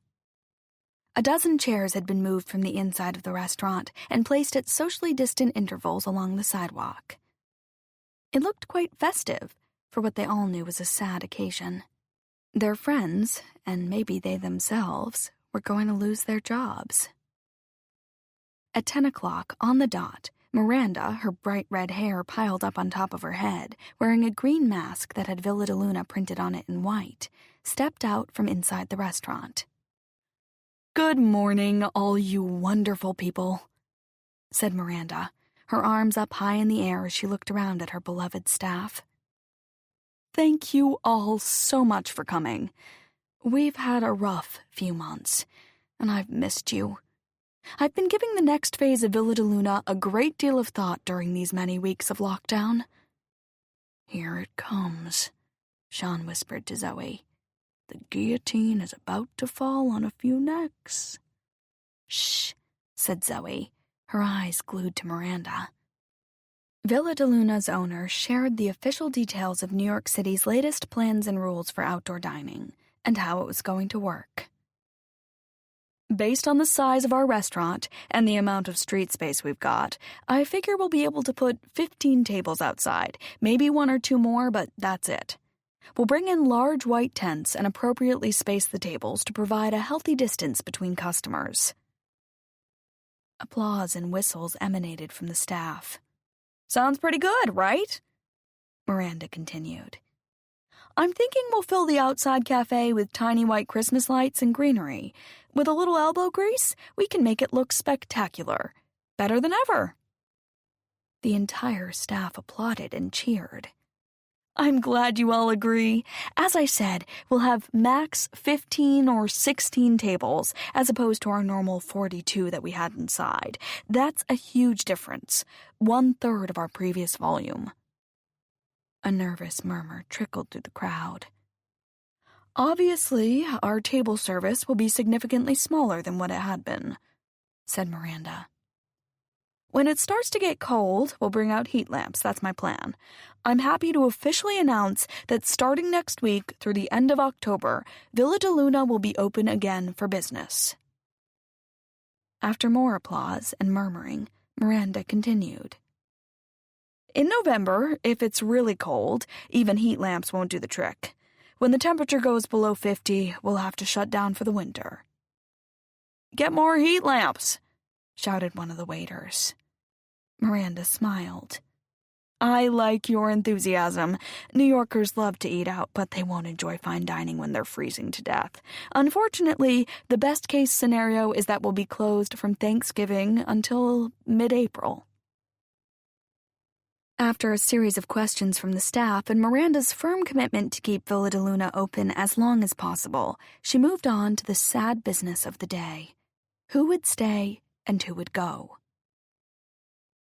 You're all like family to me.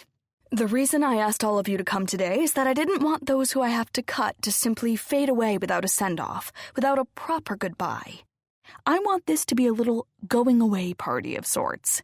Of course, once things go back to normal, I'd hire every single one of you back, if you're still so inclined.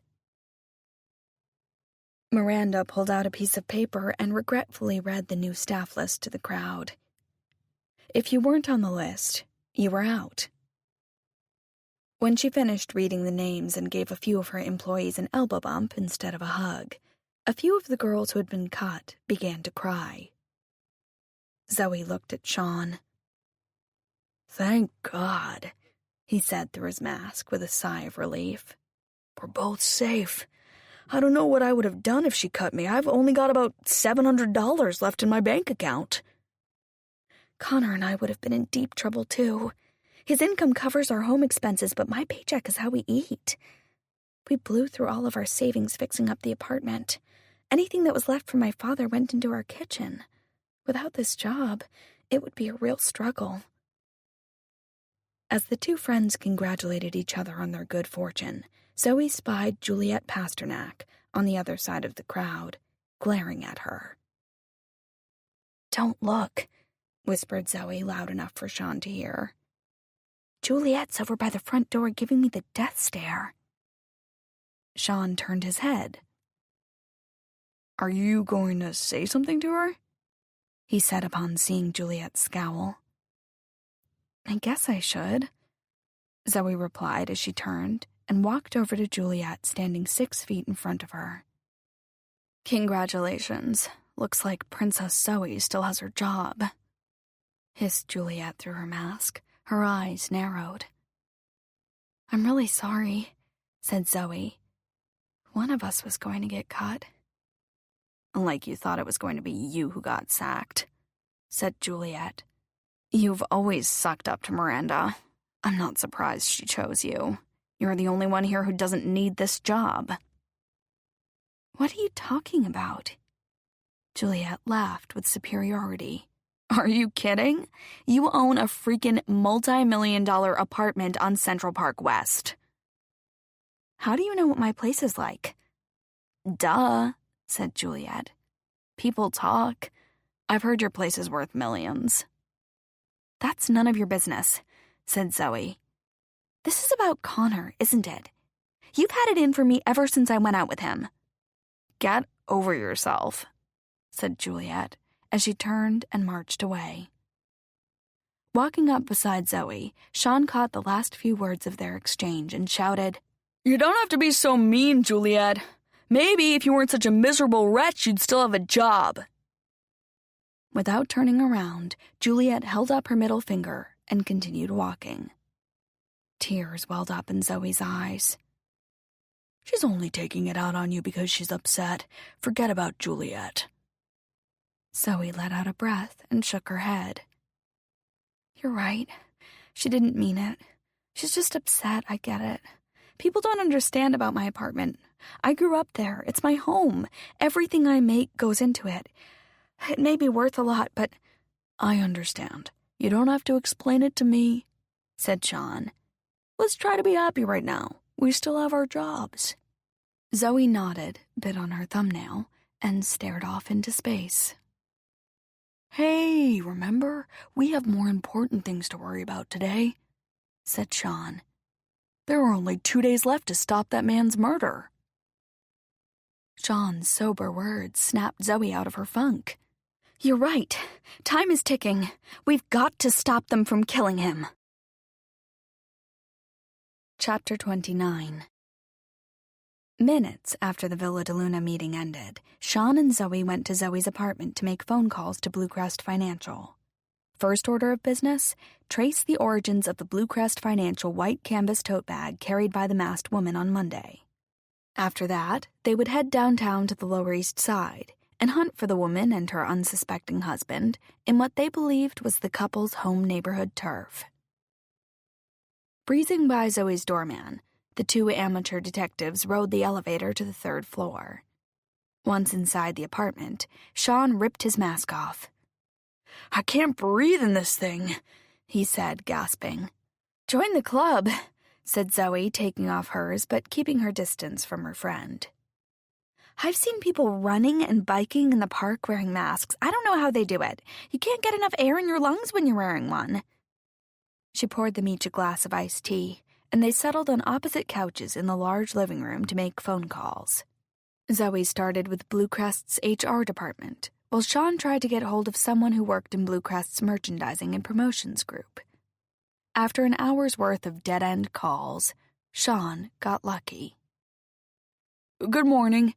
I'm writing a story on promotional materials, like mugs and pens with company logos, said Sean, laying it on thick so the woman on the phone would buy his story.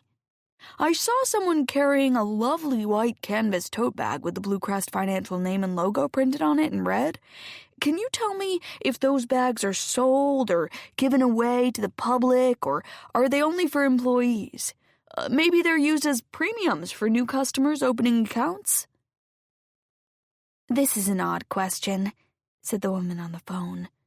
Who did you say you were with? Sean bullshitted his way through the conversation, telling the woman he was with premiumgold.com, unsure if the website even existed. By the time he finished the call, he had learned that the white bags with the blue logo were produced in the hundreds of thousands for Blue Crest customers, but the white bags with red lettering were given only to employees. If the masked woman works at Thayer & Co., said Zoe, that means her husband could work at Blue Crest. Maybe her husband makes a boatload of money, and the wife wants to bump him off so she can have the whole enchilada and be with her paramour. You're making a big leap to the husband working at Blue Crest, said Sean. All we know for sure is that the masked woman has some connection to a Blue Crest Financial employee. We should share what we learned with the detectives when we stop at the police station later, said Zoe. We're going to the police station again? There's only one more day to stop this heinous crime, said Zoe, her voice going up half an octave.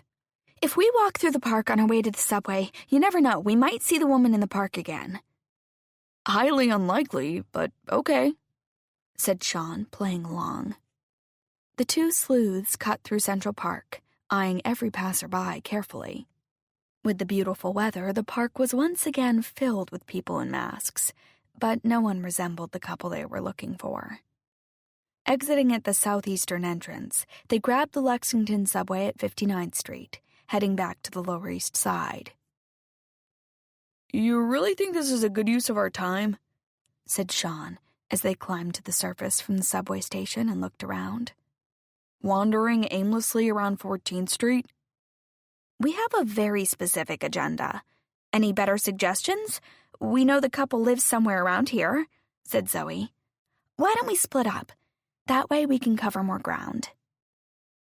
What if we run into the masked couple? You want to tackle them alone? If I run into them, I'll call you, and if you see them, you call me. We'll walk on parallel streets. We won't be more than a block apart. How does that sound? Not nearly as much fun as doing it together, said Sean, making a face.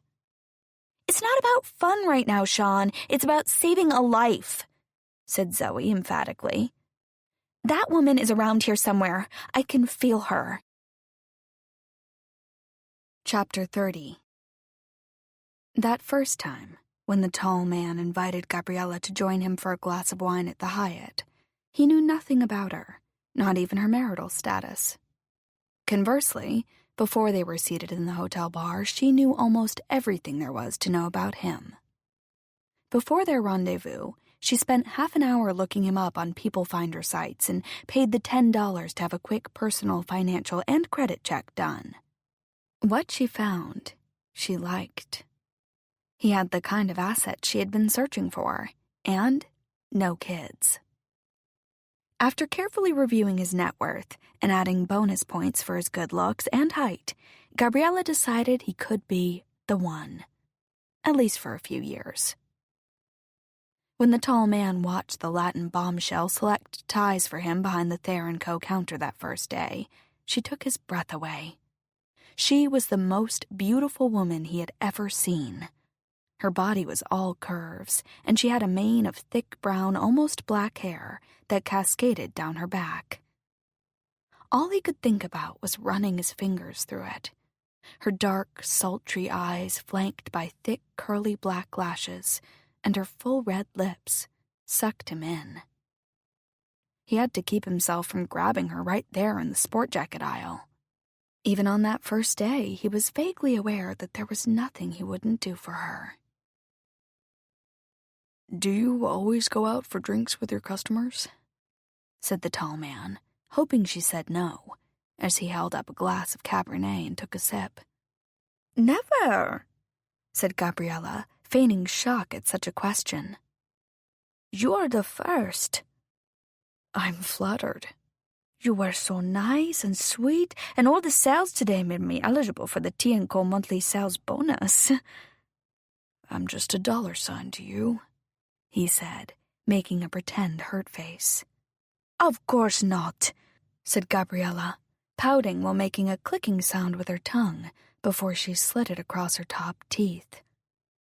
"Since you walked into my store, I haven't been able to stop thinking about you. You are a very attractive man, but you know that, don't you?" Gabriella kicked off one of her heels and rubbed her bare foot up and down the man's calf, sending a shiver to his groin and causing his breathing to slow. "You know what else? I think you like me too," the confident woman said, breathlessly, as she continued to move her foot up past his knee toward his thigh. "Am I right? You like me too?" "Oh, yeah." "Maybe we should go someplace more private so we can talk?" 20 minutes later, the couple were upstairs in a room at the Hyatt. With the drapes closed, Gabriella pulled out every trick in her sexual toolbox, giving the tall man a ride to remember. An hour and a half later, when they walked out of the hotel onto 42nd Street, it was getting dark. "I should be going," said Gabriella, looking up into his eyes. "Wait," he said as she started to turn away. "I have to see you again. You take my breath away. I've never met a woman like you before. I'll do anything for you." That's the moment she knew she owned him. She had gone fishing, caught her guppy, and slowly reeled him in. Next step, her big, handsome fish needed to get rid of another fish that was in the way of her future. She smiled up at him. "To be totally transparent," said Gabriella, "you should know I'm married." "Since we're being honest," said the tall man, "so am I." "Nobody's perfect," she replied with a smile. "So, what do we do now?" "I've never done anything like this before. When I saw you, I couldn't stop myself." "I feel the same," said Gabriella breathlessly. "I've never done this either. Maybe we're soulmates." They made plans to meet the following week. Before they parted, he bent his head down and kissed her one last time. Later, boarding the Lexington Express train to go home, Gabriella's brain fired on all pistons. There's so much still to do, and I've got to play him exactly right. Bonus for me, the sex wasn't terrible. Arriving at home, Greg was where he always was, sitting in front of his computer bidding on eBay while simultaneously gaming on the TV. "How was your night out with your friends from work?" he said, not taking his eyes off the screen. "Fine," said Gabriella as she shuffled through the pile of mail on the kitchen counter. "It's good to let off a little work steam. I think we're going to make it a weekly thing." "That's nice," said Greg, half listening and still glued to his game. "I'm bidding on an antique Masonic orb pendant. There's only a few minutes left on the clock. Some asshole has been bidding it up for the last 2 hours. Standing behind him, Gabriella rolled her big eyes. "Don't you get tired of doing this all day?" "That's how I make the money to keep you in style." Gabriella looked around their tiny, cluttered apartment and made a face. "If you got a real job, you could make more money and we wouldn't have all this junk lying around. This place is like a pen for pigs." "Damn! That other jerk just outbid me, damn it!" said Greg, pounding his hand on the desk. "You need to calm down.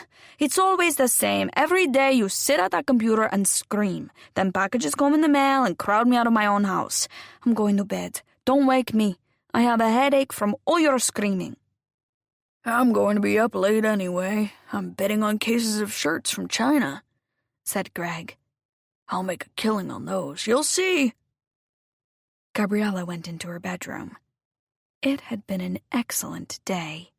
She had sold a ton of merchandise to her new tall customer, hooked him in her snare, and had a relatively pleasant sexual encounter. Soon, her new boyfriend would become her new husband and upgrade her lifestyle significantly. Everything was going to plan. She brushed her teeth and gazed at her glorious reflection in the mirror as she plotted out her next move. She wondered if her new paramour was up to the task. Then she remembered his words. "You take my breath away, I'll do anything for you." And she knew the answer. From the way he looked at her and responded to her lovemaking, she was fairly certain he'd kill for her, if she asked. Chapter 31. The Central Park Police patrol 843 acres, 7 bodies of water, 58 miles of pedestrian paths, 6 miles of road, and a 5-mile bridle path. Despite the expanse of the area, murder in the park was rare, and the Central Park precinct had one of the lowest crime rates in the city. The CP commanding officer liked it that way. Their park was safe, and that's how he wanted it to stay. But with the murder of Karina Kubiak, his precinct had been added to the task force hunting for the strangler. A press conference had been scheduled for that afternoon. Detectives Daryl Williams and Heather Kim briefed 70 reporters in front of City Hall. "We're not 100% certain the recent murder in Central Park was committed by the same person responsible for the other attacks on the Upper West Side," said Detective Williams, fielding reporters' relentless rapid-fire questions. "Given a few similarities, age of victim and method of murder, we'll assume they're connected until proven wrong." "Where are you on making an arrest?" shouted Tommy Devlin from the center of the mob of eager reporters. "Is this another Boston Strangler situation? The Boston police chased their own tails for 2 years on that one while women continued to be murdered." "There are some parallels with the Boston murders, but overall, the 2 cases are very different," said Detective Williams. "The Boston Strangler raped before he killed. In some of his later attacks, he also used a knife. Our killer only uses his hands, and so far, there's been no evidence of any sexual assault." "You got any intel on the psyche of this degenerate that I can share with my readers?" said Tommy Devlin. "According to our NYPD psychologist, serial killers are usually particular and precise," said Daryl Williams. "They're into patterns and schedules and get a weird thrill leaving clues for the police to solve like a puzzle. In many cases, doing that somehow increases their sense of power and, I guess, pleasure. In the 1970s, the son of Sam sent letters to a daily news reporter. Basically, some serial killers get off on playing cat and mouse. They believe themselves superior to the rest of us, mortals. Tommy Devlin and the other reporters nodded and took notes while Darryl continued. We assume the people who commit these crimes have some deviant psychological disorder that precludes them from rational thought. We hope that at some point they'll get sloppy and leave a crucial piece of evidence at the scene," said Darryl. "According to our police psychologist, very few serial killers are deranged in any medical or legal sense. Many are highly competent and sometimes extremely intelligent. What they lack is a conscience. Plain and simple, they're sociopaths. But the world is full of sociopaths who operate and function in society. There are probably a few right here." His last comment caused some laughter in the crowd of newsmen, with several pointing and jostling the others as to who qualified. "We must remember that this stalker isn't some raving lunatic," said the detective. "He's calm and calculated. One more possible personality trait. Serial murderers are often motivated by the pure fun of it." A murmur trickled through the crowd. "When I want to have fun, I watch a ball game and have a couple of beers," shouted Devlin. "That's not what I heard, Devlin," shouted a reporter from the New York Post in the back of the crowd. "I thought your idea of a good time was going moose walking. I never saw a grown man run so fast. How cold was that lake anyway?" Laughter and jeers erupted from the reporters as Tommy Devlin's face turned red. "My kids played that video 100 times. You're a rock star at the Fair Oaks, New Jersey Middle School," said the New York Post reporter. More laughter and catcalls ensued. "As far as the Strangler's patterns go," said Detective Williams, ignoring the comments, "our killer has established some. He always kills on the 15th of the month. There's obviously some significance to that date, but so far we don't know what it is. If we're correct about that pattern, another young woman may likely be attacked in 12 days. Our killer has also stayed roughly within a 10-block playing field to commit his crimes," said Heather Kim, jumping in. "But we haven't figured out the significance of that. Yet. Maybe he lives in the neighborhood, maybe he works there, or maybe he used to live there. Right now, everything is on the table." "Any possible connections between the victims?" asked a red-haired reporter from the New York Daily News. "We did a background check on all the women, and there doesn't appear to be any relationship," said Williams. "In each case, except for the Central Park murder, there was no forced entry. We have to assume that all the women willingly let him in." "What we don't know is why they let him in," said Heather. "The bottom line is this killer has some kind of inside track on all these women, which we still don't understand. He knows them really well." "Trial and error?" said the red-haired female reporter from the Daily News. "Maybe he spots the women on the street, strikes up a conversation, and somehow gets into their apartment." "We thought of that, but it doesn't fit with his pattern," said Detective Williams. "He kills late in the day or at night on the 15th. Based on the time of all his murders, it's not likely he follows multiple people home. He wouldn't have the time to make mistakes if it's going to happen on that specific date. We believe he targets a specific individual and leaves nothing to chance. Our theory is that he identifies his victim well in advance of the crime." The detective shared the last remaining details of the West Side Strangler case with the press. "What about all the Argus cameras? Any usable footage?" asked Tommy Devlin. "On the most recent murder, the cameras aren't of much help. They're located throughout the park, but with all the trees in full bloom this time of year, visibility is poor," said Williams. "Go off the paths and roads, you get no visuals. Combine that with the darkness, and we got next to nothing on Karina Kubiak, only maple trees and squirrels." "What about footage from the neighborhoods of the first 6 murders?" shouted Tommy Devlin over the crowd. "We've looked at all the street images from each homicide," said Darryl. "That's another puzzling piece. It appears the killer knows the neighborhood like the back of his hand. We've got film that's time-stamped around each murder, and we're pretty sure we've captured him, but we never get an identifiable shot. It's like he knows exactly where the cameras are, and when to cross a street or turn a corner so he won't be seen." "Even with the pictures," said Heather, "an ID is challenging because everyone is wearing a mask. Add a baseball hat and sunglasses, you literally can't tell what someone looks like.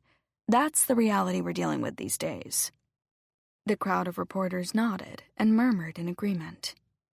"That's about all we got," said Darryl, wrapping things up. "The police commissioner has asked that we do regular briefings with the press whenever there is new information. We're waiting on DNA test results on Karina Kubiak. Hopefully, that will give us the lead we've been waiting for." When the press conference was over, the detectives returned to their precinct uptown. When Darryl got to his desk in the bullpen, a large envelope was there waiting for him. It contained the personnel records for all of Thayer & Co.'s New York Metro stores.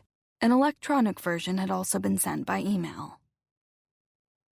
Waiting for the DNA results from the Central Park murder, Darryl opened the Thayer & Co. files, despite his partner's objections. "Are we really going to jerk around with Zoe Brandt's mystery woman when we've got an active serial killer?" said Heather. The older detective pursed his lips.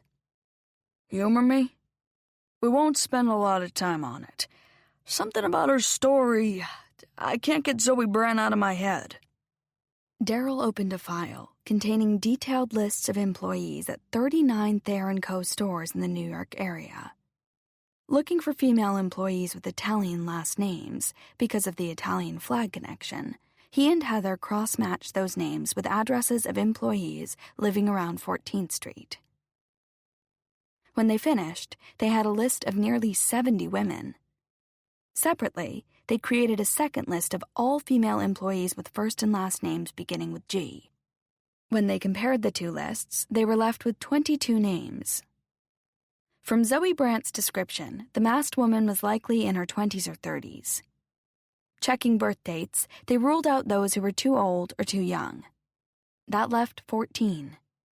Overlaying marital status, 10 of the 14 were single. Now, they were left with 4. After a few phone calls, they learned that one of the 4 women broke her leg in May, and 2 of the others had left New York City in April when the pandemic got really bad. That left one name, Gina Garicelli. For a few minutes, Darryl thought they had hit the jackpot. After a phone call to her employer, he learned Garicelli had been in the hospital for the past 4 weeks with the virus. She couldn't be the masked woman. Frustrated, he pushed the files to the far corner of his desk and sighed. "Are we done with this goose chase?" said Heather, staring at her partner. "Because while you were on the phone about Garicelli, I got a message that the commissioner's office wants us to come in to do a briefing." "I'm done with it," said Darryl, adjusting his mask and heading towards the fire door to go down the back stairs. Walking behind her partner, when the gray metal door swung open in the lobby, Heather spotted Zoe and Sean standing by the front desk. She tried to pull Darryl back into the stairwell, but it was too late. Zoe had already seen them. "Detectives!" Zoe shouted with wild eyes, a broad smile, and an exaggerated wave as she ran over to them. "We came here to see you!" Trapped, the 2 detectives moved over to the row of wooden chairs for a brief powwow. Detective Williams quickly explained that there were no matches on the employee list from Thayer & Co. "But that's impossible! I know that woman works there, I just know it! What do we do now?" said Zoe, a frantic look creeping into her eyes. "We," said Heather, making air quotes, "don't do anything. You need to leave the investigating to us." "But," said Zoe. "There's not much more we can do given the limited information," said Darryl. "Unless you have something else for us to go on." "We do, actually," said Sean, stepping forward. "That Blue Crest financial tote bag the masked woman was carrying, we found out that specific design was only given to employees." "Do you have any idea how many employees Blue Crest has in the New York area?" said Heather, obviously annoyed. "Thousands? Maybe tens of thousands?" Oh, said Zoe, tears welling up in her eyes. We thought it was a really good clue. Darrell Williams cleared his throat, signaling his partner to dial it down. Miss Brandt, I'll give the Theron Co. list another pass tonight, but no promises. Chapter 32. Senor Bayo considered himself a confident man, comfortable in his own skin, someone who almost always did the right thing. He didn't cut corners, cheat on his taxes, or use bad language. At least, not too often. His life was neat and orderly. He had a nice wife, a beautiful home, a solid job where he was well respected by his colleagues. He paid the majority of his bills on time and even remembered to send a birthday card to his mother once a year. In short, he had everything a man could want. Or so he had thought until the day he met Gabriella. When their all-consuming affair started, he lied to his unsuspecting wife in an effort to keep his relationship secret, unsure where it was headed. In the beginning, he'd occasionally have pangs of guilt and take a moment to reflect on his actions. As the affair continued and became more intense, his soul-searching grew less frequent until he stopped examining and questioning how far off course he had strayed. Gabriella was his drug, and he couldn't and wouldn't give her up. Her demands only made him want to please her more, and in time, he knew he would do anything to keep her. 8 months into their relationship, she gave him an ultimatum neatly packaged as a request. My darling, you promised we would be together soon, she purred as she lay next to him in bed. We snatch a few hours here and there. That's not enough for me. Is it enough for you? Of course not. But it's complicated, said Senor Bayo as he rolled over and caressed her thigh. You've got a husband, I've got a wife. It's not just us, and there are financial considerations, too. I've been giving this problem a lot of thought, said Gabriella as she started to unpack her plan. For the next half hour, she talked and explained while he listened without interrupting, partly because he was in shock. When she finished, a chill went down his spine. Makes perfect sense, no? She said. It's the only solution.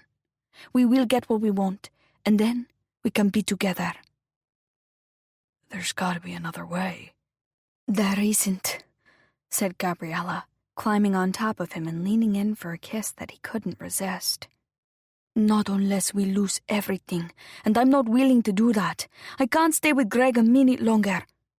If you don't want to do what it takes to be with me, maybe I should find someone else. Maybe I should find a man who is less complicated and more willing to do whatever it takes. The smell of her skin addled his brain, and eventually he heard himself agreeing to do what she had asked. That was the moment he fully surrendered to her. For a man who otherwise revered order, when it came to Gabi, he was merely a passenger on a runaway train with no engineer, scared but thrilled at the same time. How long will it take you to make this happen for us, my love? She asked, as if she were ordering a cup of coffee at Starbucks. I can't live in that tiny apartment filled with garbage for much longer. All night long he plays those stupid video games. I've got to get out of there. If we do this, we've got to do it right, or I'll end up in jail, and so will you, he said as he caressed her skin. It will be soon. I promise.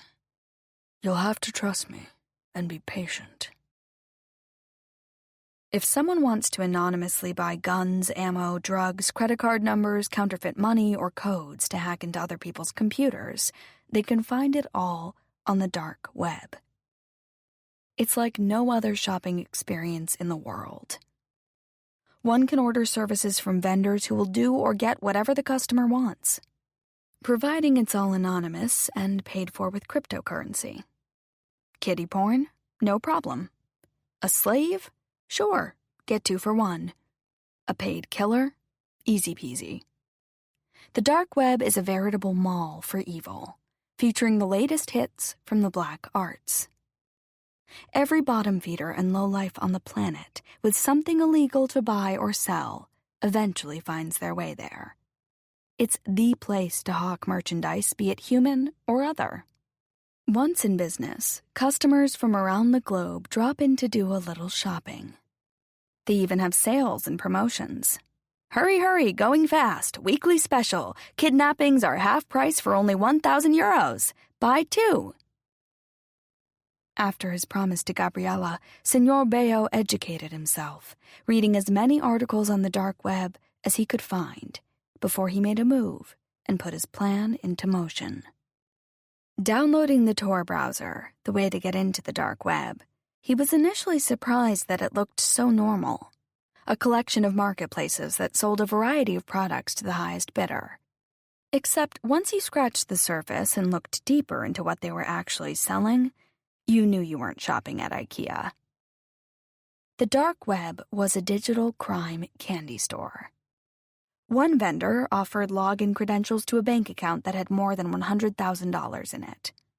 Pay the fee for the credentials, and you were in. Another was offering 2 for 1s on counterfeit dollars, pounds, shekels, any currency you wanted. Such a bargain. Vendors offered usernames and passwords, and pornography of all kinds, much of which most people didn't know existed. As Senor Bayo scrolled through each section with names like White House Market, Monopoly, Dark Market, Versus, Vice, and Enigma, it became evident that each group had their own specialty, their unique selling proposition. He dug further, searching for one that provided the services he specifically needed. After clicking around for hours, he stumbled upon the Death Star Market. They had a range of vendors, credit cards, cocaine, and bomb materials. But they also had a marketplace for soldiers of fortune, more commonly known as people who would do anything for a buck. For obvious reasons, no one used real names on the dark web. All transactions were done using euphemisms. The drug seller might be called Dr. Happy, and the counterfeiter might be called the printer. Senor Bayo scrolled through all the listings until he found one that seemed like it might fit his needs. The person called him or herself Pest Control. In order to communicate with Pest Control, Bayo used Jabber, a chat program that worked on the dark web. He wrote and rewrote his message 100 times before he finally sent it to Pest Control. Hello. I've seen your ad on the Death Star Market, and you look like you provide the kind of services I'm looking for. I have a terrible pest problem in New York City. Sir Lancelot. Several hours later, Senor Bayo received a response. SL. What did you have in mind? I get rid of things, make them disappear, can clean out your attic. After my exterminating service, you won't have a problem again. Senor Bayo and Pest Control went back and forth for weeks, until both were satisfied the other wasn't a member of law enforcement. Senor Bayo sent a picture of the intended victim. Then, he created a digital wallet using Bitcoin and deposited half the payment for the job. They agreed the other half would be sent when the job was completed. A date was selected for the extermination service. Thursday, June 4th, 2020. Chapter 33. A few weeks earlier, while sitting at his desk in the SIG corporate offices in Lower Manhattan, Senor Bayo pulled together his final notes in preparation for that morning's executive meeting. The gathering would be long, and he'd likely be called on to speak about his department's numbers. His quarterly goals had been achieved, which he considered a minor miracle given that he had been completely preoccupied with her.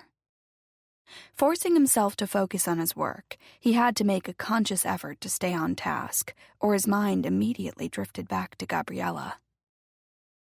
He had long ago accepted his obsession with her, believing that they were inexplicably tied together, and he didn't want it any other way. Looking out of his office window, he thought back to the first time they had met in the men's footwear department of Thayer and Company. He remembered the sweat seeping out of his pores when he got up the nerve to ask her to meet him for a drink. When she had suggested a hotel bar, his knees had nearly buckled.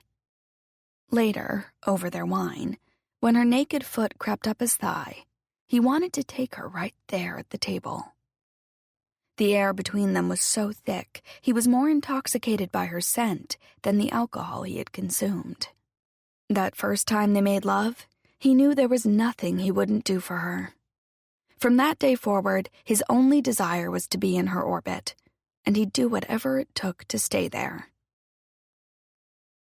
Since his affair began, his wife had noticed on more than one occasion that he seemed preoccupied.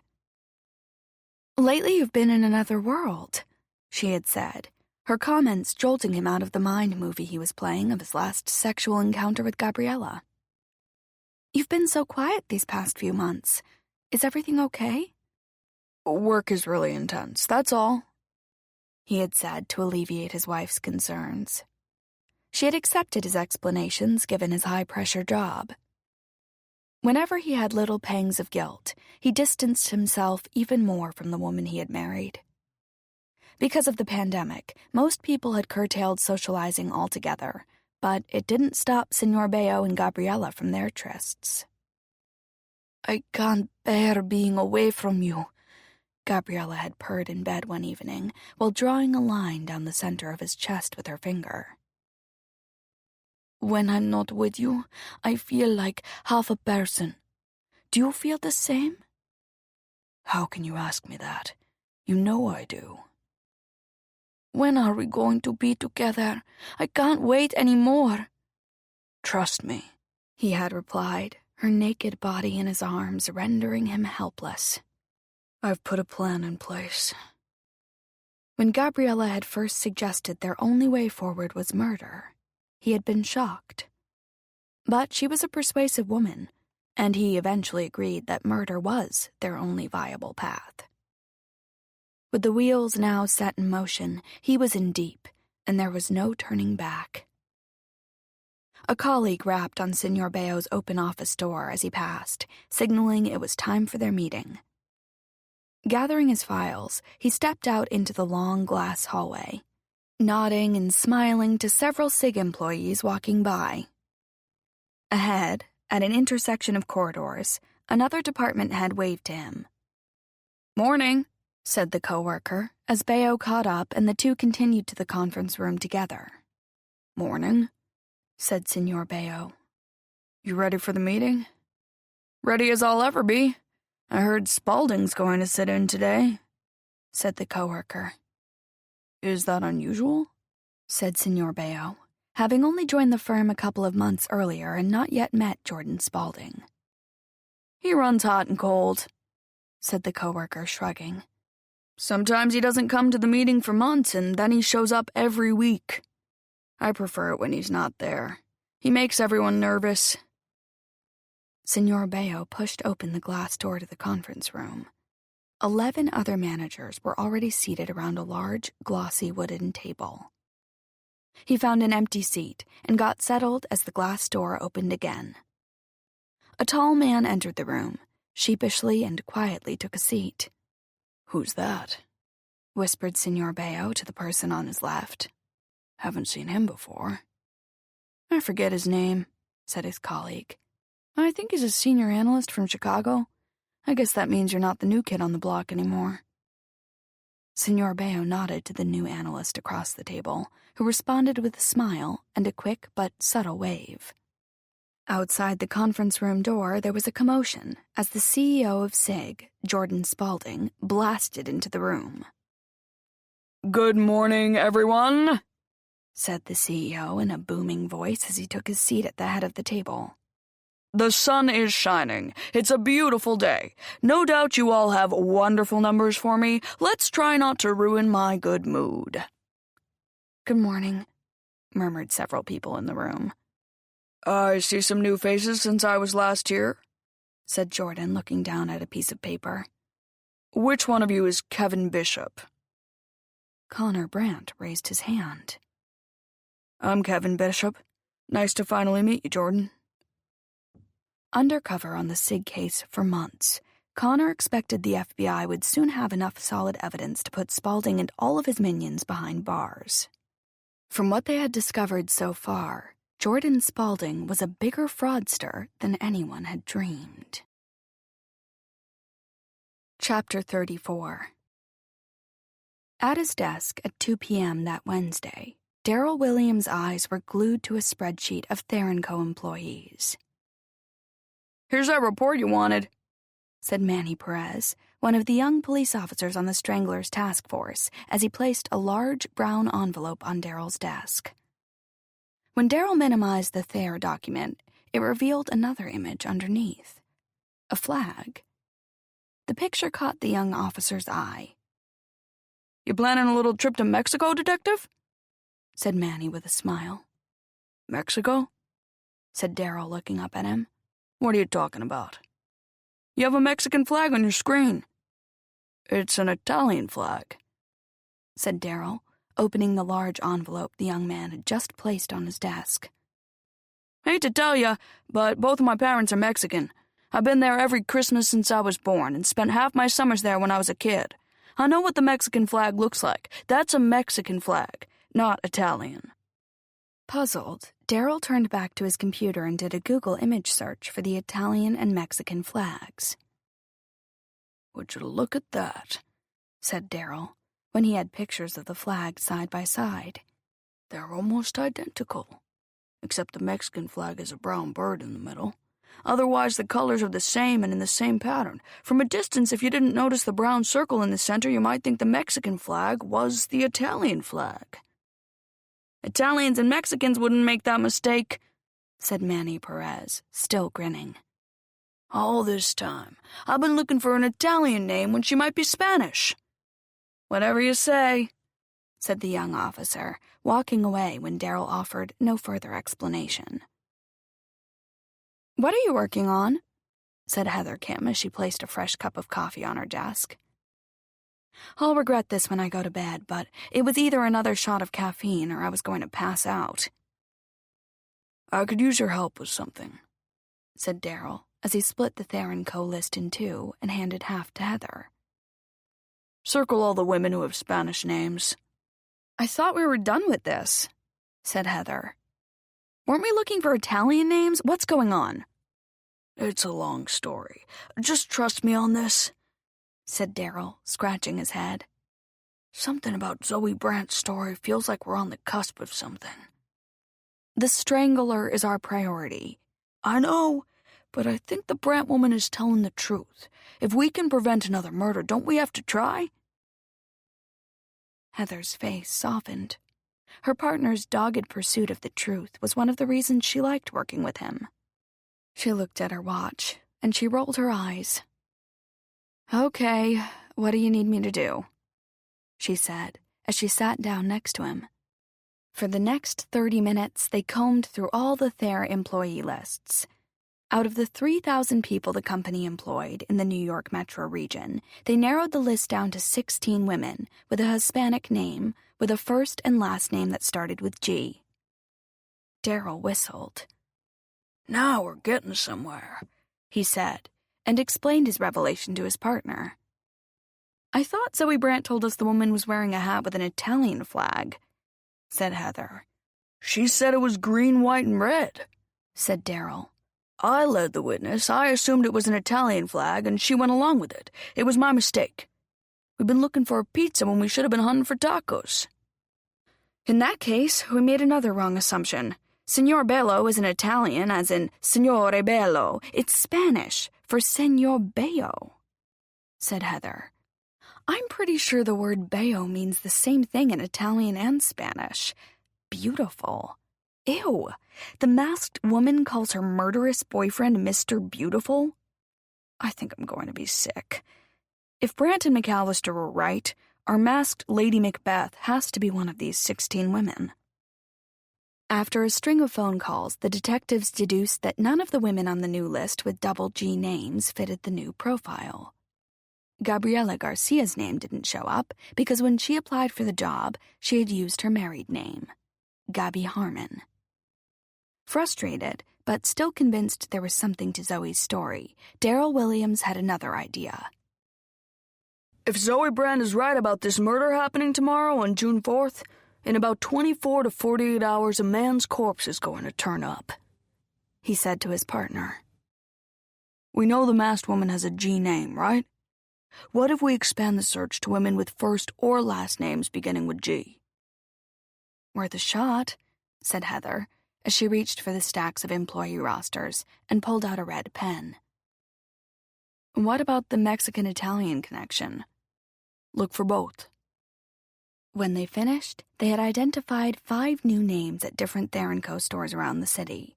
Gloria Sala, Maria Gonzalez, Gabby Harmon, Ellen Grassi, and Vicky Garistino. Gloria Sala was born in 1956. That would make her 64. She's definitely not the masked woman, said Daryl, crossing off her name. Same with Vicky Garistino. Too old. Gonzalez and Grassi fit into the Spanish-Italian bucket, said Heather. And both women are under 40. That moves them to the top of the list. What about Harmon? Harmon doesn't sound Latin. Give me a second, said Heather, as she turned back to her computer and entered an access code into the Thayer digital file. Seconds later, she let out a yelp. Here we go, she said, smiling. According to the personnel records, Gabby Harmon is her married name. Her middle name is Garcia. There's your double G, and Garcia could definitely be of Mexican descent. Let's pick up Zoe Brant and Sean McAllister and do a drive-by on these women and see if they can ID her, said Daryl as he grabbed the phone to call Zoe. Chapter 35. By 3:45 p.m., Zoe and Sean were in the back seat of Daryl and Heather's unmarked police vehicle on their way to a Thayer & Co. store in Lower Manhattan. While cruising south, Daryl showed Zoe and Sean employee ID headshots of the 3 women they were going to see that morning. After stopping in front of the store in a no-parking zone, they walked towards the entrance while Daryl gave the amateur sleuths last-minute instructions. We don't want to tip anyone off that they're being watched. All the stores will be empty because of the virus. There's probably only a handful of employees inside and possibly no customers. Keep a low profile. Clear? Zoe gulped as she and Sean nodded their heads. The first store was where Ellen Grassi worked. Everyone inside was masked. Zoe and Sean, acting like serious shoppers, gave Miss Grassi a hard look while they circled the store, pretending to examine and comment on different merchandise. Staying out of their way, the detectives quietly perused the shoe department. When they all met up outside, Zoe and Sean were unsure. It could be her, said Zoe. But like I said, the woman I saw in the park wore a mask, sunglasses, and a hat. I never saw her face. I can't be sure the woman we just looked at was the same person. Next, they drove to the Thayer store in Midtown on the east side to get a look at Gabriela Harmon. Dial down a little this time, said Daryl with a weary look in his eyes. At the last store, you looked like you were going to steal something. Their security man was watching you like a hawk. Zoe and Sean nodded and walked into the store ahead of the detectives. As soon as they entered, a masked salesman raced over and offered to help. We're just browsing, said Sean grandly through his mask, waving the salesman away. Wandering through the aisles, the 2 friends passed the detectives several times and eventually headed towards a petite, dark-haired saleswoman standing behind a counter. Masked, with long, wavy brown hair and thick black eyelashes, the saleswoman looked up at them as they approached. "Can I help you find something?" she asked, with a sexy, gravelly voice and a thick, syrupy Spanish accent. "We're just browsing," said Sean again, his eyes darting around the store. "I leave you to shop on your own. Let me know if I can be of help," said Gabriela as she walked away. She hated waiting on couples, making far better commissions when a man was alone and she could really work it. "What do you think?" said Sean as he and Zoe moved down the aisle. "I don't know," whispered Zoe. "Could be her, But it could also be the woman we saw at the last store. The day we saw the masked woman, she was so far away and she had her sunglasses on the whole time. This woman here has killer eyelashes. I'd remember those lashes, but I never saw the masked woman's eyes. The detectives lingered for a while near the front entrance looking at socks, until Zoe and Sean walked out the door shrugging their shoulders. The two detectives looked at each other and shook their heads. "This is such a waste of time," said Heather under her breath. "One more store," said Daryl. "Then we're done, I promise." The four drove to an Upper West Side store where they examined and had a brief conversation with another saleswoman, Maria Gonzalez. Once again, she looked very much like the other two. Small to average height, long dark brown hair, thin, and most of her face covered by a mask. "Anything familiar?" said Daryl, once they were outside and half a block from the store. "I'm sorry. All the women looked the same," said Zoe. "I couldn't identify any of them." "Me neither," said Sean, shaking his head. "Where do we go from here?"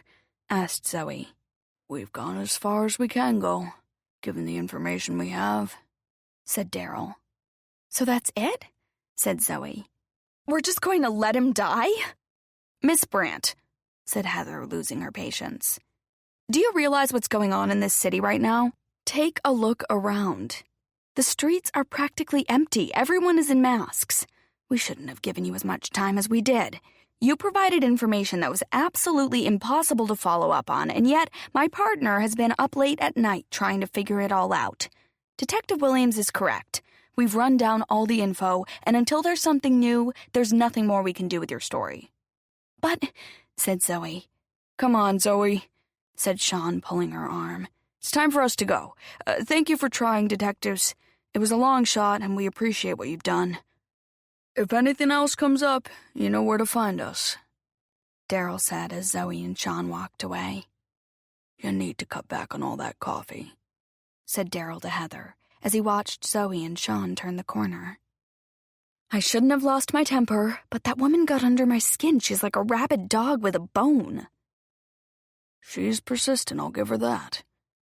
I'm satisfied we did all that we could with what we had. Let's go back to our other case. June 15th is only 12 days away." Chapter 36. After leaving the detectives, Zoe and Sean went to Central Park. It was nearly 6 p.m. when they stopped and sat on the same bench where Zoe had witnessed the masked woman plotting her husband's demise. "We're at the end of the road," said Sean. "I don't know what else we can do." "We can't give up. A man's life is in our hands," said Zoe. "What about trying to track down the husband through eBay from when he bid on that antique lamp? If we can find the item, maybe we can get his name from eBay and warn him." "eBay's not going to release that kind of personal information," said Sean. "Even if the police ask for it, they need to get a court order first, and there's no time left for that. If what you saw through your binoculars was correct, the hit on the husband is going down in less than 48 hours. "We've got to do something," said Zoe, biting her lip. "What if we try the Gucci store again tomorrow morning?" "That salesperson wouldn't give us the information the last time we were there. Why do you think she'll give it to us tomorrow?" "Because I have a brilliant idea." "I've got to hear this," said Sean with one raised eyebrow. "We'll tell her the truth. The whole thing. The masked woman, the murder plot, the binoculars, the works." "On Monday, we told her you were looking to purchase a Gucci bag because you admired one a friend had," said Sean. "Now it's because of a murder plot you learned about using your binoculars from your apartment window?" "Exactly," said Zoe, her eyes afire, a huge smile on her face. "You're delusional," said Sean. "No way that store clerk is going to risk her job over that story." Zoe groaned. "You're right. I was desperate. Maybe Detective Williams will still come up with something." "There's still one more option you haven't tried," said Sean. "You could ask your husband, aka the FBI agent, to help us." "I could never," said Zoe. If Connor had any idea I'd been all over New York asking questions, trying to get confidential data from companies, talking to detectives and reporters, it would be the end of my marriage. At 7:15 p.m. that night, eating broiled salmon and a spinach salad, Zoe took a sip of her white wine while she watched the local evening news. The weatherman had predicted a heat wave starting that coming Saturday. The weather report was followed by an update on the West Side Strangler case. Detective Williams and Kim's faces were suddenly in the center of her TV screen. It's still unclear whether there was any connection between the young teacher found in Central Park this past Tuesday and the murders of 6 women on the west side of Manhattan, said Detective Williams into a microphone as a map of all the murder locations flashed across the left half of the screen. Heather Kim stepped up to the podium. We're doing everything we can to stop this predator. We've got officers working in 24-hour shifts, and that will continue until we catch him. After Zoe finished her dinner, she went into the kitchen, poured herself her nightly glass of bourbon, and climbed back onto the couch to wait for her husband's call. At 8 p.m., her phone rang. It was Connor. "Hello there, stranger," she said as she swirled the ice cubes in her glass. "Right on time, as always. I like a punctual man." I've only got a few minutes to talk. The team is going to meet tonight at some outdoor beer garden, said Connor. "That sounds fun. Don't get too close to people." I'm always careful. Did you call someone to fix the front door lock? "No, but I'm writing myself a note right now," said Zoe, reaching for a pen and writing "lock" on the palm of her hand in black ink. What's the problem, Zoe? You're not working right now. The only thing you had to do this week was get that lock fixed. Or are you too involved with Sean on all of your investigations to have time for anything else? I don't know what you're talking about. There's been a lot of stuff going on at the restaurant. We're reopening outside next week, and this morning Miranda let half the staff go. I still have my job, but... I got a call from Juliet Pasternak today. Juliet? How does she have your number? From the bank robbery investigation, I guess. She told me she was concerned about you, that you were talking about conspiracies at the restaurant today, said an exasperated Connor. I never even spoke to her, said Zoe. That bitch? She's mad because she lost her job and I didn't. Connor, you've got to believe me. You know Juliet and I never got along. We'll talk about it when I get home. I've got to go. I'm getting a ride from someone and they just pulled up outside. Get the lock fixed. I'll be home in 3 days and we can talk then. I swear, Juliet is making stuff up. Okay. Love you. Gotta go. She put her phone down and stared at the word lock written on her hand. I can't believe Juliet called Connor. What is she up to? After one last text check, she turned off the living room lights and walked back to her master bathroom to brush her teeth. Opening her cabinet, she took out the brand new prescription of Ambien that she had picked up earlier that week. Connor was so cranky tonight. He's still mad about all that stuff from last year. Now he's blowing everything way out of proportion. He wasn't going to be fired. Does he believe Juliet over me? She opened up the new bottle of Ambien, popped a single pill in her mouth, and washed it down with her last sip of bourbon. Changing into her nightshirt, she put her new prescription bottle back into the bathroom medicine cabinet and climbed into bed. At least I'll get some sleep tonight. I'll worry about Connor and the masked woman tomorrow. Chapter 37. Before the effects of the Ambien totally kicked in that Wednesday night, Zoe's mind remained busy. She reviewed the activities of her day and made a list of plans for the next morning as she waited for the sleeping pill to send her off to dreamland. Thoughts of Connor and the irritated tone he took with her on their calls that week crept into her mind. He says he's over what happened with the embassy, but I don't think he is. If he wants me to go back to Dr. Eisdorfer, it means he's still upset. I don't need therapy. I only went to make him happy. Why do you think you insert yourself into other people's lives, Zoe? Dr. Eistorfer had asked in one of their early sessions. I don't, said Zoe. I have extremely heightened senses. I notice things other people don't. Like what? Said Dr. Eistorfer, smiling warmly. Most people walk around caught up in their own thoughts, moving from one place to the next, one meeting to another. I move through the world with all my senses open and available. I look, listen, smell, touch, and really feel my environment, said Zoe passionately. That's why I detect things. A blink of an eye, a whisper between strangers, a secret document passed from a Central European man to a South African woman on a bus. The therapist's face remained still as she took a long, deep breath in and exhaled. It must be wonderful to have such an acute sense of the world, but it also has to be very distracting and exhausting, said the therapist in earnest. Don't you get tired of always being so attuned to your environment? Zoe smiled and leaned forward. It's invigorating most of the time, although I sometimes find it difficult to focus with so many things happening around me. I can imagine. But you know what they say. If you see something, say something, right? If you see a potential crime, you have to let the authorities know, don't you? You have to report it. Alerting law enforcement to a crime is one's civic duty, but let me ask you, how has all of your investigating ended up? Have any of the perpetrators you reported actually been arrested? Asked Dr. Eistorfer. Not exactly. Do you think it's possible your imagination exaggerates little things and makes them seem bigger or more nefarious than they actually are? Look at me. I'm a restaurant shift manager, said Zoe, blinking back tears. My imagination is what makes my otherwise pretty dull life seem exciting and full of color. I wake up every morning ready for my next great adventure. That's why I write. Does that make sense to you, Dr. Eistorfer?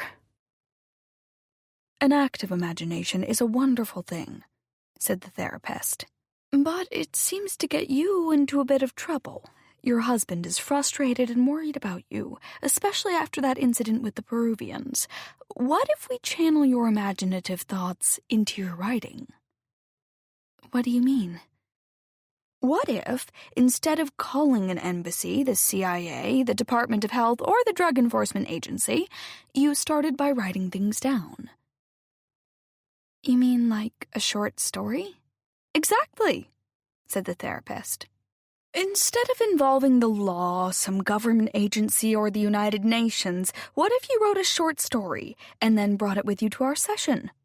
Together we could bang on it before you alerted the Pentagon, the Department of Homeland Security, or some other official organization. I suppose I could do that. Dr. Eistorfer smiled. Let's try it for the next few weeks and see how it goes. That's exactly what Zoe did.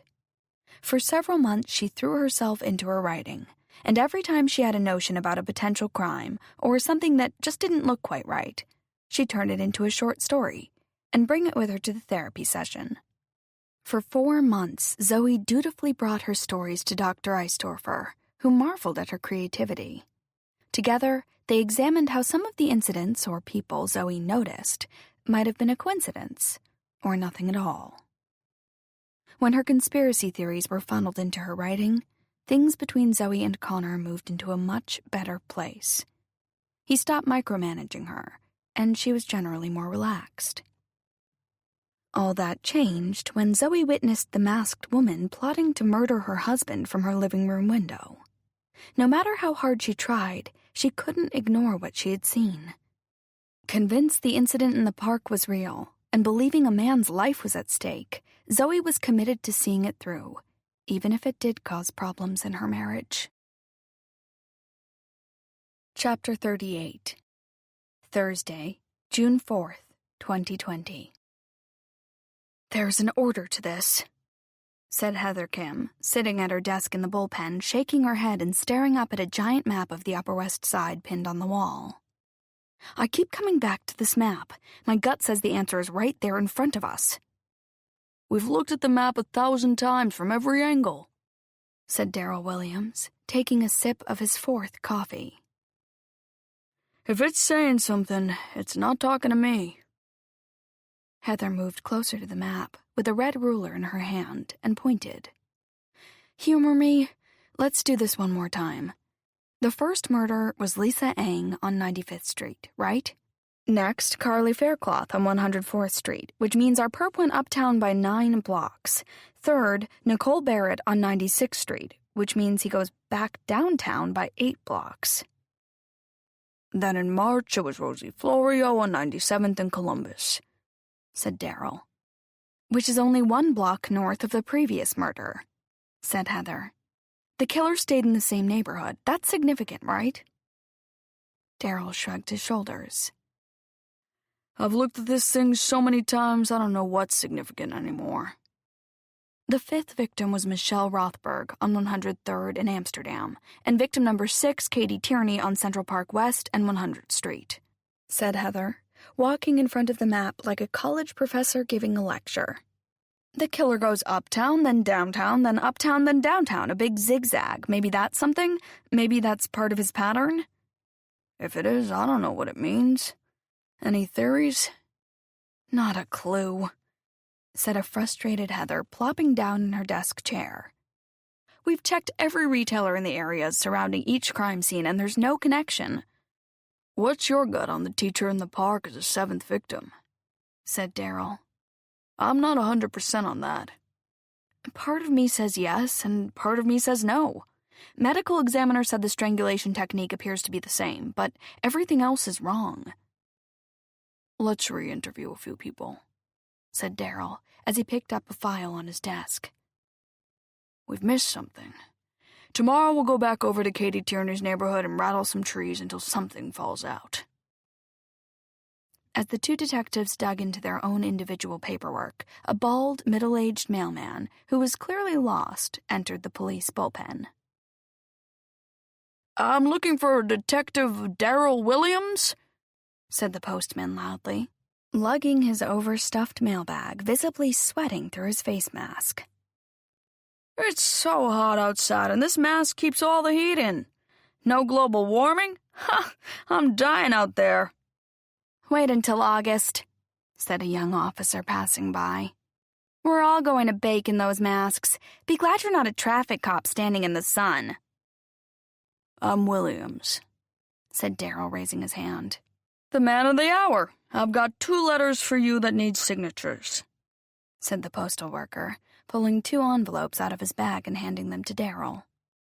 As the detective reached for a pen, the mailman looked around the busy room. Looks like you got a lot going on here, he said. You could say that, said Heather without looking up.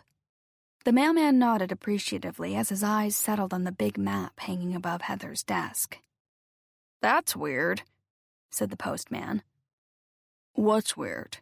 Said Darrell as he signed his letters. That big map up there with the red marks looks just like my old postal route, he said. Darrell looked over at Heather, who was already looking up at the mailman. What did you just say? Said Darrell. That's my old mail route you have circled there on the map, said the mailman, pointing and moving closer. I used to deliver from 96 to 104th between Central Park West and Amsterdam. That's what you've got outlined on your map, isn't it? Wait a second, said Heather, standing up. You're saying that's your exact mail route? My old one got a way sweeter route now. I cover 42nd to 55th between 8th and 9th, said the mailman. A lot less mail to deliver. That old route took forever, and everyone was so particular about everything. On their feet, the 2 detectives faced the mailman. When did you leave that route? Asked Darrell. A few years ago, said the mailman, backing up as the detectives invaded his personal space. I put in for a different territory over on the east side when someone over there retired. I worked for the east side for a couple of years, and then someone died, so I put in for the route I have now. Most people don't know this, but when you have a good mail route, you never give it up. Unless you die. The only time the good routes come available is when somebody bites the big one. The longer you stay at the USPS, the better your routes get. If you don't keel over first. Do you know if the same person who took over your old West Side route is still there? Asked Heather. No clue, said the mailman, shaking his head.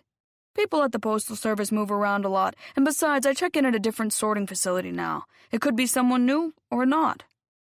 Thank you, said Darryl to the mailman, who was enjoying being the center of attention. Thank you very much. If he's right, said Heather, this takes going postal to a whole new level.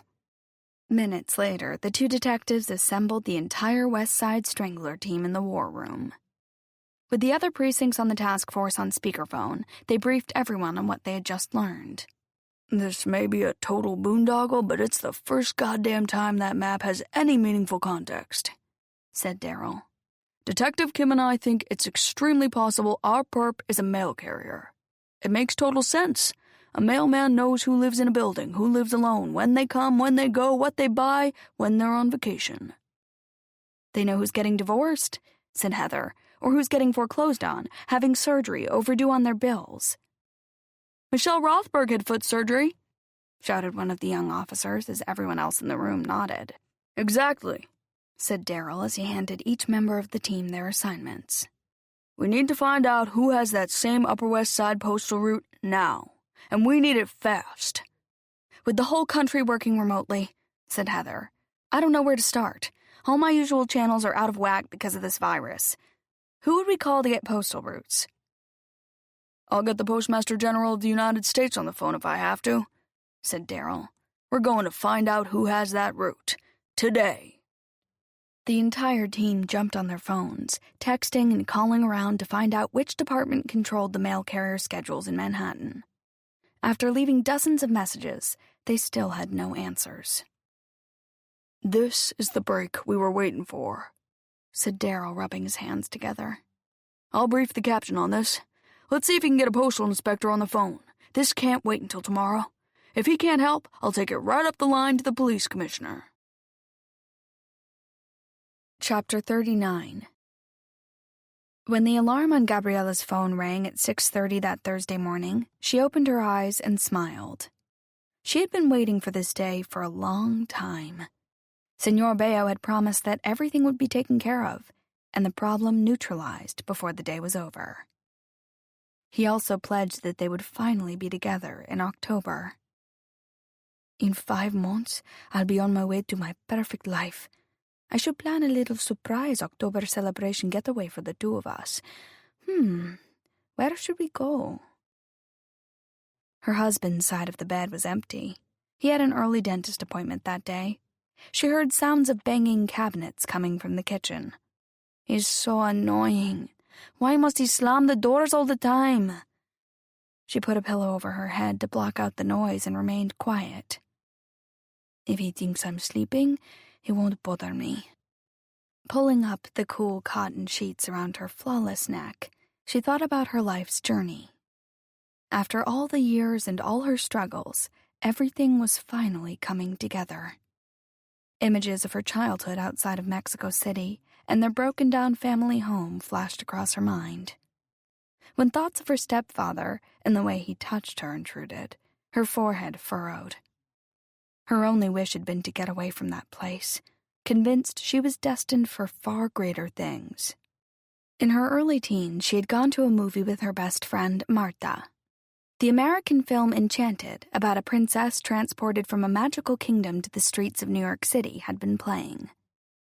Sitting in the darkened movie theater, drinking in scenes of the Big Apple, Gabriella was struck by a thunderbolt. I'll go to New York.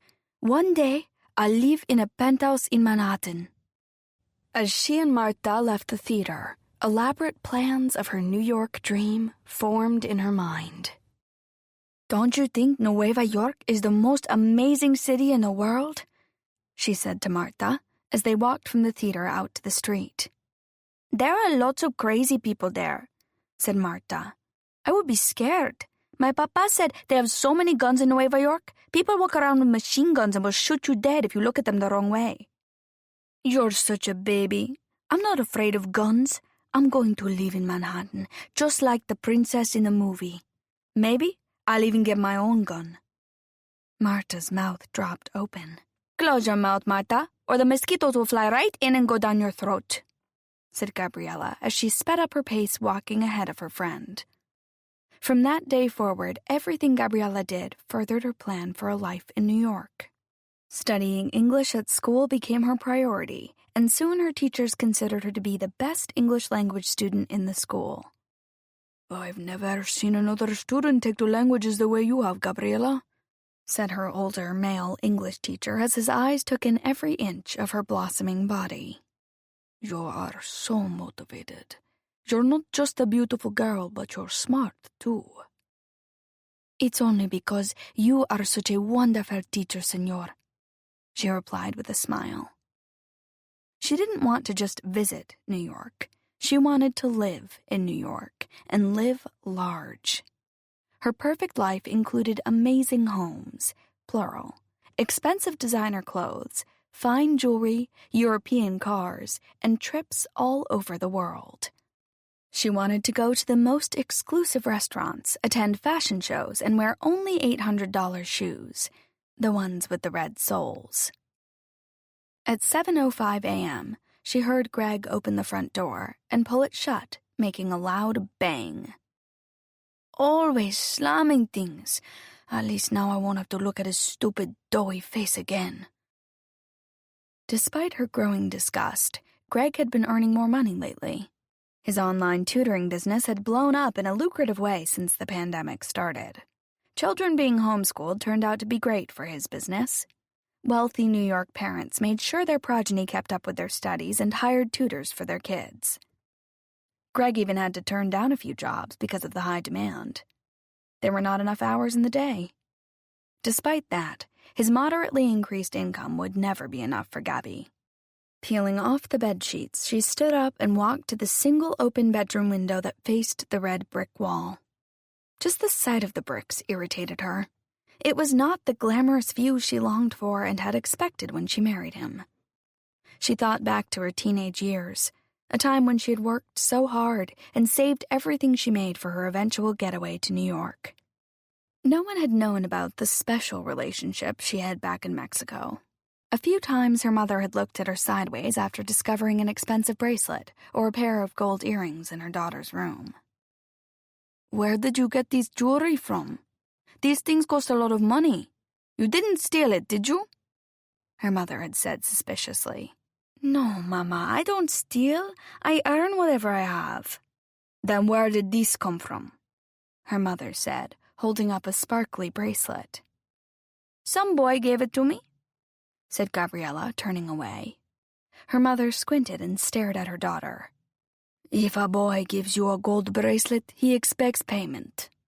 You're so old-fashioned, said Gabriella, making a tisking sound with her tongue. He was an ugly rich boy. I met him while I was working at the department store. He had so much money. The cost of the bracelet meant nothing to him. He only wanted to show off to impress me, so I let him buy it. What do I care? What Gabriella didn't tell her mother was that the rich boy was actually a 79-year-old man, who she had grown rather fond of. Senor Rodriguez was refined. He had always been kind and charming, and he never pushed her to do anything she was uncomfortable with. He did, however, reward her when she pleased him. She was simply doing a job. It was a way to save up for her move to America. She rationalized that anything she did for the senor was perfectly all right if it got her closer to New York and far away from her sad little town. Now, so many years later, she smiled at her reflection in the mirror of her tiny New York City bedroom. Everything is about to change for me, and soon I will have the life I've always dreamed of. By the end of the day, the first obstacle between her and her glamorous life would be eliminated. Taking a deep breath and exhaling, she marveled at how everything had finally come together, and congratulated herself for being patient and careful. All the hard work was about to pay off. Her face darkened as she wondered how long Senor Beo would be enough for her. In time, she knew she'd want more. It was her curse. She always wanted more. Pushing the dark thoughts out of her mind, She told herself that for now, Senor Bayo was perfectly fine. And when he wasn't, she'd trade up again. It was only 7:30 a.m., and she wondered if it had been done yet. Senor Bayo hadn't told her what time, where, or even how. He only said it would be sometime on Thursday. I suppose it might not happen until this afternoon, or even later tonight. The last time she and Senor Bayo had communicated, he had implored her to follow his instructions. There's no way you'll be implicated, Gabby. But to be on the safe side, make sure you're out in public and seen by people that entire Thursday. But I don't know anything, she had said. You haven't told me about the plan. How could I be implicated? Do what I tell you, Gabby, he had replied.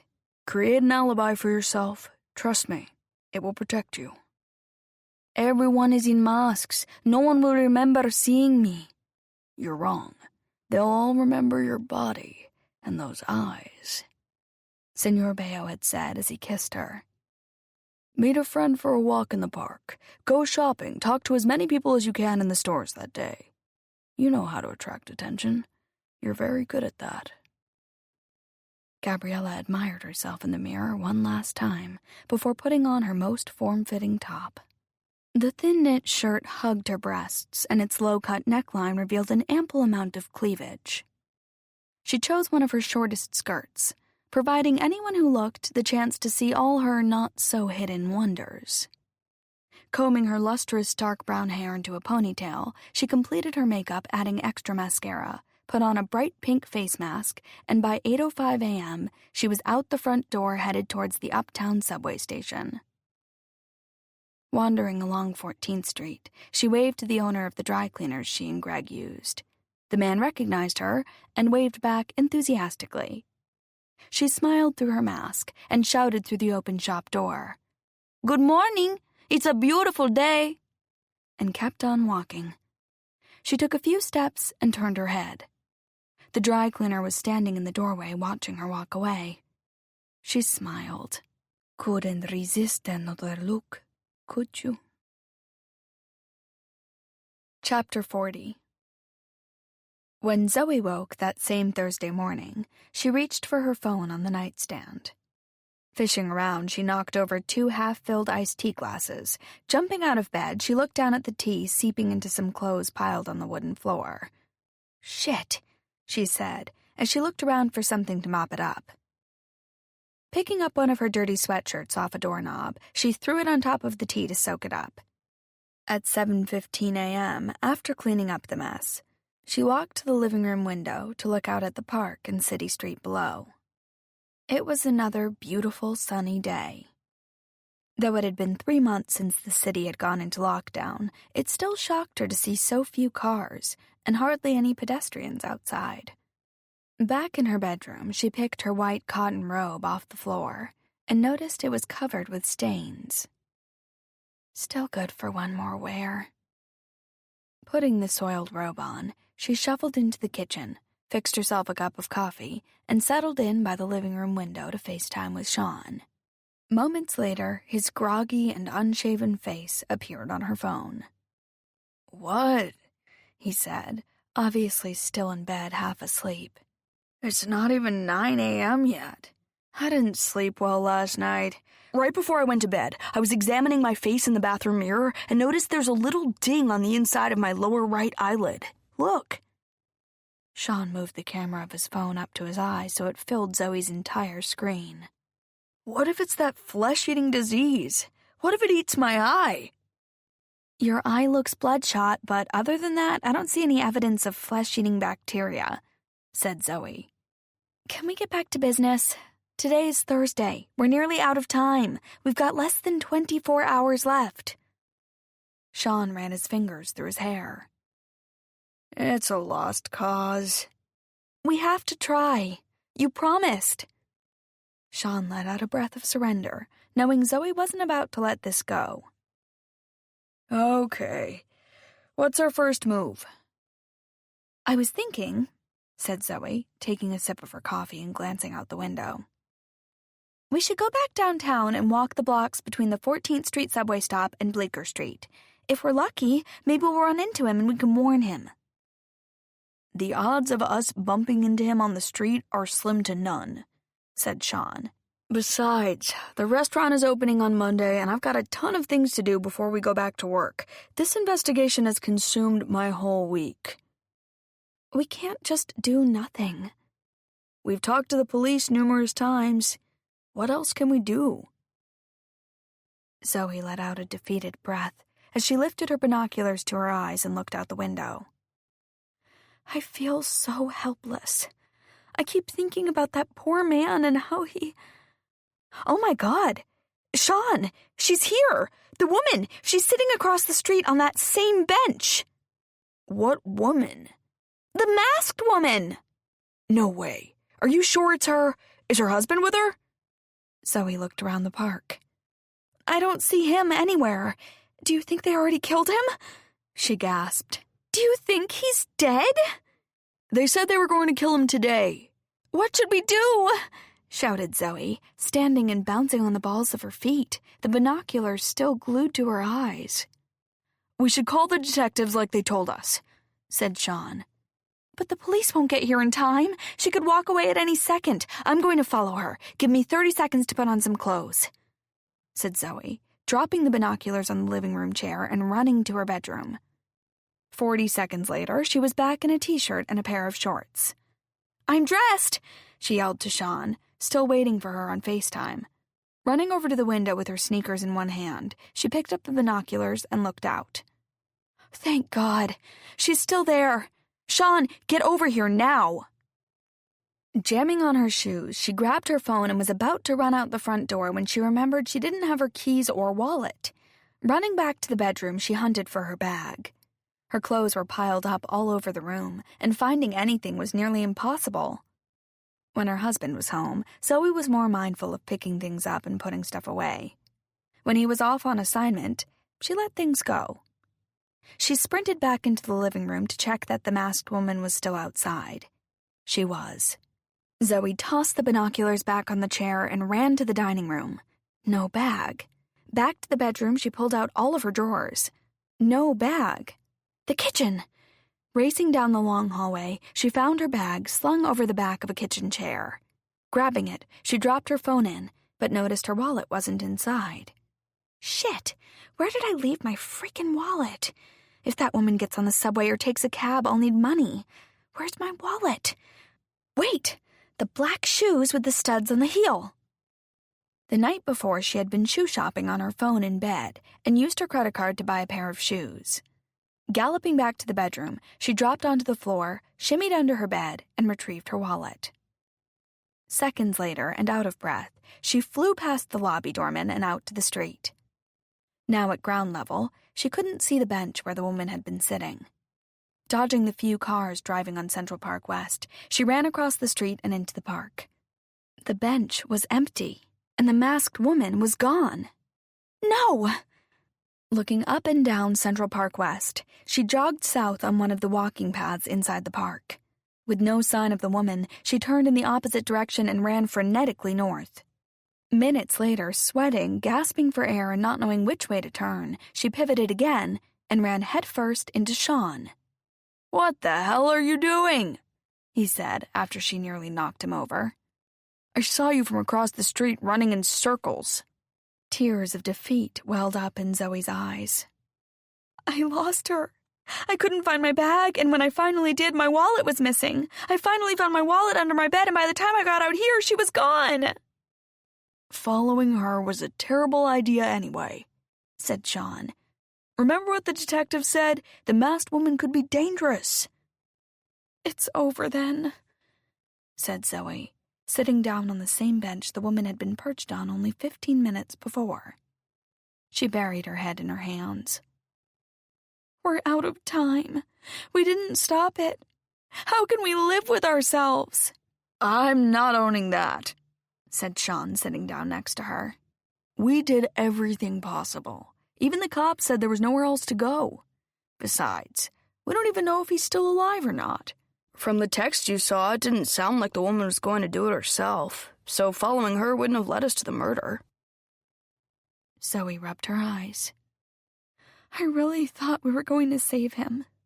What if he was a scientist just about to find the cure for cancer or the coronavirus? He'll never have the chance to complete his experiments because we failed, and now millions will die. Seriously? Said Sean, incredulous, as he looked at her. If he were a scientist working on a vaccine for COVID-19 or a cancer cure, I don't think he would have been hanging out in Central Park on Monday bidding for hideous lamps on eBay. They sat without speaking for a minute until Zoe broke the silence. Let me ask you something. If the masked woman lives all the way down on 14th Street, why would she come all the way up to the north end of Central Park to hang out? There are plenty of parks downtown, like Washington Square. Why does she come up here? None of the other parks are as big or as nice as this one, said Sean. When you're here, you almost forget you're in the city. That's true, but it's still peculiar. Chapter 41. A stocky mail carrier with an olive complexion parked his mail truck in a commercial loading spot on West 97th Street.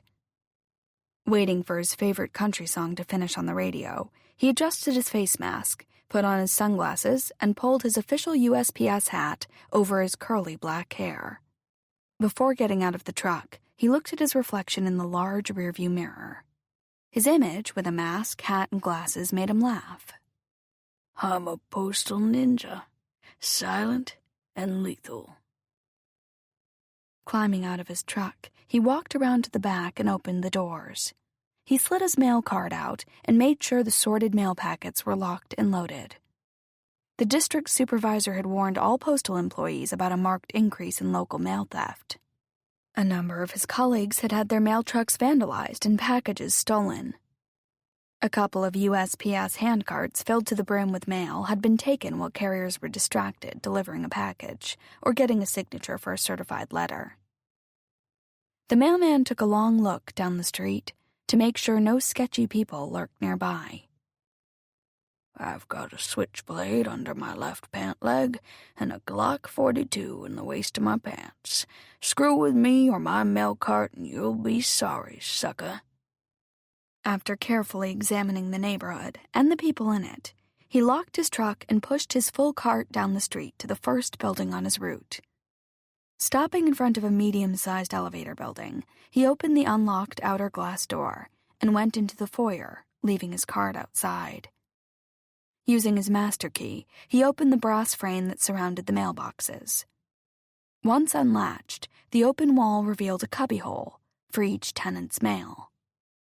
He placed letter packets into slots, starting with the top row. As he worked, he scrutinized various envelopes. That's nice. Diane Mattioli in 3B got her Social Security check on time this month. I was terrible when it was so late last time. How was that poor woman supposed to eat? She looks very good for 90. He placed a few envelopes into Miss Mattioli's mailbox, along with some coupons for cat food that he had collected for her, and reached for the next packet. More parking tickets for Bill Gibbons. One day, they're going to arrest him. He must have over 500 outstanding tickets. You can run, but you can't hide, Mr. Gibbons. He placed Gibbons's mail in the appropriate cubby, along with a flyer for an attorney, and reached for the next packet of envelopes. Oh, look, Nadine Vale has jury duty again. Poor woman's been working 2 jobs since she kicked her husband out and got that restraining order. She always gives money to all kinds of food banks. She's well rid of him with all his porn magazines. He put most of Nadine Vale's mail into her box, but held back one envelope that looked interesting and placed it into his special after-hours mail bag. At home that night, he'd have a look at the contents, like he did every night. Once he got the letter open and consumed what was inside, he'd deliver it to Miss Vale the following day, like he did with all of his customers. He liked to know how they were all doing, and no one had ever suspected. He kept tabs on everyone on his route who was interesting, and he only found out which were the interesting ones after he reviewed some of their correspondence. Moving to the other end of the slots, he pulled out another packet and examined it. What a surprise. Another lawyer writing to John Keene. Must be that real estate scam he was running. No wonder his wife moved out. I have twice as much room in my cart since she left with all her clothes and makeup catalogs. How much of his money did she spend on all her garbage? Note to self, check his bank statement the next time it comes. Reaching for several colored envelopes addressed to Anna Pabst, he held them up to the light. Looks like some cards. If I'm not mistaken, I believe today is Miss Pabst's birthday. Happy birthday, Anna. If you were younger, I might let you be my girlfriend for a night. But since you're over 40, congratulations, you'll get to enjoy another year. Whistling happy birthday, he completed his mail delivery for that building and locked up all the boxes. Pushing his cart to the next building, he daydreamed about his upcoming date. He had selected the lucky girl only recently, but was satisfied she was the perfect one for June. From the first time he read her mail, he had been enchanted, but when he finally saw her, it was love at first sight. He smiled ruefully. I always think the next one is going to be the one, and I'm always so disappointed. But this time, I really think she could be my soulmate. He shook his head to bump any negative thoughts out as he entered another building and unlocked the metal mailbox case. I have a very good feeling about my June date. I might even ask her to marry me if she behaves. Of course, it will have to be a very short engagement. After losing the masked woman in the park, Sean walked a still-shaken Zoe back to her building. Listen, he said when they arrived. The restaurant opens on Monday, and it's going to be batshit crazy having the whole operation outside. I suggest you get all your loose ends tied up, because come Monday, it will be all hands on deck. Zoe nodded, waved goodbye, and pushed open the front door to her building. Later, while staring out her window at the empty bench in the park and still determined to save a life, Zoe left a series of messages for Detective Williams. Each subsequent voicemail sounded more anxious and convoluted. On the first one, Zoe reported the sighting that morning of the masked woman in the park. Her second message warned the detectives that they were running out of time. Her third voicemail was nonsensical, worried, and teary. When several hours passed with no response, she called Detective Kim and left 2 messages. Frustrated, at 5 o'clock, Zoe called Detective Williams a 4th time. "It's me again, Zoe Brandt. I wanted to find out if there was any possibility of you locating that man before something happens to him," she said, as she cleared her throat and took a sip of her bourbon. "We've got to stop this." With her voice cracking, she started to cry. "I can't stop thinking about him, and I don't know how I can live with myself if I just let him die. Maybe it's still not too late." In hot pursuit of the West Side Strangler, the detectives were on their way to meet a postal inspector and go over mail routes and carriers. Zoe Brandt's nonsensical murder mystery was no longer on their radar. "She's relentless, I'll give her that," said Darryl, shaking his head as he put his phone back in his breast pocket and turned the car onto 34th Street. "I just got my 4th message from Zoe Brandt." "She's called me twice," said Heather. "She should have been a detective. Tenacious is an understatement. You do know she's got a screw loose." "That thought crossed my mind several hundred times, but I still think she's telling the truth." "Maybe she just thinks it's the truth," said Heather. "We can't get distracted by the Zoe Brandts of the world." "I'm on the same page," said Darryl, as they pulled abruptly into a parking spot. Leaping out of the car, the 2 detectives walked briskly into a USPS building. Chapter 42. On the couch in her living room that evening, Zoe FaceTimed with Sean. "It's 7:15, she said. "The man is probably already dead. We completely failed. We're the world's worst detectives." "Look at it this way. If someone turns up dead today or tomorrow, the cops will know his wife was behind it," said Sean. Zoe squinted her eyes at him and shook her head in disbelief. How does that help the dead man? He's already dead. You can't unring that bell. Back up, Miss Thang, said Sean. We did the best we could. We tried everything. Tell that to the dead guy. I'm officially changing the subject, said Sean. So, this gorgeous person moved into my building today. I think I'm in love. He lives one floor above me. I met him when I walked into my building by the mailboxes. Still obsessing about the murder plot, as Sean waxed poetic about his new neighbor, Zoe looked over at the clock on the end table. Can we put a pin in this for now? She said. It's almost 8. Connor will be calling in a few minutes, and I want to give your new neighbor conversation my full attention. They ended their chat, promising to FaceTime later to watch reruns of Friends on TV together, a regular late-night activity they engaged in whenever Connor was away. Zoe poured a little more bourbon into her glass, settled onto the couch, and waited for her husband's call. At 7:57 p.m., her phone rang. Hey, babe, said Zoe, looking around at the mess in the apartment and glad they weren't doing a video call. Oy, I have to clean this whole place before Connor gets home. I can't wait to see you. Same here, said Connor. Been a long week. They scheduled all of our sessions with practically no breaks, and we even had some evening classes. It's been non-stop. My head feels like it's going to explode. Will be nice to get home. The buzzer from the lobby sounded.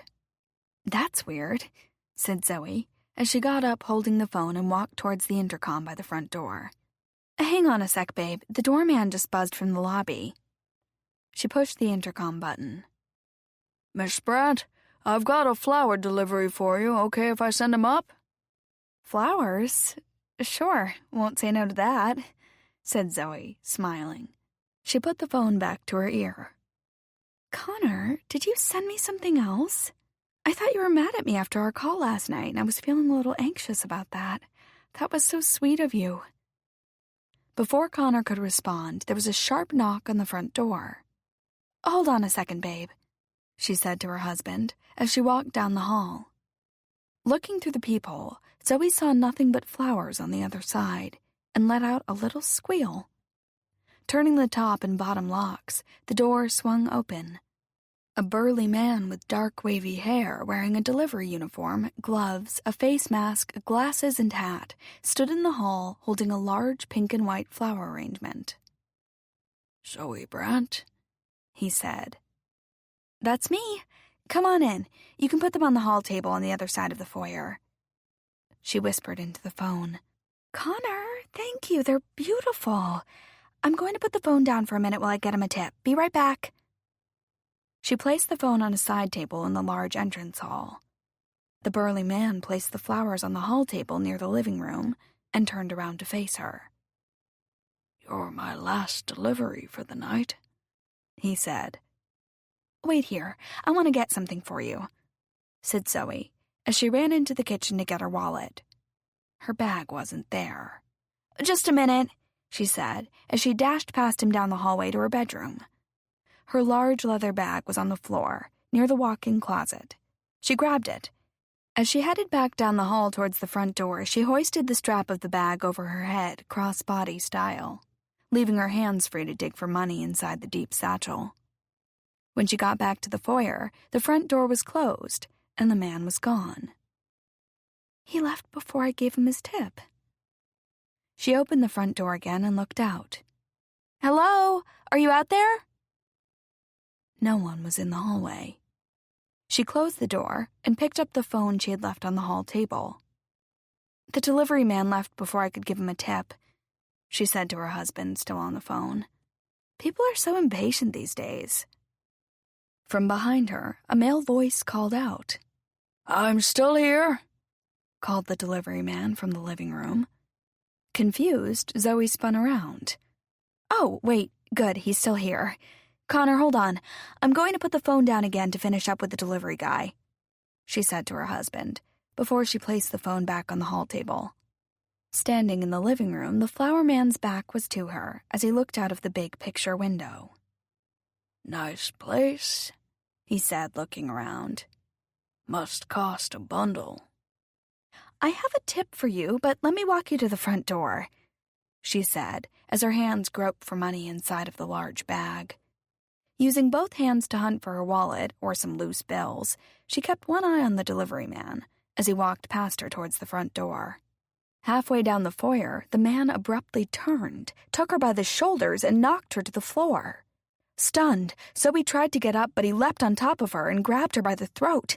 She tried to scream, but only managed a loud, frightened moan. Still on the phone, Connor heard strange, muffled sounds. When he heard a woman groan, he knew it was his wife, and he shouted, Zoe, what's going on? Are you okay? Zoe? Zoe! The delivery man's hands were tight around her neck and were crushing her windpipe while she struggled to get free. For a second, he moved to one side and she kneed him hard in the groin, causing him to double over, allowing her to get away. She pushed herself up and ran towards the front door and tried to open it, frantically turning the knob over and over. It wouldn't open. Shit! I never called the locksmith! From the other side of the foyer, the intruder had recovered and was on his feet, moving towards her. He grabbed Zoe from behind and dragged her into the living room. She shouted into the air, hoping Connor would hear her. Help! Connor! Help me! He's trying to kill me! Zoe, what's happening? Yelled Connor. Zoe! Before she could get out another word, the man slapped a big meaty hand over her mouth and pushed her onto the couch. This time, when he jumped on top of her, he made sure he had a better grip. He was heavier and stronger, and she could barely move underneath him. As he squeezed her neck tighter and tighter, her hand groped for something, anything that she could use to fight him off. With her open bag still strapped across her chest, her right hand reached deep inside the leather opening. As the man squeezed her throat, she looked up into his dark, cold eyes, unable to take in any air when her fingers found something T-shaped. On the verge of passing out, she gripped the implement in her hand, knowing she'd have only one shot. With all the strength she had left in her body, she swung her right arm up, out, and down, plunging the corkscrew Sean had given her into the neck of her assailant. The corkscrew, by some miracle, landed in his jugular vein. At first, the man appeared stunned and let go of her throat as he reached for his own. Within seconds, blood gushed out, running through his fingers. When he gripped the handle of the corkscrew and pulled it out, blood spurted in every direction. It hit the picture window that overlooked the park, the couch, and the marble-topped coffee table. Still choking and gasping for air, Zoe tried to get up. With one last clumsy attempt to grab her as blood poured out of his wound, he seized up and fell on top of her, knocking her backwards and causing her to smack her head on the side of the marble coffee table. Moments later, he was dead, and Zoe lay unconscious in a pool of his blood. Still on the phone, Connor now heard only silence. Shouting his wife's name over and over, he finally hung up to call for help. 911, what's your emergency? Said the dispatcher. You gotta help me. I think my wife was attacked in our apartment in New York City, said a frantic Connor. Why do you think that, sir? I'm in D.C., and I was on the phone with my wife when the doorbell rang. She put her phone down to answer it, and then I heard a scuffle. My wife screamed help, and then it sounded like there was a fight. I kept shouting to her, and then suddenly, all the noise stopped. I didn't know what else to do, so I hung up and called you. Please, you need to send someone over there right away. Something's happened, please. As soon as Connor finished the call to 911, the dispatcher put out a call to local police in Manhattan, and officers were sent to the Brandt's building. Connor grabbed his overnight bag, jumped in his car, and began his 4.5-hour drive to New York. Going way over the speed limit, he tried Zoe's phone over and over, but it only went to voicemail. 15 minutes later, while Detectives Kim and Williams were in their car heading back to the station to sign out for the night, Daryl Williams' phone rang.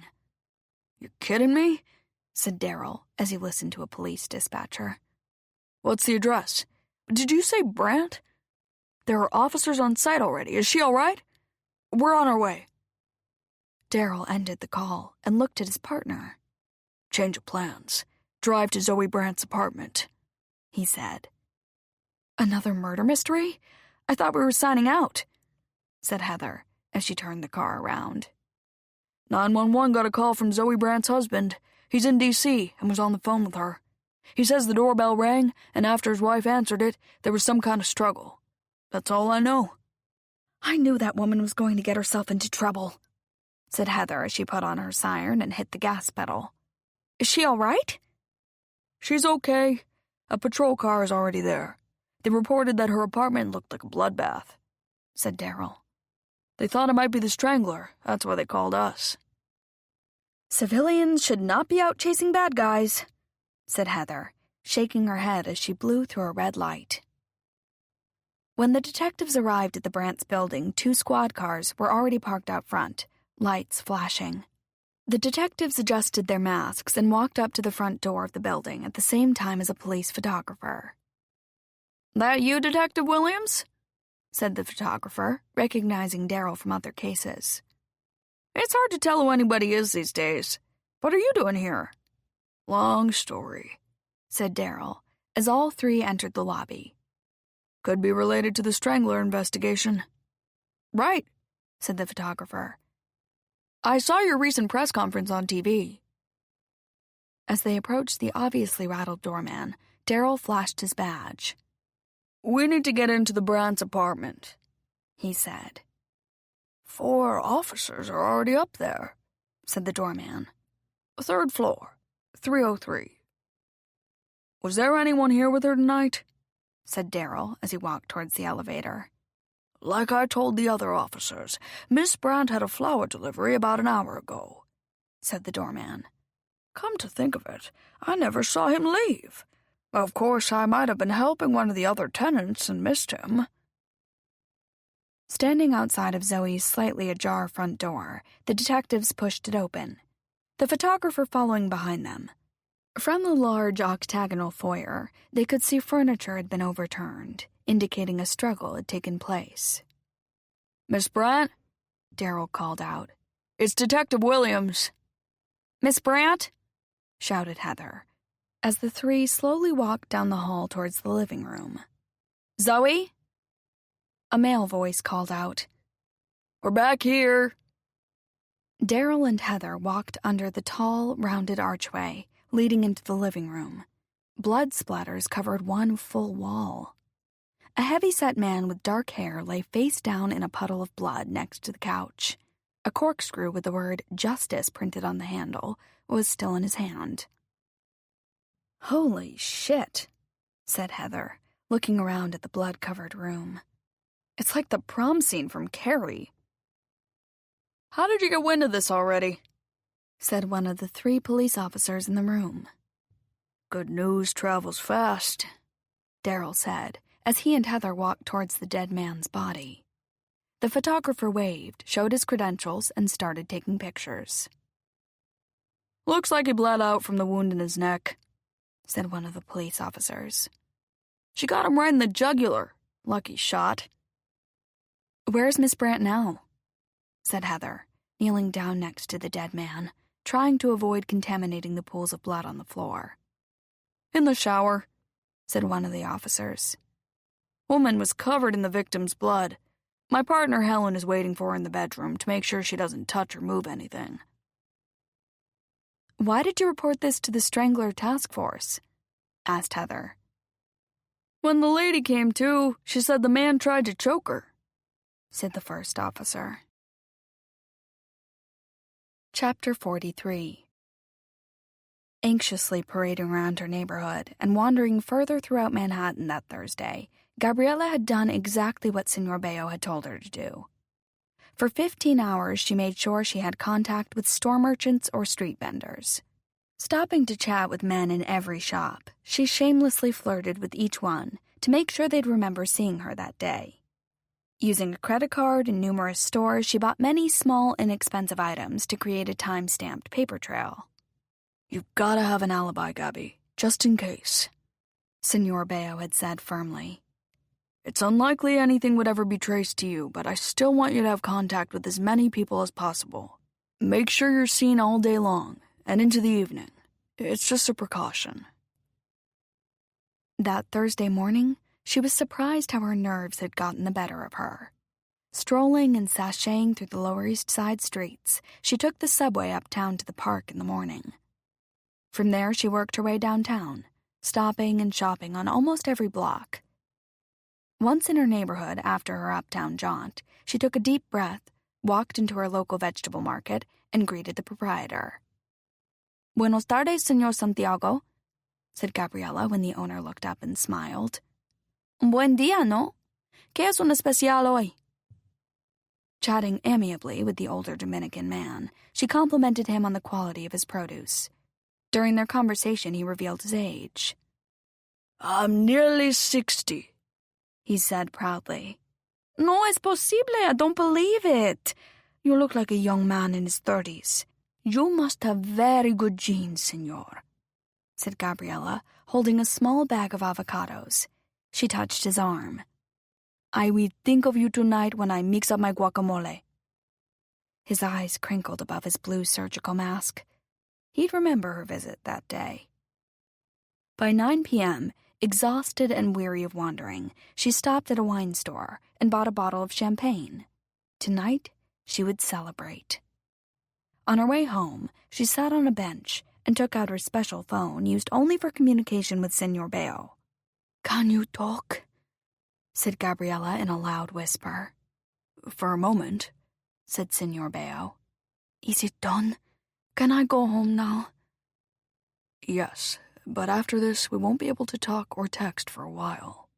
There could be a lot of blowback, and we don't want to make a mistake," he said firmly. "It's better if we don't have any contact for a few months." "Months?" said Gabriela. "But I thought—" "Gabby, trust me. I know what I'm doing. I'll be in touch when it's safe. We've come too far to screw this up by being sloppy. Be patient." "It will be terrible being apart from you for so long." "You know I adore you, and being away from you will be torture. I said I'd do anything for you. Guess I proved that, didn't I? We'll be together soon, I promise." "When? You promised October," said Gabriela. "I've got something special planned." "Yes, October." Zoe was taken to the 24th Precinct by the detectives to make a statement, while Connor drove at dangerously high speeds on I-95 towards New York. Having tried his wife's phone 30 times, he still had no idea if she was all right or what happened. He called 911 again, but couldn't get connected to anyone who could provide any further information. Desperate for answers, he called a colleague from the FBI. "It's Connor," he said breathlessly as his car crossed through Delaware. "You still at Quantico?" said his FBI colleague. "Listen, I've got an emergency," said Connor frantically. "I was on the phone with my wife when someone came to our front door in New York with flowers. There was a scuffle, and she screamed, and then I heard nothing. I'm driving back, but I won't be in New York for a few hours. Can you help me?" "Oh my God," said the other agent. "Sure, what do you need me to do?" "I tried 911 again, but I still don't know what happened to my wife. Can you go over to my apartment and—" Connor's phone beeped. "Hold on a second, there's another call coming in. Get over to my apartment and see what's going on, and call me." "I'm walking out the door now," said his friend. Connor picked up the other call. "This is Connor Brandt." "Mr. Brandt, this is Detective Darrell Williams with the NYPD. I'm calling about your wife." Connor held his breath. "Is she okay?" "We got her here with us at the police station," said Darrell. "She had a nasty blow to the head, but she's all right now, and given her statement." "Thank God. I was on the phone with her and I heard a fight going on. Someone attacked your wife, but she fought back. She wound up killing her attacker." Stunned, Connor let out the breath he'd been holding. "Oh my God. Did he hurt her? But she's okay, right? Can I speak to her?" "She'll be fine. According to your wife, the man tried to strangle her. Like I said, she's given her statement right now, but she was adamant that I'd call you and let you know she was not in any danger," said Darrell. "She had to leave her phone with forensics, so she doesn't have a phone at the moment." I'm in New Jersey now, driving north on the turnpike, going as fast as I can. I should be in Manhattan in a little over an hour. She's really okay?" "She's shaken up, but she's fine. I can't say the same for the man who attacked her." "You say he tried to strangle Zoe?" said Connor. "Was this the West Side Strangler?" "I can't discuss an ongoing investigation, Mr. Brandt." "Detective, I'm a special agent with the FBI," said Connor, switching lanes on the road to pick up more speed. "I'm aware of that, but we're still putting all the pieces together, and I can't comment," said Daryl. "We have descriptions of a man seen in the area of the other attacks. The man your wife killed has a similar physique and hair color. Street camera footage from a few of the other murder locations showed a masked man with the same body type as the person who attacked your wife." An hour later, Connor Brandt raced into the 24th Street precinct, flashed his FBI badge, and was admitted immediately. A police officer escorted him to a small interrogation room. Zoe was sitting inside, talking to the two detectives. When the door to the room opened and she saw her husband, she broke down in tears and sobbed. He rushed over to her and held her in his arms. A white bandage with gauze was fixed on the back of her head, and her neck and arms had already started turning purple. "I was so scared," she cried, clinging to him. "I thought I was going to die. I thought he was going to kill me." "Shh, I'm here now. Everything is going to be all right," said Connor, with his arms wrapped around her. "You're going to be okay." "Looks like we've got what we need for the moment," said Daryl, making one final note on the paper in front of him. "Are we free to go?" said Connor. "I can't go back into our apartment right now," said Zoe, clinging to her husband. "I'm afraid you can't go home anyway, Miss Brandt," said Daryl. "Your apartment is a crime scene. Until we finish with our forensic collection and the investigation is complete, you and your husband will need to find another place to stay. One of my coworkers just left for a 6-month assignment in California. He asked me to pick up his mail. I've got the keys to his apartment," said Connor to his wife. "We can go there for a few days, okay?" Still in shock, Zoe nodded and allowed her special agent husband to take control as he escorted her slowly out of the police station. Chapter 44. Sunday, June 7th, 2020. For the next couple of days, Zoe and Connor stayed in his colleague's apartment.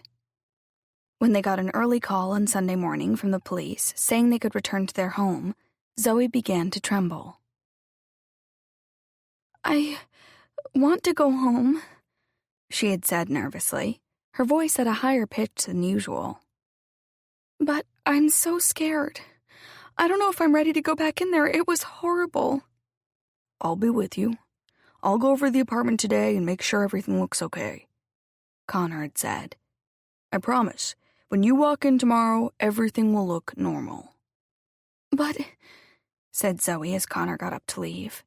"Trust me. We'll order in a nice dinner when I get back here tonight and watch a happy movie. I won't be gone long." "Promise?" she said, gnawing on the cuticle of her thumb.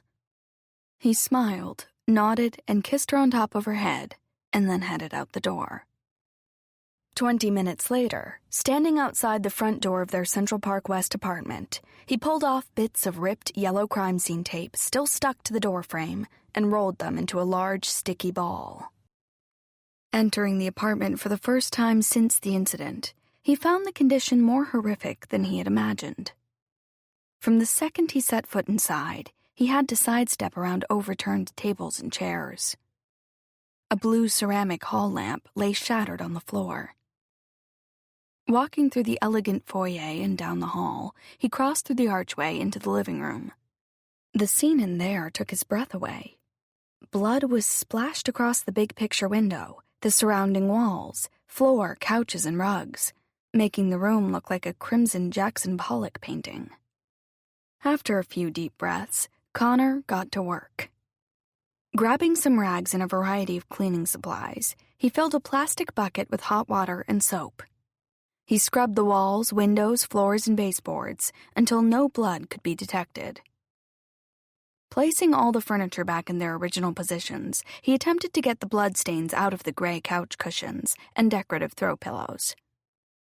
Unable to get all the blood out of the sofa, he flipped the cushions over so his wife wouldn't see the spots. Wiping down all the tables, he picked up pieces of broken lamps, glass, and knickknacks, and swept all that remained into a dustpan.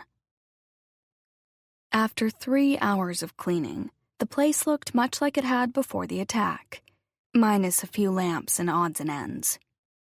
The one thing he couldn't fix was the oriental rug. The stain was too large, and the fibers too saturated. Rolling it up, he dragged it onto the elevator and took it down to the dumpster in the basement. Monday, June 8th, 2020. At 11:30 a.m., carrying 2 overnight bags, Connor escorted his wife into their building for the first time since she had been attacked. "How are you feeling, Miss Brandt?" said Don the doorman when they entered the lobby. "I feel terrible about letting that maniac up into your apartment." "It's not your fault," said Zoe as she walked past him, clutching her husband's arm. "I told you to send him up. Please, don't blame yourself." "Thanks for understanding, Miss Brandt," said Don. "I'm just glad you're okay." When they got to their front door, Zoe froze. "Are you ready?" said Connor gently. "I promise everything looks fine." Zoe inhaled and exhaled, and then nodded as the two walked into their apartment.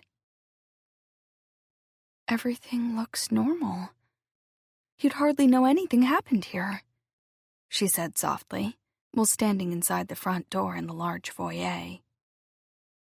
"I can't go into the living room yet. I don't know when I'll be able to go in there."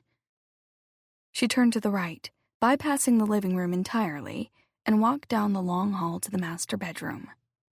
"Go at your own pace," Connor called out as he watched his wife disappear into their room.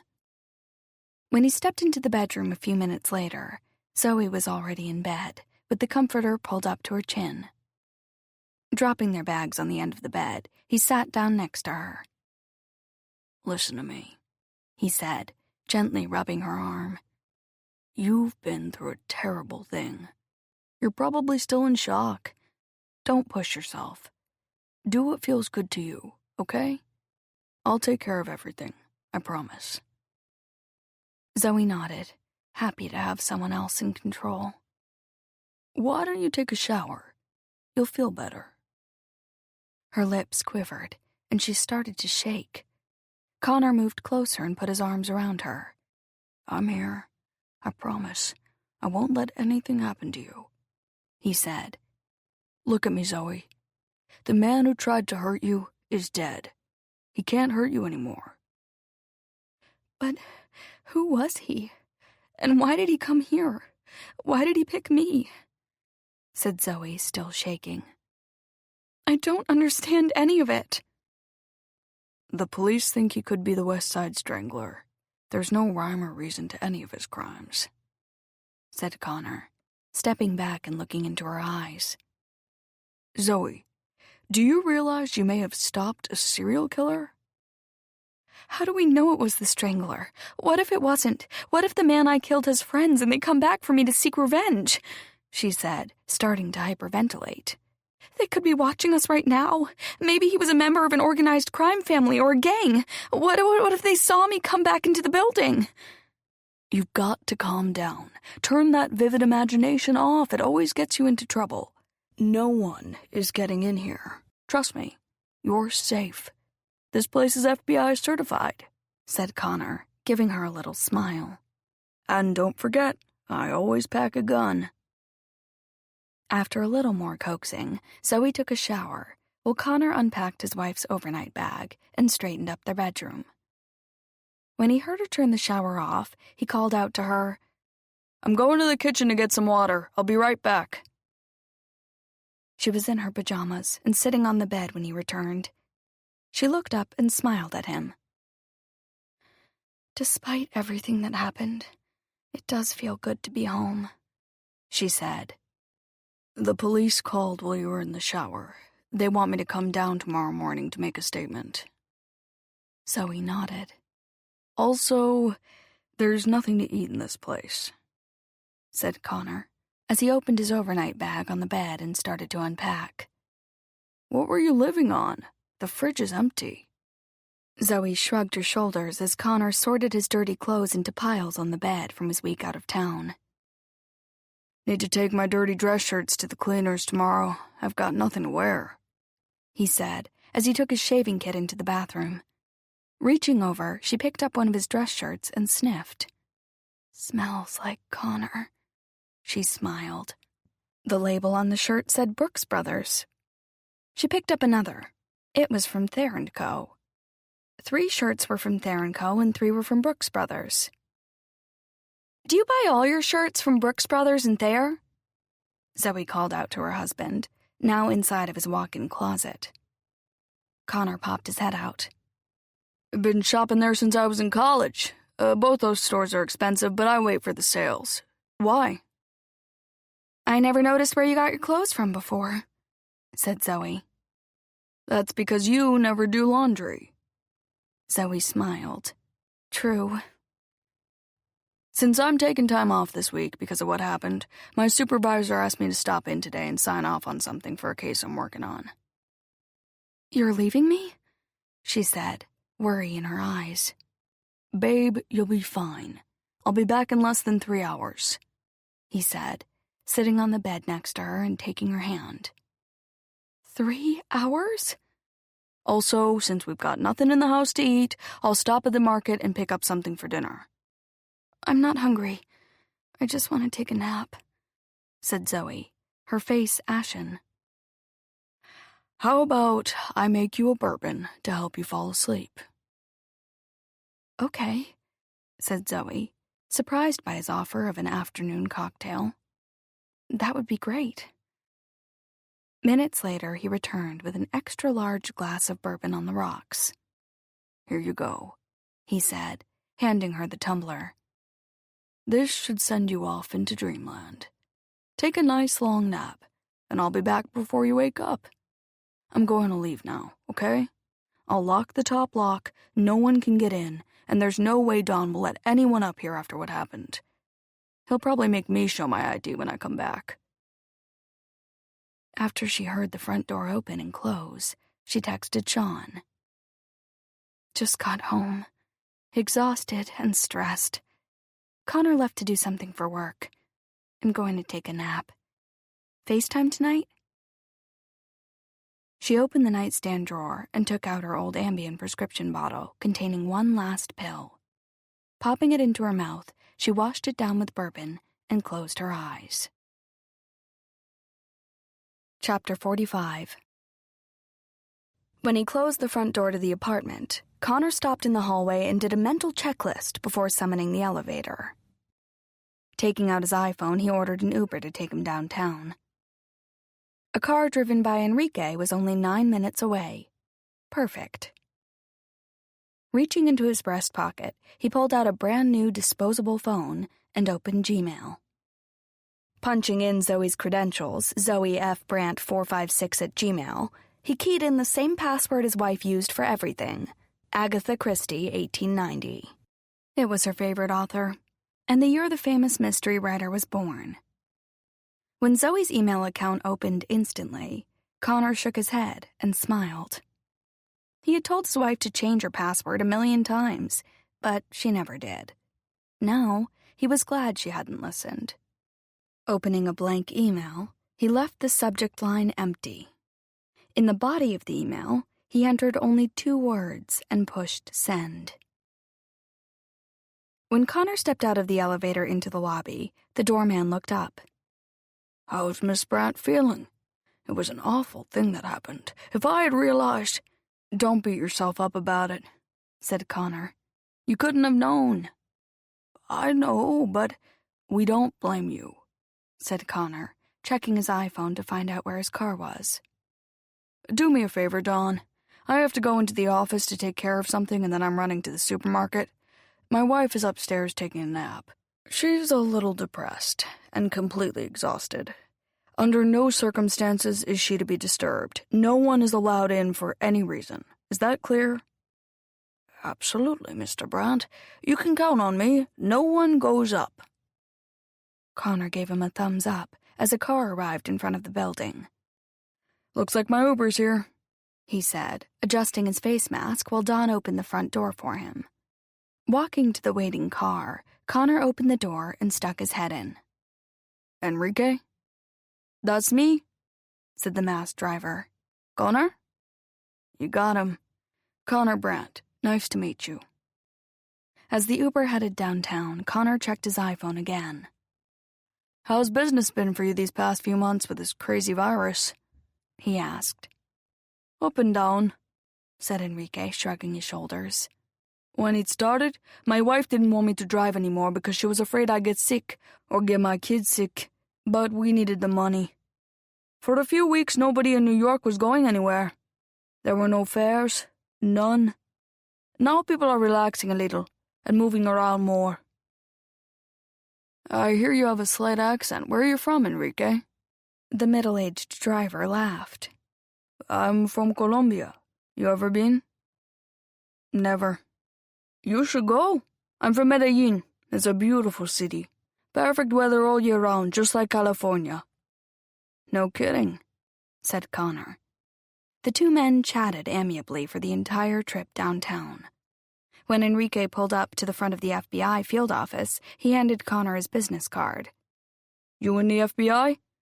If you ever need a ride to the airport or anything, call me direct, and I'll give you a great deal, said Enrique. Connor took the card and put it in his breast pocket. Good to know. Nice meeting you, Enrique. You have a great day.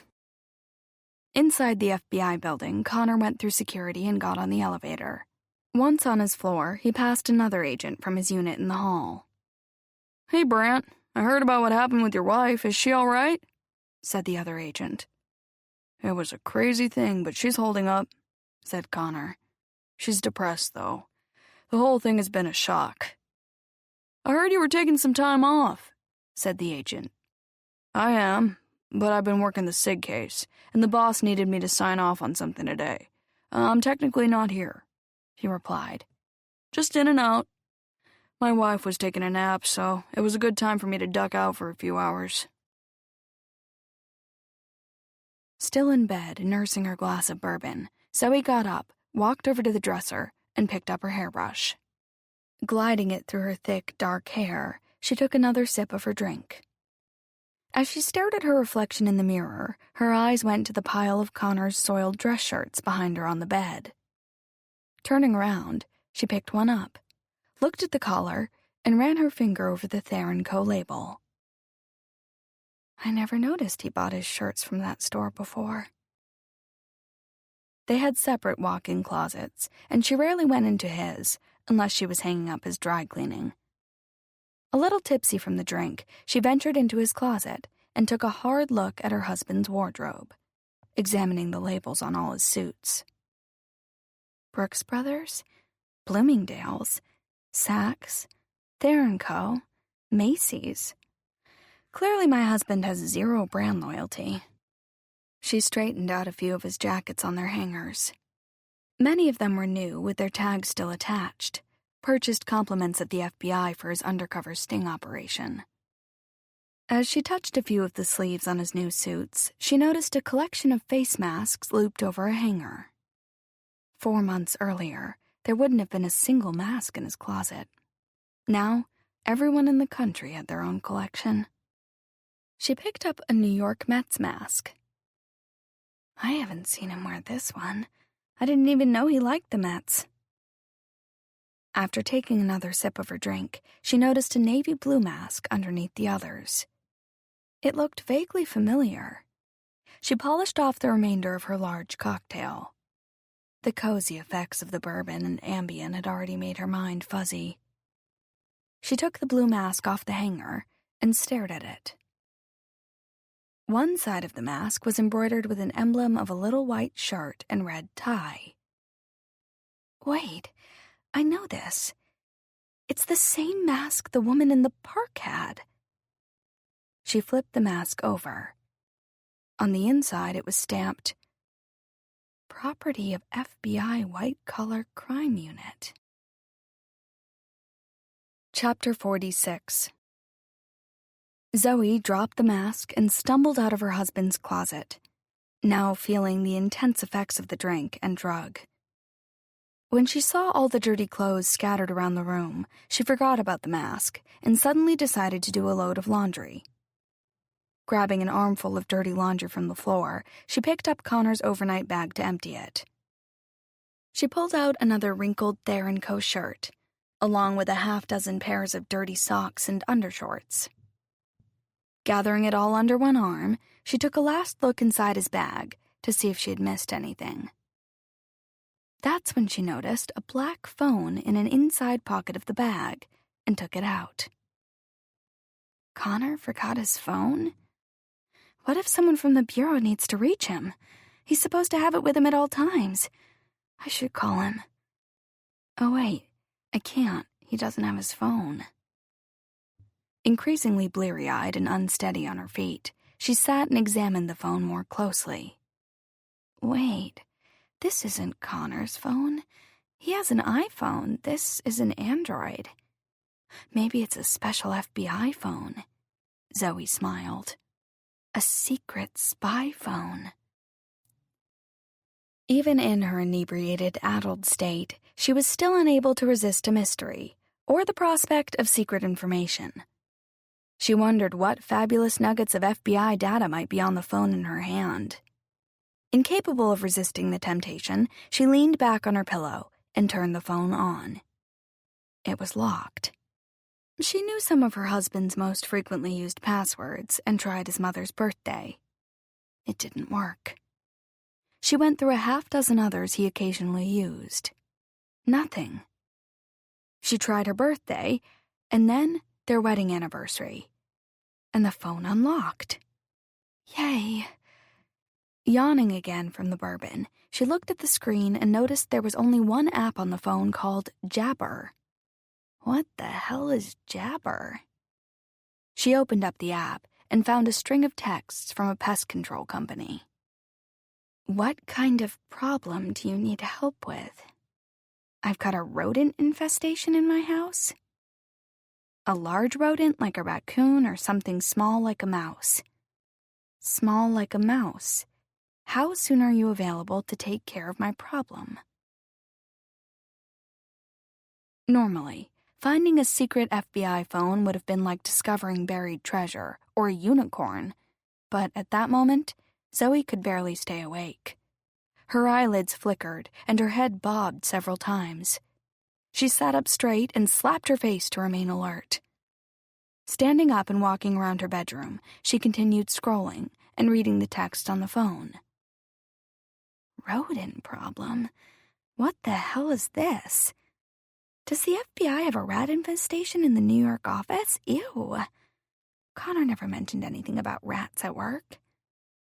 But why would he be taking care of that? Wouldn't that be the job of maintenance people? Maybe this is part of an FBI sting operation. Cool. I know what it is. Rats must be code for criminals, like a dirty rat. Zoe sat back and smiled, proud of how she had worked that out. After she finished reading all the texts on Jabber, she closed it and clicked over into the general messages. There was only one contact there. Wardrobe consultant. This is so weird. It must be part of the case he's working on. The most recent message was from the previous Monday. She clicked on it. When will it be done? Soon. This week? We're confirmed for Thursday. Be patient. Soon it will just be the two of us in our amazing apartment overlooking the park.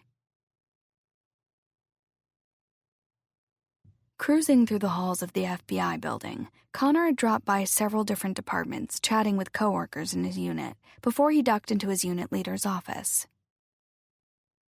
I really appreciate you giving me the time off, said Connor. You and your wife have been through something terrible, said his unit director. You didn't need to come down here today. You could have reviewed the documents online. It was no problem, said Connor. My wife was taking a nap this afternoon, so it wasn't a big deal. He looked at his watch. It's 3:00. Guess I'd better head home. In another Uber going uptown, Connor engaged in a lengthy conversation with the driver. Exiting the vehicle on West 96th Street, he waved as the car pulled away and continued on to his neighborhood market. Chatting with the man behind the deli counter, he traded jokes as he ordered some sliced turkey. He asked a stock boy about the location of Dijon mustard and queried the woman behind the plexiglass making sushi on how she made them look so pretty. He finished off his shopping trip by conversing with an older female cashier. I bought more than I planned, said Connor as the grocery bags were filled. Hope I can go home with all this stuff. My wife's not feeling well, and I'm in charge of dinner. Aren't you a peach? Said the older cashier. The last time my husband made dinner, Reagan was in the White House. Your wife is a lucky woman. Zoe moved around her bedroom, trying to fight off sleep, but her legs were heavy, as if she was walking through thick syrup. Stumbling into her bathroom, she turned on the cold water and splashed some on her face in an attempt to stay awake. Her brain wasn't working properly.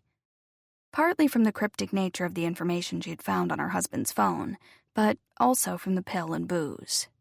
She grabbed the sides of the sink and stood up straight, looking at her reflection in the mirror.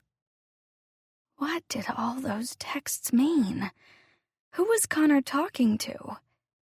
Is he having an affair? I've got to stay awake.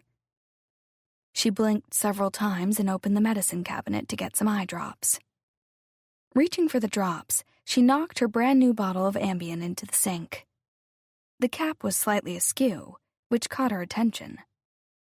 Picking up the plastic container, she shook it. It was empty. She squinted as she checked the date on the label, to be sure it was the same prescription bottle she had picked up earlier that week. It was. Where are all my pills? Deep in her drug-addled brain, the neurons somehow still fired and ushered in a brief moment of clarity. She wobbled back into the bedroom, picked up her bourbon glass from the nightstand, and examined it. That's when she saw little white particles settled at the bottom of the glass. What is that? Is that my Ambien? Did Connor put Ambien in my bourbon? Shit. On the verge of passing out, she grabbed Connor's secret Android phone and slipped it into the pocket of the yoga pants she was wearing, zipping it shut. Fading fast and now feeling nauseous and dizzy, she went back into the bathroom and knelt down in front of the toilet. Lifting the lid, she stared down at the water in the bowl. Come on, you remember what to do. Painful memories of her teenaged eating disorder flooded back as she took 2 fingers, stuck them down her throat, and gagged a few times. Nothing came up, but she tried again. Finally, there was that old familiar feeling as her body responded and brown liquid spewed into the white porcelain. She tried a few more times, but nothing more came up. Pushing herself up from the tiled bathroom floor, she used the walls for balance to get her iPhone on the bed. Panicking and not thinking straight, but convinced she might overdose, she grabbed her phone and lay back on her pillows as she punched Sean's name into her phone. Unable to focus her eyes, she managed to type 6 words. I know who the killer is. She hit send and then called him, but it went straight to voicemail. Losing consciousness before she could leave a voice message, her phone dropped from her hand onto the floor. Sean turned off his shower and dried off in his steamy bathroom. Tucking a towel around his waist, he got a bottle of water from the fridge and checked his phone for messages. That's when he saw Zoe's strange text and missed call. Alarmed after reading the text, he called her back, but there was no answer. He left a message and waited a minute, and then called and texted a second and a third time. He tried FaceTime. No answer. Fearing something was terribly wrong, he put on his clothes, grabbed a mask, and bolted out of his building, sprinting the 7 blocks to Zoe's apartment in minutes. While he ran, he called Detective Williams and told him about the text message he had received. "Zoe left me a message about half an hour ago," said Sean, breathing hard as he ran. "She sounded loopy, but she said she knew who tried to kill her. I called and texted, but she didn't respond. I'm really worried. I'm on my way to her place now." "Where's her husband?" said Daryl, getting up from his desk. "Zoe told me earlier that he had to go to work. I don't have his number anyway," said Sean. "He never wanted Zoe to give it out. FBI stuff, I guess." "We'll meet you at her apartment," said Daryl, as he signaled to Heather that they were leaving. Without asking any questions, she grabbed her things and followed her partner out the door. "What's going on?" said Heather, as she got into the passenger side of their car. "It's Zoe Brandt," said Daryl, putting the car in drive. "Now what?" said Heather. Daryl filled her in as they sped up Central Park West. When they got to Zoe's building 2 minutes later, Sean was already there talking to the doorman. "But you gotta let me get upstairs," said Sean. "I'm sorry. Mr. Brandt left very specific instructions that no one was allowed up," said the doorman. "I just can't do it. Not after what happened." "It could be a matter of life or death," Sean pleaded. Daryl and Heather raced into the building, flashing their badges. "Police! We need to get into the Brandt apartment immediately." "Mr. Brandt told me no one is supposed to go up there," said the doorman. "What about the word police did you not understand?" said Heather. "Let's go. Now." Chapter 47. For the second time in a week, the doorman let the police into the Brandts' apartment. "Zoe!" shouted Sean as he moved quickly through the foyer. "Miss Brandt!" shouted Daryl. "Everyone spread out." "I'll check the bedroom," said Sean, running down the long hallway. Heather had just entered the kitchen when she heard Sean shout, "She's here in the bedroom!" Within minutes, all three stood over Zoe, passed out on the bed. Sean gently slapped her face while Daryl took her pulse. Heather quickly scanned the room and then went into the bathroom. "I don't like this," said Daryl. "Her pulse is too weak. Let's put her in the recovery position and get some help. Wake up, Zoe!" He and Sean lifted the unconscious woman into a semi-prone position as Heather raced out of the bathroom holding an empty bottle of Ambien. "I found this in the sink. It was filled for 60 pills a week ago. It's empty. Also, there's puke in the toilet. I think she threw up before she passed out, which could be a good thing." "Call 911, shouted Daryl. Heather pulled out her phone and walked into the hall. "Do you know if Miss Brandt uses Ambien?" Daryl asked Sean while they rolled her over. "Occasionally, but only half a pill and not every day. At least not what she's told me," said Sean. "EMS is on the way," said Heather, walking back into the bedroom with a phone to her ear. "The ambulance will be here in 4 minutes." Picking up an empty glass from the nightstand, she noticed a sliver of an ice cube at the bottom. She sniffed it. "Smells like bourbon." "Does Zoe take Ambien with alcohol?" said Daryl, one of his eyebrows raised. "Sometimes," said Sean, nodding his head. "I keep telling her it's dangerous, but she never listens." Daryl leaned over close to Zoe to feel her breath on his cheek. "Her breathing is very shallow." "Zoe, wake up," he said, shaking her. There was no response. "If she took that entire bottle, this is extremely serious." "EMS should be here any minute," said Heather. "I'll go down to the lobby to meet them." "She was a little depressed about the attack, but I can't believe she'd take a whole bottle of pills," said Sean. "I didn't realize how upset she was. I should have seen it." There was a commotion out in the hall as the EMS technicians and Heather ran in. Checking Zoe's vitals, they placed her on a wheeled gurney and hooked her up to monitors. The technicians got some basic info from Daryl and Sean and were given the empty bottle of Ambien to take with them to the hospital. Seconds later, they hustled an unconscious Zoe out the door and onto the elevator with Daryl, Heather, and Sean following behind. "I'll ride in the ambulance with Zoe," said Sean. Carrying his groceries up Central Park West, Connor saw an ambulance with its strobe lights flashing in front of his building. When he spotted the detectives and then Sean climbing into the back of the ambulance, he dropped his bags on the sidewalk and ran towards them. "What's going on?" Connor shouted as he approached. "Your wife may have taken an overdose of Ambien," said Daryl. "They're taking her to Regency Memorial Hospital now." "I don't understand," said a stunned Connor, watching the ambulance roar off with sirens blaring. "I left her just a few hours ago and she was fine. Is she okay?" "She's still breathing. We're heading over to the hospital now. You can ride with us," said Daryl. "I've got to go upstairs to get my insurance cards and medical information," said Connor as he turned to go into the building. "I'll meet you in the emergency room in 10 minutes. Once inside the apartment, Connor went straight into his bedroom to get his insurance papers. That's when he noticed his overnight bag had been moved from where he left it. He reached inside the bag into the side pocket. The burner phone was gone. "It's gotta be here." Dumping the contents of the bag out onto the bed, he sifted through all the items, but there was no phone. "Zoe must have taken it. She can't keep her hands off anything. Shit." Hunting around the apartment, he opened drawers and closets, and then rifled through his wife's clothes and personal items. Moving to the living room, he rummaged through several end tables, drawers, and cabinets. He glanced down at his watch. 8 minutes had passed since the ambulance had left. "I have to leave for the hospital right now or it will look suspicious."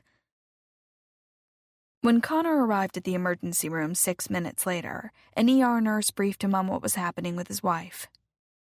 Daryl stood by Zoe's bed, conferring with an ER doctor. Numerous tubes and wires had been attached to her body, and a team of technicians and doctors were attempting to revive her.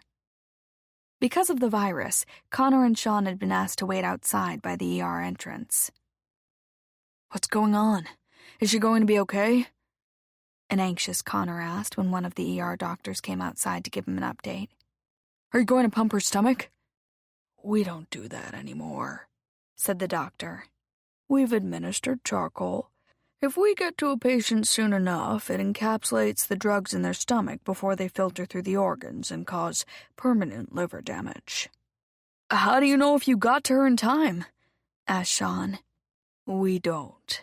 According to the intake notes, no one's exactly sure when she took the pills, or how many. We're hoping we got to her within the window. We'll have to wait and see how she responds," said the doctor as he turned and went back into the ER. There was nothing more to be done until Zoe woke up. After 3 hours of waiting, the nurses informed Connor that they were moving his wife into a private room. "But shouldn't she be in the ICU?" Connor said. "We need to clear the ER and reserve the ICU for incoming COVID patients," said one of the older nurses. "Your wife is breathing normally, her blood pressure is good, pulse is strong. The ICU is full of very contagious and sick patients. Your wife is better off in a private room. That way you can sit with her. Give her a little more time to wake up. It hasn't been that long." 30 minutes later, Zoe's eyes still closed, Connor sat quietly next to his wife's bed. Seeing no change and wanting to speak to a doctor, he let Sean in to take a turn sitting with his wife. When Sean entered the room and saw all the equipment attached to his best friend, tears pooled in his eyes. Sitting in the chair next to her bed, he talked to her, hoping somehow she could hear him. After a few minutes, Zoe muttered something unintelligible. Sean smiled and ran out into the hallway to get a doctor. Outside of the ER main entrance, a small crowd comprised of friends and relatives of patients, police, EMTs, and a few members of the press gathered. Daryl Williams stood off to the side on his phone, next to his partner, as he briefed their captain on the new developments in the Strangler case. When he hung up, he stared at his partner. "What?" said Heather Kim, looking at the strange expression on his face. The captain told me the man Zoe Brandt killed in her apartment may not be the strangler. They're checking right now to see if... "Detective Williams?" said Tommy Devlin, walking towards the two police officers with his cameraman in tow. "What a pleasant surprise! What brings you down to the hospital?" "Hello, Devlin," said Darrell Williams, not hiding his disappointment at seeing the aggressive and often obnoxious reporter. "What brings you to Regency Memorial?" "I've been keeping tabs on the Brandt apartment ever since Zoe Brandt flatlined her attacker last Thursday," said Devlin. "If she off the West Side Strangler, that's big news. When are you going to call it?" "In an odd coincidence, I interviewed Miss Brandt right after the Central Park murder of that teacher last week. What's going on? Why was Zoe Brandt taken out of her building by ambulance today?" "It's a private matter," said Darrell, shaking his head as he moved away. "Come on, detective. There are no secrets from the press," said Devlin, staying close to him. "It's my job to leave no stone unturned, to hunt for the truth until I get the story." "Was that what you were doing in Alaska when that moose chased you into the frozen lake?" said Heather. "Hunting for the truth? When you got to the edge of that water and that moose snorted and went at you with his antlers, you were screaming like a freaking baby. The look on your face was incredible. Last time I checked, that video had over 1 million views. Guess Alaska wasn't for you." Devlin's photographer stifled a snicker. "That video was very misleading," said Devlin, gritting his teeth and shooting his photographer a look. "Most people don't know, but moose are very dangerous animals. I told CNN that I was going back to my roots in New York. I'm only doing this gig at the Echo until I finalize my contracts with a different cable network. Pretty soon you're going to see my pretty face on the evening news every night." "Thankfully, I get my news online," said Darrell. "What do you say, detectives? The guy Zoe Brandt offed in her apartment last week, was he the West Side Strangler? Love to get the scoop and be the first reporter in New York to break the story." "No comment," said Darrell, just as he saw Sean waving to him from inside the ER doorway and signaled for Heather to follow him inside. "I think Zoe's coming around. She said something," said Sean when the detectives approached. "What did she say?" said Darrell, moving the three of them from the doorway and Devlin's prying eyes and ears. "It sounded like she said mask." Chapter 48. Wednesday, June 10th, 2020. Zoe remained unresponsive in the hospital for 2 days. "Doctor, can't you do anything? When is my wife going to wake up?" Connor asked at the end of the first day. "We don't know," said the physician. "From the ER reports I received, it seems the encapsulation of the drugs in her system was only partly successful because her liver enzymes were somewhat elevated. We've been monitoring that closely." "When will she regain consciousness?" said Connor. "It's unpredictable," said the doctor. "All of her vitals are good. She could wake up in 30 seconds, or it could be longer." "She will wake up, right?" said Connor, alarm in his voice. "I'll check back in later today," said the doctor. "She's in otherwise good health. Hang in there. This is a time game." An hour later, Sean managed to sneak by security and into Zoe's room and asked Connor the same questions. "She will wake up, won't she?" "They're not saying," Connor replied. "I believe she will. Zoe's one of the strongest people I know." Sean smiled weakly and looked over at his friend motionless in the bed. "She's a force of nature." Taking her hand, Sean talked softly, encouraging Zoe to wake up. After a brief visit, Sean left for work, and by 9 p.m., with no discernible change in Zoe's condition, one of the nurses suggested Connor go home and get some sleep. "You're no good to her if you get sick," said the kindly nurse. "When she wakes up, she's going to need a lot of support. Go home and get some rest. We'll call if there's any change." Connor nodded. He had much to do. The two detectives had already grilled him on his whereabouts on the afternoon Zoe took the overdose of pills.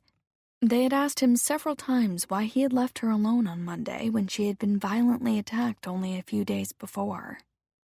"Look, Detective," Connor had replied, indignant. "I'm in the middle of a huge FBI undercover operation that's coming to a head. When my wife was attacked, I asked for some time off. Getting that time required a lot of extra work on the part of my team so my cover wasn't blown. I had to go into the office for 15 minutes and sign off on something." "But then you went out shopping," said Heather, studying him. "We had no food in the house," said Connor. "I didn't realize how depressed my wife was. If I had, I wouldn't have left her. I only saw the email she sent to me that day a few minutes ago." "What email?" asked Daryl. Connor pulled out his iPhone and opened his Gmail account. "She sent this after I left for my office on Monday. I didn't see it until today. I usually check my personal Gmail more frequently, but with everything that was going on, I didn't look until this morning." He handed his phone to Daryl. An email had been sent from Zoe to her husband at 2:10 p.m. on the same day Zoe had overdosed. There were only 2 words in the email. "I'm sorry." "Don't delete that email, Mr. Brandt," said Daryl. "It may become material." When Connor got home that night, exhaustion overcame him. He would have loved nothing better than to take a shower and go to bed, but he needed to find that missing phone first. For the next 4 hours, he ripped the place apart, searching every inch of the apartment. At 2 a.m., completely spent, he sat on a stool in the kitchen, digging through one last drawer. "Where the hell did she put that goddamn phone? I was only gone for a few hours, and no one else came in or out. It was definitely in my bag when I left." Zoe left the apartment unconscious on a stretcher. The phone has got to be here somewhere. Where the hell is it? Thursday, June 11th, 2020. Because of the pandemic, each hospital had created their own set of safety protocols. Regency Memorial allowed only immediate family, and no more than 2 at a time. Police were allowed in with proper PPE. Masquerading as her brother, Sean once again got past the hospital gatekeepers. When he arrived late that afternoon, Connor was already there, sitting next to her bed. "I'll stay with her for a while before I head into work," said Sean. "Why don't you go home? You look exhausted." Connor protested, but finally agreed, saying he'd be back in a few hours. After Connor left, Sean chattered on as cheerfully as possible about all the things happening at the newly opened Villa de Luna. "The reopening has been one disaster after the next," said Sean. "Trust me, running a restaurant outside is a whole different ballgame. Miranda's hair is falling out in big red clumps, and there have been several accidents with people bringing food in and out of the same front door. We totally need you back, so you really have to wake up, okay?" Zoe's eyelids flickered. "Zoe?" said Sean, leaning closer. "It's Sean! Can you hear me?" Her eyelids moved again, but there was still no response. Disappointed, he sat back in his chair, tears filling his eyes. "Please wake up, Zoe. I really miss you." Almost as if his will had a telekinetic effect, Zoe's eyelids fluttered again and slowly opened. She blinked several times, and Sean let out a squeal. "Zoe, can you hear me?" "What?" "Oh my God, you can hear me," said Sean, smiling. "You're in the hospital." "What?" "You took all that Ambien, do you remember?" "Where am I?" said Zoe, her eyes circling the room. "Regency Memorial Hospital," said Sean again. "Why?" "You took some pills. Don't move. I'm going to get the doctor," said Sean as he bolted from the room. A minute later, he returned with a man wearing a white coat who was trailed by a nurse.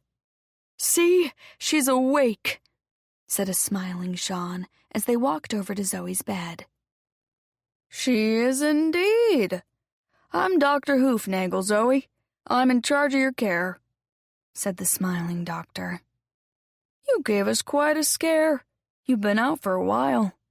The longer a person remains unconscious, the worse the outcome may be. Glad to see you're awake." "Where's Connor?" said Zoe in a raspy voice. "He went home a little while ago," said Sean. "He was here all day." "I think it's best if you relax for the time being," said the doctor.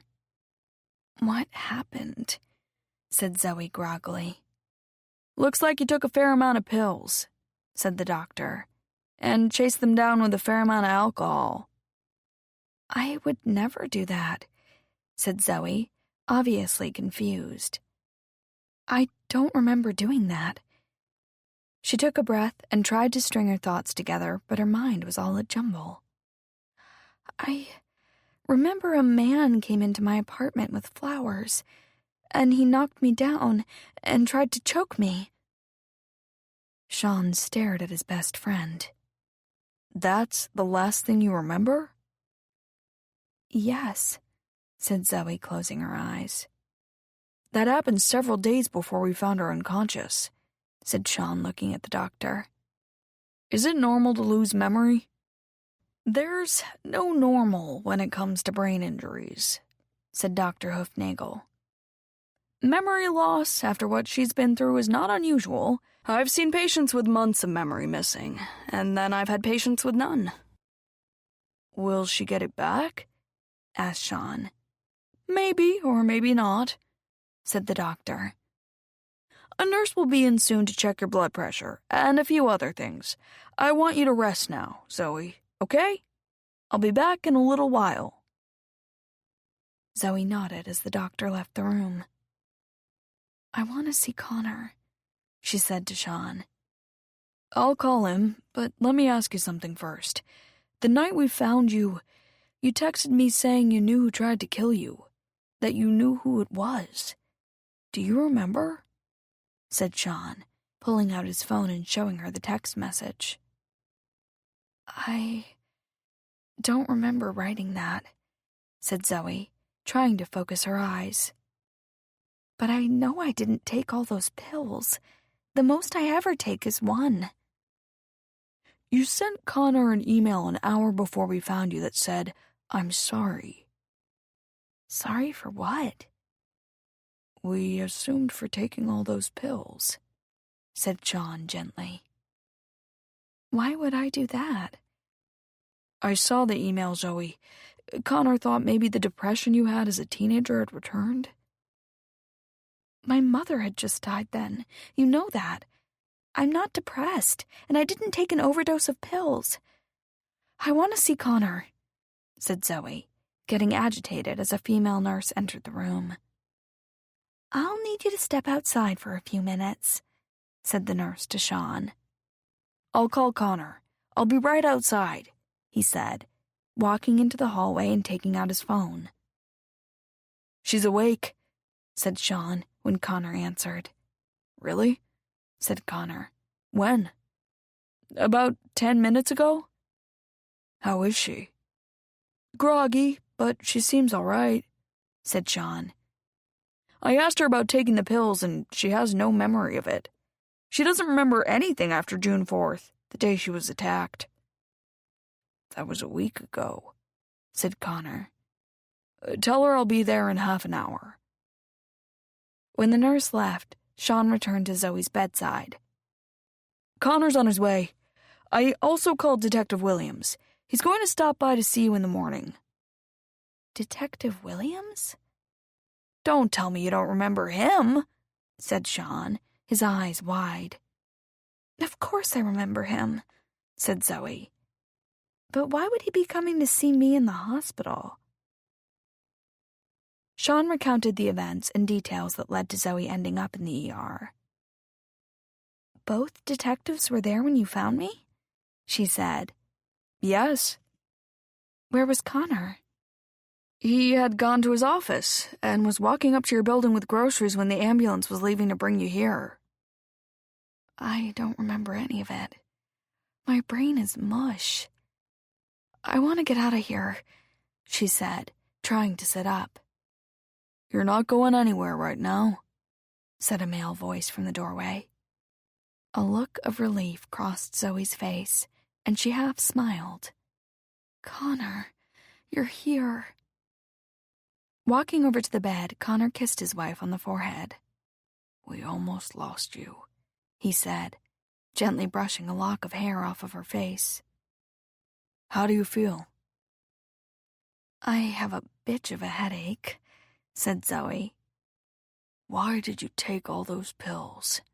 Said Connor. I didn't, she said. Why would I do that? You were so anxious and depressed the days after you were attacked, said Connor. I should have paid more attention to it, given your history. But I would never do that. I see you've had a chance to visit your wife. I'm afraid I need time with my patient right now, said Dr. Hoofnagel as he entered the room. We have to run a few more tests. Then, most importantly, she needs rest. Why don't you come back in the morning, but not together? The hospital is only allowing one visitor at a time now because of COVID. Can I have a private word with you, Doctor? Said Connor. Dr. Hoofnagel nodded, and the two men went out into the hallway. A hospital social worker contacted me and said that because this was a suicide attempt, Regency Memorial won't release Zoe to go home. Is that true? That's correct. It's our standard protocol. When someone is a potential risk to themselves, our policy is to release them into a psychiatric care facility for a week or so for observation. They will evaluate and make the recommendation of when and if it's safe for the patient to return home. It's for her own protection. Is that really necessary? Said Connor. Second suicide attempts are extremely common, said the doctor. People who try it once often do it again. We don't want that to happen, do we? In front of his computer in his bedroom, Greg Harmon let out a yelp. Yes! Nailed it! Sweet! Why do you always have to scream? Said a more annoyed than usual Gabriella, sitting on the living room sofa, thumbing through a copy of Vogue. Gritting her teeth, she took a deep, exasperated breath. Are you kidding? I just outbid Muddy Man 45 for 5,000 soccer jerseys coming in from Beijing, said a grinning Greg, now standing in the living room doorway. I'm going to make a killing on those. Wait and see, Gabby, wait and see.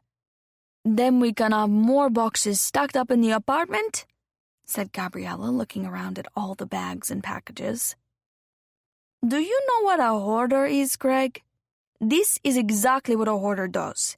There's useless junk everywhere. I can't breathe in here. The boxes stink. When are you getting rid of all this crap? I demand to know. I've got to play the game, Gabby. I need to hold on to the merchandise for a while and then strike when the market is just right, he said. Bored with the conversation, she flipped the pages of her magazine, stopping at an ad for a new perfume. Pulling back the scent strip flap, she leaned over and sniffed, making a mental note to buy it for herself the next time she was in Bloomingdale's.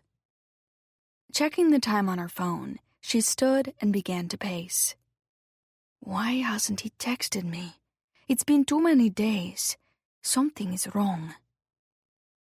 She reached for the burner phone in her bag and checked for messages. There were none. Gabby, shouted her husband from the bedroom. Why don't you make some of your extra special beef empanadas for dinner tonight? Why don't you go kill yourself? Great idea, she said, feigning enthusiasm. I'll go to the store and buy what we need now. Out of patience with both Greg and Senor Bayo, Gabriella left the apartment and whipped out her burner phone once she was on the street. She had promised her lover she wouldn't contact him, but it had been way too long, and she had to know what happened. She texted, "What's going on?" Chapter 49. Friday, June 12th, 2020. Stopped at a red light on Broadway and 86th Street that morning. Heather tapped the steering wheel with her fingers while her partner finished his call. Got the ID, said Daryl as he took the phone from his ear and put it into his jacket pocket. On the flower delivery man? Said Heather as she and Daryl sped across town toward Regency Memorial Hospital. Perp's name was Oscar Jaworski, aged 42. Long rap sheet. Started with petty crime, then assault, and moved up to armed robbery. He'd been in and out of prison since he was a kid. In juvie when he was 14 and spent more time inside than out. Jaworski was a busy boy. Had his hands in a lot of pots. Arson, drug trafficking, prostitution, and pornography. He sounds charming. More recently, it looks like he's been a gun for hire selling his services on the dark web. A real jack of all trades. Jaworski would do anything if the price was right. But is he any good for the Strangler? That would have been too easy. Jaworski was in Rikers from January 8th until March 20th, when his arrest was thrown out. No way he could be the Strangler. Dates don't match up. Shit, said Heather, as she parked in front of Regency Memorial. I thought his MO was off with the flower delivery, but I was hoping he was just getting more creative and he was our man. Unfortunately, our killer is still out there, and in 3 days, he'll be on the move again. When the detectives entered Zoe's hospital room, her eyes were closed. Miss Brandt? Said Daryl gently.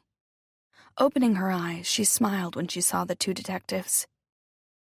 We were on our way to interview someone and figured we'd stop in to see how you were doing. Detectives, I guess I owe you both a big thank you, said Zoe. I heard you helped get me to the hospital. Glad we got you here in time, said Daryl. How are you feeling? I've been better, but I'm okay, said Zoe. I don't remember much. Did you find the masked woman? Did an unknown man who lives around 14th Street turn up dead in the last few days? We didn't find your masked woman, and people turn up dead in New York City every single day, said Heather. We'd have no way of knowing if one of them was your supposed victim. What about my attacker? Said Zoe. Connor thought the man with flowers might be the West Side Strangler. You must be feeling better if you're already trying to solve crimes, said Daryl with a slight smile. Unfortunately, the flower man is not the Strangler. Would have been great if he was. The man who attacked you in your apartment was in jail during 3 of the Strangler's murders. Oh, said Zoe. You want to tell me why you took all those pills? Said Daryl. But I didn't, said Zoe. Your doctor told us you have no memory of the 3 or 4 days before you were brought to the hospital, said Heather. How do you know you didn't take them? At first, the last thing I was able to recall was the flower man in my apartment and him choking me. Then this morning, I remembered something new. Connor and I stayed at his friend's apartment for a few days after the attack, said Zoe, wrinkling her forehead. I can visualize the place, and I remember we took an Uber from there back to our apartment on Central Park West. Other than that, everything else is blank. There was an empty pill bottle in your bathroom sink the night we found you, said Heather gently. I've never had any thought to kill myself, ever, said Zoe, getting agitated. Why won't anyone believe me? The detectives pulled 2 chairs over and sat by the bed. Why don't you tell us everything you can remember? Said Daryl. After I fought with the flower delivery man, I must have hit my head. When I woke up, there were police officers there. I thought I was going to die that night, she said slowly, running her fingers through her hair. There was blood everywhere, said Zoe, starting to cry. Then I went to the police station, and Connor came and took me to an apartment on East 95th Street. We stayed there for a few days. That part is kind of fuzzy, but I do remember it. Take your time, said Daryl. I was afraid to go back to our apartment, so Connor went alone to clean everything. The next day we took an Uber to our place on Central Park West together, said Zoe. Do you remember going into your apartment that day? Asked Daryl. Zoe let out a frustrated sigh. No. Wait. Yes. Connor was carrying our bags. I didn't want to go into the living room, so I went directly down the hall to the bedroom. I didn't want to see where the man died. Okay, that's good. You're starting to remember bits and pieces, said Daryl. Anything else? Zoe shook her head. No, the rest is a big gray blob. Hey, Zoe, said a masked Sean, standing in the doorway holding a large potted plant with a get-well blue ribbon around its base. How are you feeling? Mr. McAllister, said Daryl. I thought the hospital wasn't letting people in. I have my ways, said Sean, his eyes crinkling as he walked into the room. As long as you're here, we've got a few questions for you, too. The detectives turned back to Zoe while Sean placed the heavy plant on the nightstand. The evening you overdosed, you sent Sean a text saying you knew who tried to kill you, said Heather. What exactly did you mean by that? I don't remember. I've been trying, said Zoe, but it won't come. Retrace your steps after you got back to your apartment, said Daryl. You went into your bedroom. I think I got into my bed when we got home. I was tired, said Zoe, looking out the window. Connor offered to make me a bourbon so I could take a nap. He had to go somewhere. To his office, said Daryl. Yes, that's right. He had to sign something, she said with a smile. I heard him leave, and I wanted to go to sleep, so I took Ambien. Then you did take the pills, said Heather, glancing over at her partner. Zoe's face scrunched up as she searched for an answer. I did, but only one. There was only one pill left in my nightstand. That's all I took. She closed her eyes and spoke slowly. Connor's dirty shirts were piled at the foot of our bed. I noticed some of them were from Theron Co., and it made me think of the masked woman. I drank my bourbon and went into his closet because I wanted to do a load of laundry. You took Ambien, had a bourbon, and then decided to do laundry? Said Heather, squinting. Damn. Guess I was a little drunk, said Zoe. Laundry seemed like a good idea at the time. Then what happened? Said Daryl. Zoe rubbed her eyes. I don't know. It's a blank. Do you remember calling Sean? No. Wait. I was in Connor's closet straightening his clothes, and I found a face mask. It was navy with a white shirt and red tie emblem. Like the one you saw on The Masked Woman with your binoculars? Said Sean, his eyes wide. Zoe nodded. Yes. I remember looking at the mask and I started feeling really woozy. Then the room started to spin, which was weird because I'd had bourbon with Ambien plenty of times and that never happened before. Looks like there's a party going on here, said a half-smiling Connor standing in the doorway. Good morning, detectives. We're just wrapping up. Anything else you can recall, Miss Brandt? Said Daryl. Do you remember vomiting into the toilet? Asked Heather. No, said Zoe, rubbing her temples. Did I? Detectives, I appreciate your concern, but my wife is supposed to rest. Can we pick this up at a later date? Said Connor, walking over to Zoe's bed. We've got another appointment now anyway.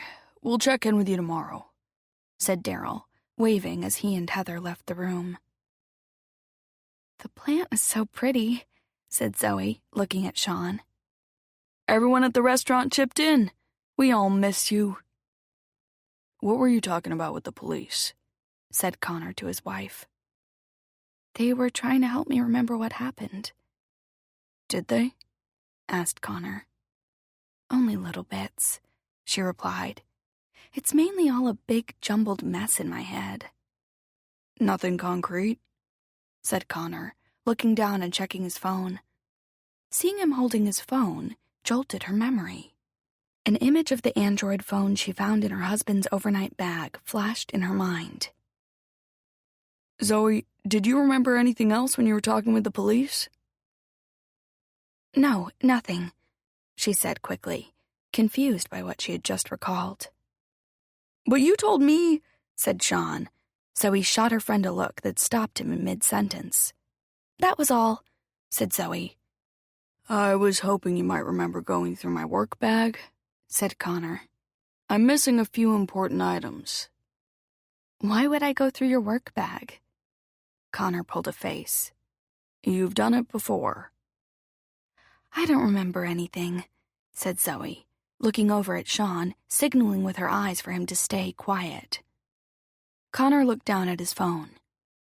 Just got an email from work. I've got to go into the office for a few hours. Things are heating up on my case. I'll be back this afternoon. I've got to go too. I'm working the lunch shift today, said Sean, adjusting his mask while giving Zoe a worried look as he got up to leave. I'll stop by later. Try to get some rest. Chapter 50.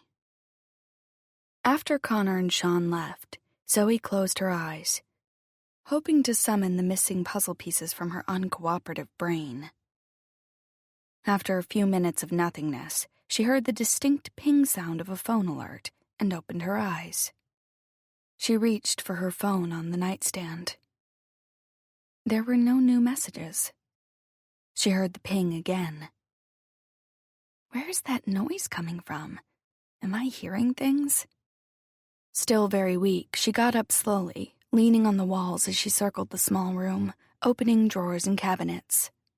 She opened the closet door. It was mainly empty, with only a few bare hangers. Lower down, a large white plastic bag with a yellow drawstring lay on the middle shelf. She opened it. The bag was full of her clothes, a pink top, gray yoga pants, and gray socks. That's what I was wearing before I passed out in my bedroom. She pulled the drawstring closed, placed the bag back on the shelf, and was about to close the closet door when she heard that ping sound again. The noise is coming from inside the plastic bag. Taking the bag over to the bed, she dumped the contents out. That's when she noticed something was inside the zippered pocket of her pants. Sliding the zipper to the left, she found an Android phone inside. Where did this come from? Staring at it, an image flashed in front of her. I found this phone in Connor's overnight bag. Why did I put it in my pants pocket? She wrinkled her forehead and groaned, trying to remember. It had something to do with text messages. She tried to open the messages, but the phone required a password. Shit. What are the passwords Connor uses? She punched in half a dozen combinations and was about to give up when she tried their wedding anniversary, and the phone unlocked. She smiled, let out a soft squeal, and clicked on the messages icon. There were only 2 contacts on the phone. The first text exchange was with someone called Pest Control. What kind of problem do you need help with? I've got a rodent infestation in my house. A large rodent like a raccoon or something small like a mouse? Small like a mouse. How soon are you available to take care of my problem? The texts were familiar. Zoe held her breath, puffed up her cheeks, and then blew out. I know I've seen these texts before. Slowly, bits of her memories started to connect in a more linear way. She clicked over to the other contact, wardrobe consultant, and opened the most recent message. It had been sent that morning and hadn't yet been read. That's why it was pinging. It was a new message alert. Senor Bayo, what's going on? I've been waiting for a week to hear from you. Is she dead? Zoe grabbed for the bed to steady herself. When she regained her balance, she sat down and read the full chain of text from the beginning. When I got furloughed from TNC, I thought it would only be a few weeks. They announced this week that they're closing some of their stores. Rumor is they're going to file for bankruptcy. What am I supposed to do now? You're too good for that place. Trust me, it will all be over on Thursday. Feeling sick, Zoe scrolled through the chain of texts until she got to the end. I can't wait to feel your body next to mine again. Nauseous, she now knew her husband was behind everything. She didn't know exactly how, but she knew why. She also knew she was the intended victim the masked woman was talking about that first day in the park, not the woman's husband. She called Sean. I don't have a lot of time, whispered Zoe. This is deadly serious. I need you to come here and then go to the police for me. I'm at the restaurant, said Sean, wary now of anything Zoe said. I can't play this game today. In fact, I don't think we should play detective anymore, ever. Things got way too real. We don't have to play anymore, but right now I need your help. I found a burner phone in Connor's bag. So you did take his phone? Connor is behind everything. The flower delivery man, the Ambien overdose. He and the masked woman are in on it together, said Zoe, sounding more frantic and hysterical. Sean, Connor is Senor Bayo. Stop it, Zoe. I can't do this right now. We've got a full restaurant. 2 of the servers came down with a virus, so I'm waiting tables. You gotta stop all this conspiracy stuff. You go too far. I don't want to do this. Maybe you should go to a therapist. Stung by his words, Zoe held back her tears.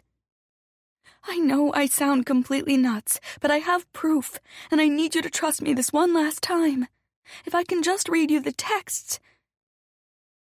There was a long silence on the phone. It's a matter of life and death. Sean, are you still there? I'm still here. Sean, listen to me. There may have been a few times where I got a little out of control, but this time it's for real. If you can do this one last thing for me, I promise I'll never mention crime again. They're sending me off to the Cherry Ridge Mental Hospital in Mahopic for observation soon. You have to come here before they do. Get Connor's phone and take it to Detective Williams. There was silence on the phone.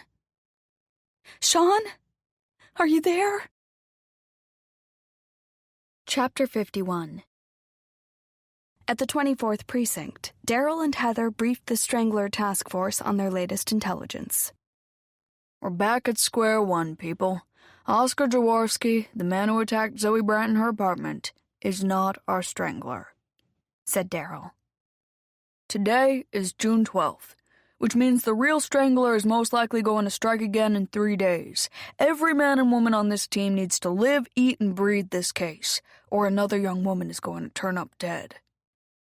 When the meeting ended, the 2 detectives went back to their desks in the bullpen. What's your take on Connor Brandt? Said Daryl. Arrogant asshole? Said Heather, chewing on the end of a pen. But he's no different from the rest of them. All the feds behave like that when they interact with cops. They think they're so elite. I mean, what do you think of Connor Brandt as a person? Something about him strikes me as off. As a couple, they don't go together. He's Mr. FBI type A personality, and she's 2 inches away from being a Unabomber. Come on, Zoe Brandt isn't dangerous? Maybe not, but she's got a few frayed connections. Maybe he found her eccentricities endearing at first, but over time they grated on his FBI nerves, said Daryl. Let's swing by Regency Hospital before we head home tonight.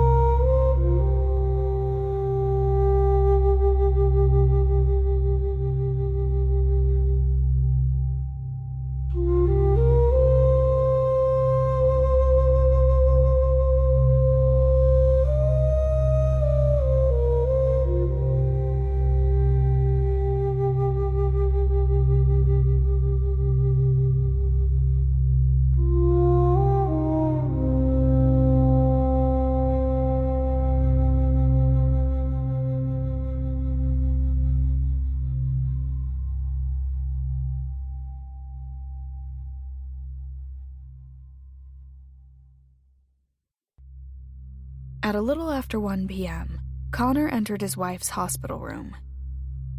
"How are you feeling? You got more color in your face, babe," said Connor, smiling as he moved towards her.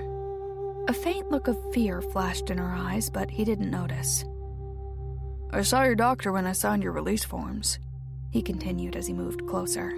"They're going to move you tomorrow morning by hospital transport to the Cherry Ridge facility. I'll meet you up there." "Don't come any closer," said Zoe, backing up. "What are you talking about?" "It was you," she hissed.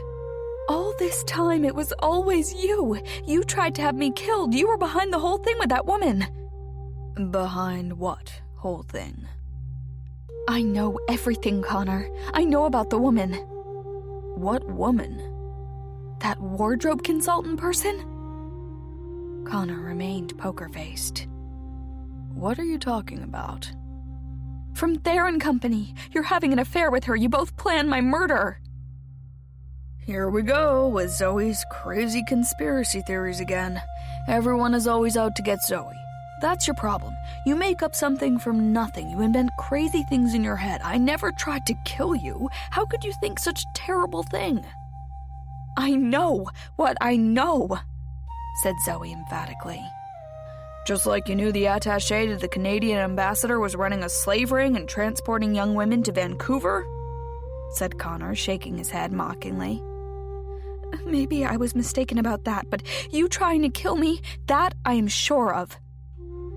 Like you were sure the Korean manicurist in our neighborhood was trying to recruit you to become a drug mule? Like then? Said Connor, with the same tone in his voice. She threatened to sue you for slander, remember? Another situation that ended badly.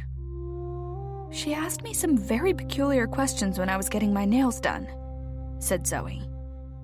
"But this time it's different." "Okay, you got me," said Connor, putting his fists together in front of him as if to allow her to handcuff him. "I was trying to kill you." "You're having an affair, and you wanted to get rid of me," said Zoe, as Connor smirked. "I saw that mask in your closet, Connor. It was the same mask I saw on the woman in the park." "What woman in the park?" "The masked woman on the bench in Central Park who was texting about killing someone. I read her texts with my binoculars from our window. She had on a mask with a shirt and tie on it. I found the same mask in your closet. It was FBI issued." "I work for the FBI. Why wouldn't I have an FBI-issued mask?" "But she doesn't. How did she get the mask, Connor?" "I don't know who you're talking about." "I saw all the text messages. I know everything." "I've had enough of your crazy accusations for 1 week. My whole life has been turned upside down by you. You're getting really tiresome. I'm going home now." "You're not going to get away with this," she said. "Get away with another delusional plot you cooked up from nothing right before you were admitted to a mental hospital?" "It's not cooked up from nothing." "Don't you get it?" said Connor, starting to lose his cool. "No one's going to believe anything you say. You've got a history of making up stories and nearly getting arrested. Even Sean's had enough and thinks you might be crazy. You tried to kill yourself and now you're accusing your husband, a decorated federal officer, of trying to murder you based on a fantasy. Can you spell paranoid? "I know the truth now, Connor." "And I know you're nuts," he said with a sneer as he walked to the door of her room. "See you tomorrow, babe. I'll meet you at the loony bin. Don't forget your toothbrush. You may be there a long while." Instead of going straight home from the hospital, Connor took a long walk to burn off steam. Everything had gone wrong, and he needed time to figure things out. It was a nice night, and he eventually stopped at a deli and picked up a cold 6-pack of beer and a bag of chips. Walking to a small, empty courtyard park, he sat down. He opened a beer, thinking only about finding his missing burner phone. Where the hell did she put it? It's gotta still be in the apartment. Without that phone, he had no way to contact Gabriella without compromising their identities.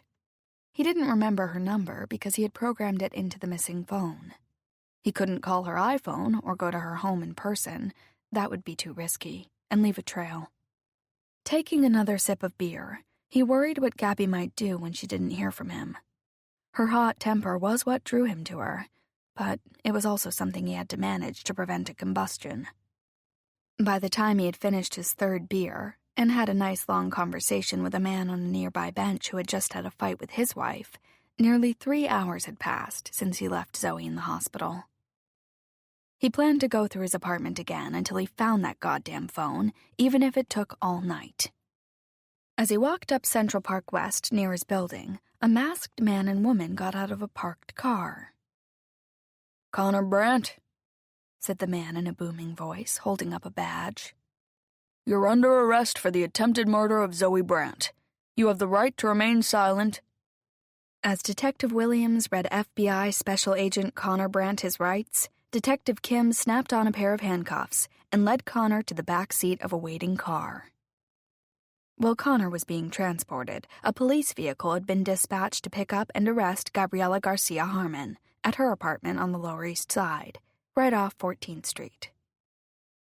Connor was taken into the 24th Precinct and booked. While he waited to be processed, 2 police officers led a stunned Gabriela through a side door into the central booking room. When she and Connor saw each other, they stopped and stared, mouths open under their masks. "What are you doing here?" said Connor to Gabriela. "I hate to spoil the surprise, but given the circumstances, I'm afraid I must," said Daryl. "It seems Miss Garcia Harmon had booked a lovely cozy getaway for the 2 of you. You were to fly to Key West the last weekend of October. Sounds like it would have been a wonderfully romantic trip. Miss Garcia Harmon sent you some pictures and photos of the plane tickets and hotel reservations this afternoon, along with a little love note. Since I had your burner phone, thanks to your wife and Mr. McAllister acting as her courier, we were able to identify Miss Garcia Harmon. And you, Senor Bayo." Connor looked over at Gabriela in disbelief. "You said we'd be together in October," said Gabriela. "I thought it would be nice to get away then and relax." Connor looked away and shook his head.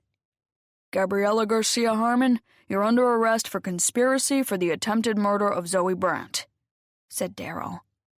"I did nothing," said an indignant Gabriela. "I don't know anything about a murder. If he planned something bad, he never told me. All he said was that his wife would be gone soon and we would be together. How was I to know he meant that?"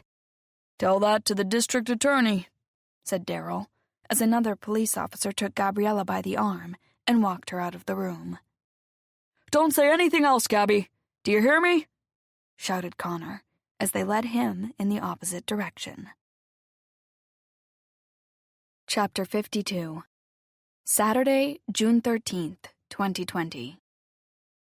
With time ticking towards the 15th of the month, and the city bracing for another murder, Daryl and Heather climbed up the metal fire stairs to their floor after interviewing another possible witness. In the stairwell, Daryl received a call from the postal inspector and put it on speaker so his partner could hear. "Sorry this took so long. What with COVID-19, our whole operation is a mess. That West Side postal route you asked about has had 2 different mail carriers over the past 5 years," said the postal inspector. "One is a woman, and the other a man. Both are career postal employees who've come up through the ranks." "Who has that route now?" asked Daryl. "His name is Jonathan Arnold. Been with the USPS for 11 years. Solid record, good reviews, no problems or complaints," said the postal inspector. "He started working for us in the Bronx and was there for 5 years. He moved to another route in Astoria for 4. About 2.5 years ago, he picked up his current route in Manhattan." "Can I get a copy of Arnold's previous routes?" said Daryl, before he ended the call and looked at his partner. "We better see if there are any unsolved murders of young women in the Bronx or Astoria. This guy may have been practicing his skills a long time ago and no one put 2 and 2 together." After briefing their captain on their discovery, their superior placed a call to the police commissioner. Daryl and Heather were given the green light to assemble a team and stake out the area surrounding Jonathan Arnold's West 107th Street apartment building and take him down. By 5:30, 19 police officers, including a SWAT team of 8, were hidden at various points around Jonathan Arnold's block, between Broadway and Amsterdam. Not wanting to create a scene in the USPS mail sorting facility where Arnold worked, the police opted to arrest him at home, for better containment and less chance of civilian exposure. The detectives monitored the entire operation from a vacant first-floor art studio, across the street from Arnold's building. A spokesperson from the Postal Service said that Arnold usually punched out and returned his mail vehicle between 5:30 and 5:45. With the police team in place well ahead of that time, everything would look normal when Arnold returned home. They hoped to make an arrest without incident. At 6:30 p.m., after stopping at an Italian deli to pick up a meatball hero, Jonathan Arnold walked cheerfully down Broadway towards 107th Street. He was looking forward to eating a sandwich and doing what he did every night, a little Jeopardy on TV and playing Fortnite until 2 or 3 in the morning. That had been his daily schedule for years. Preferring the virtual world to the real one, the only time he enjoyed reality was when he was on one of his special dates.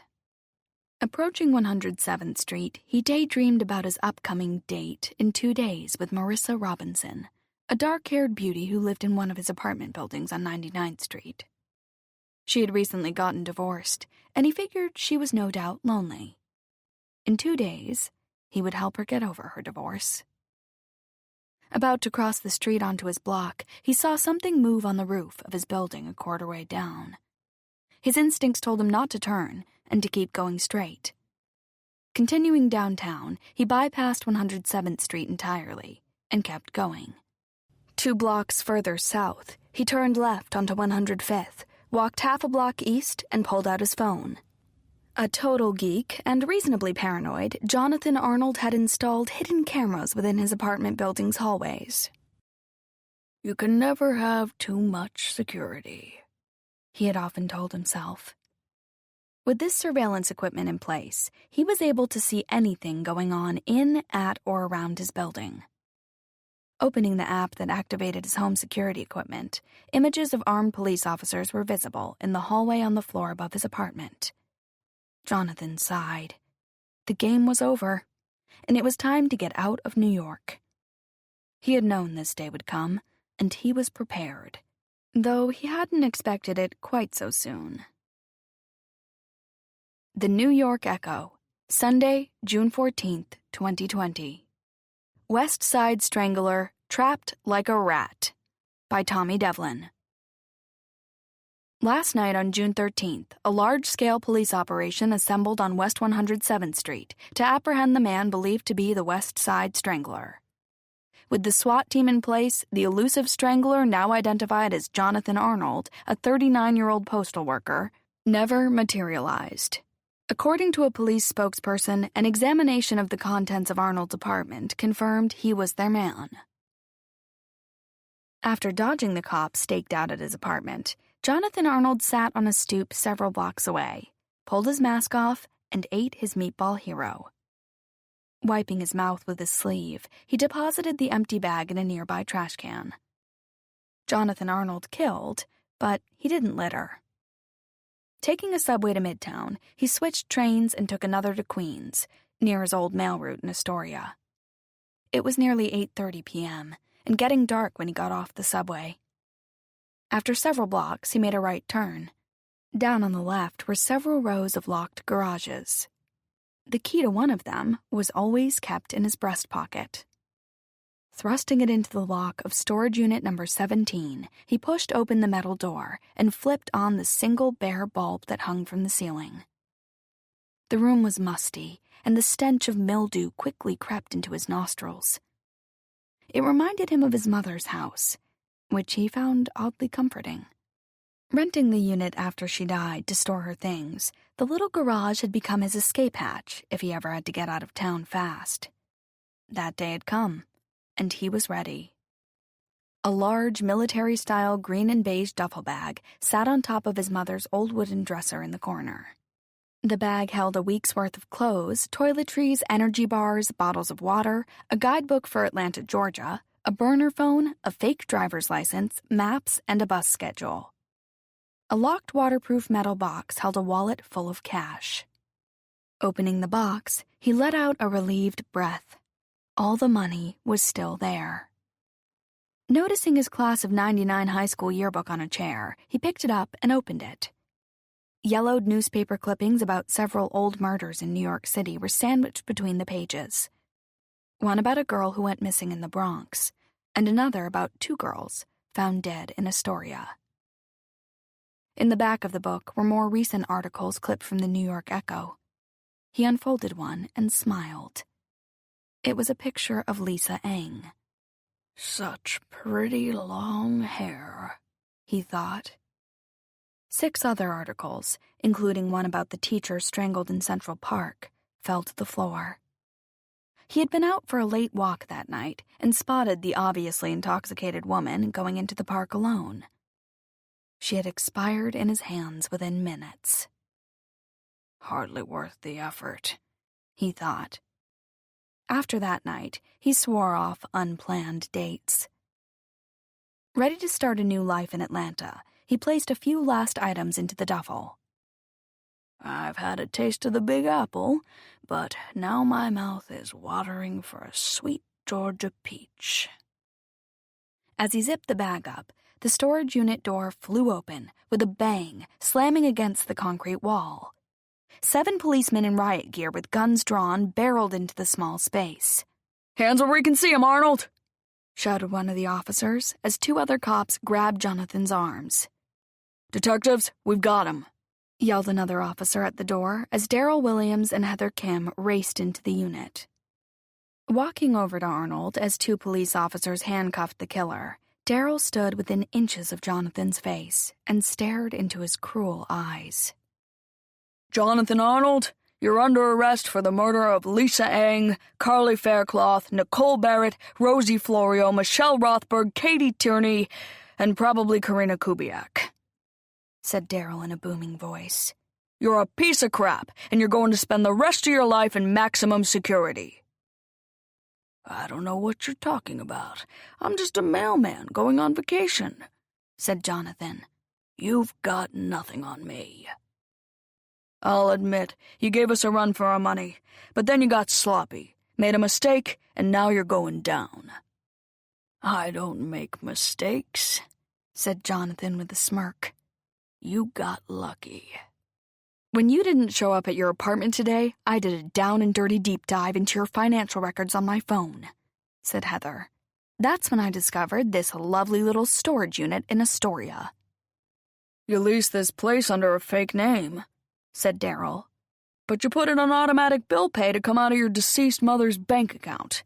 That wasn't very smart."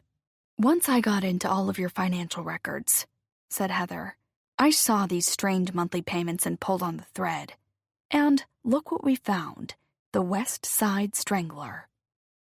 "Took you long enough," said Jonathan with a smarmy smile. "Shut up, you pathetic weasel," said Heather, grabbing his arm and leading him out the door. "You have the right to remain silent. Anything you say can and will be used against you in a court of law. You have the right to an attorney, and you're definitely going to need one." Chapter 53. Tuesday, June 30th, 2020. Several weeks after Connor Brandt was arrested, Zoe went back to work at Villa de Luna, managing the outdoor afternoon and evening shifts. Miranda had been very supportive when she learned from Sean what Zoe had been through. Even cranky Juliet Pasternak, after she heard what had happened, apologized for everything and put her mean girl away. She even offered to fill in temporarily until Zoe was physically and emotionally ready to go back to work. The outdoor restaurant seating was going well, even though their business was less than half of what it had been. While Miranda had planned on closing for the winter, Sean did some research and had convinced her to invest in extra high-end efficient heat lamps that would enable them to keep the restaurant open on all but the most bitter cold days. "Cafes in Paris stay open all winter," he said. "We can do the same." Not long after Zoe returned to work at the restaurant, she received a call from Detectives Williams and Kim, asking for a meeting with her and Sean. Waiting for the detectives to arrive at Zoe's apartment that morning, the two friends speculated on what the meeting was all about. Maybe we're going to get a commendation, said Sean. I doubt it, said Zoe. I think they want to update us on the case. The doorman buzzed from the lobby. When Zoe opened the front door for the two detectives, she could tell Daryl Williams was smiling at her, even though he was wearing a mask. The detective truly admired the young woman's pluckiness and determination, and was sorry he hadn't been able to stop all that had happened to her. Despite her own personal risk, Zoe had worked tirelessly to prevent the murder of a total stranger, never realizing she was the actual target. In her efforts to do the right thing, Zoe Brandt had lost a lot, and had almost been killed twice. "Come in, detectives," said Zoe as she closed the front door. Waiting in the living room, Sean stood next to the picture window, gazing out at Central Park. The windows had been left wide open, providing ample ventilation, and the warm summer breeze filled the large space. 4 dining room chairs had been set up in front of the window, 6 feet apart. Daryl cleared his throat. "We wanted to tie up some loose ends for you," he began, "and officially confirm what you may already know. I'm sure you figured out by now that the intended victim of the murder plot you saw in the text was not Miss Garcia Harmon's husband. It was you. The man who attacked you in this apartment had been hired by your husband. From what they tell me, it looks like he'll be a guest of the state of New York for quite a long time," said Daryl. "We've kept everything out of the press because the FBI wants to keep Connor's arrest quiet for a while," said Heather. "Your husband was the key person on a large FBI undercover operation. If the people he was investigating got wind that the FBI had infiltrated their organization, it would blow the lid off the whole thing. The police commissioner got a call from the head of the Manhattan FBI field office. We've all agreed to keep Connor's arrest under wraps, at least for the time being. They'd like the same from the two of you as well." Zoe bit her lip and nodded again as she took it all in. "Of course," she said. "Won't say a word," said Sean. "We wanted you to hear it from us," said Daryl. "You're safe now, Zoe. The DA thinks they have enough evidence to seek the maximum. Connor Brandt won't get out for a long time." Zoe's body slumped in her chair. "None of it makes sense," she said, getting teary. "I've gone over it in my head 1,000,000 times. If Connor didn't want to be married to me and wanted to be with her so badly, why didn't he just get a divorce?" "We've learned a fair amount about Connor and Miss Garcia Harmon. She's quite an operator," said Heather. "We dug into her past and communicated with the Mexican police. Gabriella was well known to them in Mexico City. She worked the rich old man circuit, trading sexual favors for cash and expensive jewelry. Apparently, she bilked one wealthy old man out of a great deal of money and then hit the road for New York." "That's who Connor fell for?" said Zoe. "A grifter?" "After she overstayed her visa in the U.S., said Daryl, she seduced the husband of the family who employed her as a nanny. She took him for a fair amount, too. When her employer lost his job at Blue Crest Financial, that's where she got the white bag with the red letters," said Sean. "I knew there was a connection." "When the man lost his job at Blue Crest," said Daryl, "he couldn't afford Gabriella and her extravagant tastes. When the family terminated her employment, she married Greg Harmon as a stopgap to get her green card and become legal in the United States." Zoe and Sean turned and looked at each other. "Greg Harmon is also a victim here," said Heather. "He knew nothing about any of this. Seems Gabriella had her sights set on living the high life in New York City ever since she was a kid. After she got her green card and deportation was no longer an issue, she looked around for someone who could provide her with the more luxurious lifestyle she felt she deserved. That's when she met your husband." "But Connor had no money," said Zoe. "On the FBI's dime, he looked like he did.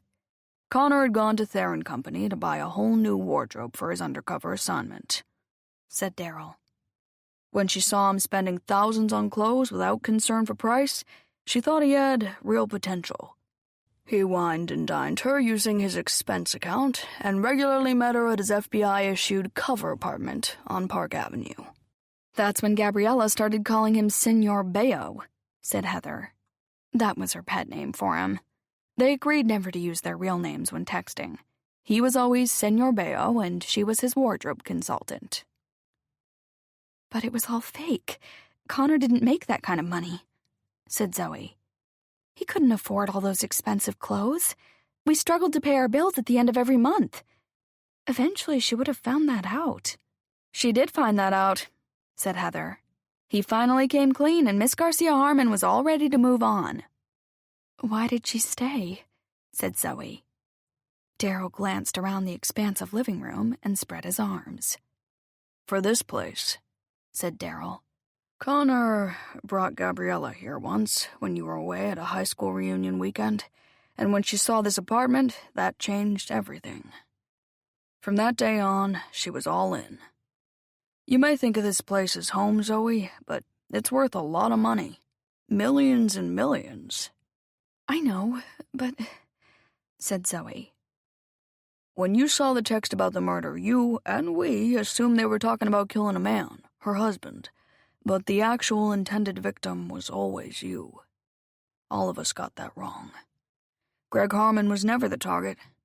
She wanted Connor to get rid of you so the two of them could take possession of this apartment. I still don't understand, said Zoe. Because the apartment belonged to you before you got married. If you and Connor divorced, he'd have no claim to it, and that didn't sit well with Gabby.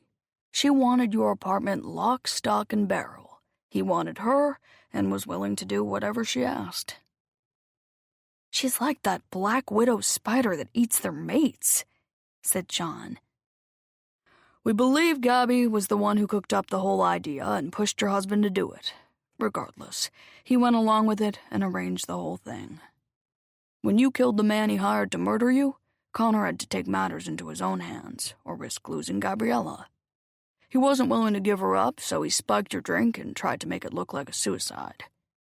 He made sure that both he and Gabriella had no communication and solid alibis for their whereabouts that day, in case it ever came back to bite them. From our reports, it seems that Gabriella flirted with every shopkeeper in Manhattan that afternoon.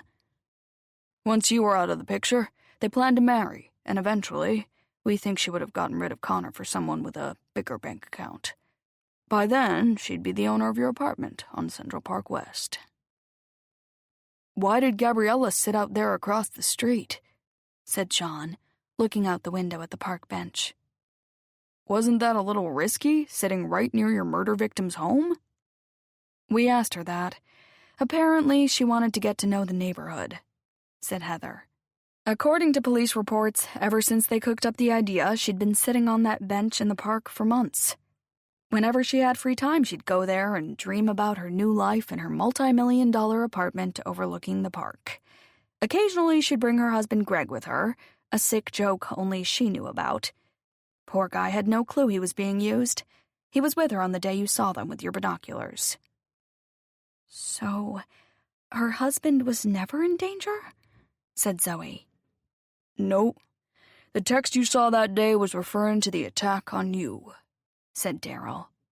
From what Miss Harmon disclosed in her plea deal, she was going to divorce her husband. He had nothing of value. She already had her green card and figured she might get a little financial settlement if she divorced him. Once you were out of the way and Connor became the sole owner of this apartment, she would dump husband number 1 and marry husband number 2 and his luxury co-op. Let me ask you something, said Zoe later as she walked the detectives to the front door. Did you believe me when I reported this whole thing, or did you think I was crazy? In the beginning, there were a lot of holes in your story. I'll admit I had my doubts, said Darryl. But there was an honesty about you that told me you were telling the truth. I owe you an apology. I thought you were completely nuts, said Heather. Turns out I was wrong, and I'm glad my partner had more faith in you than I did. If you ever need anything, call me, said Darryl just before he and Heather left. And Zoe, stay away from crime scenes, you hear? Back in the living room, Zoe and Sean sat opposite each other by the window. "From now on, I have full veto power on any man you go out with," said Sean. "Clearly you're a terrible judge of character." "I won't be seeing anyone for a long time. Maybe never. I'm swearing off men for a long while." "And we're done playing detective? Those days are over, right?"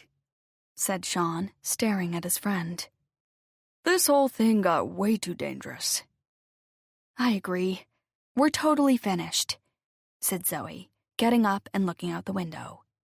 Reaching for the binoculars on a nearby table, she held them up to her eyes and looked down on the street below while fiddling with the focus controls.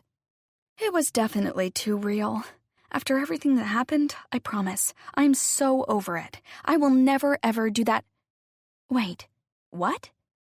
Holy shit. Oh my God, Sean, you're not going to believe what I see right now. There's this hulking bald man in a blue sweatshirt. He looks German. He's walking a black poodle with a red collar. He's following this platinum blonde woman who is talking on her phone. She has no idea he's behind her. I think I see a knife sticking out of his sleeve and..."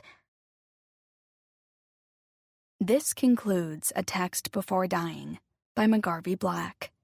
Narrated by Gail Shallon. Copyright 2021 by McGarvey Black. This unabridged audiobook is published by arrangement with Bloodhound Books Limited through Rights People London and was produced in the year 2021 by Tantor Media Incorporated, a division of Recorded Books, which holds the copyright thereto. Please visit Tantor.com for more information on our growing library of unabridged audiobooks.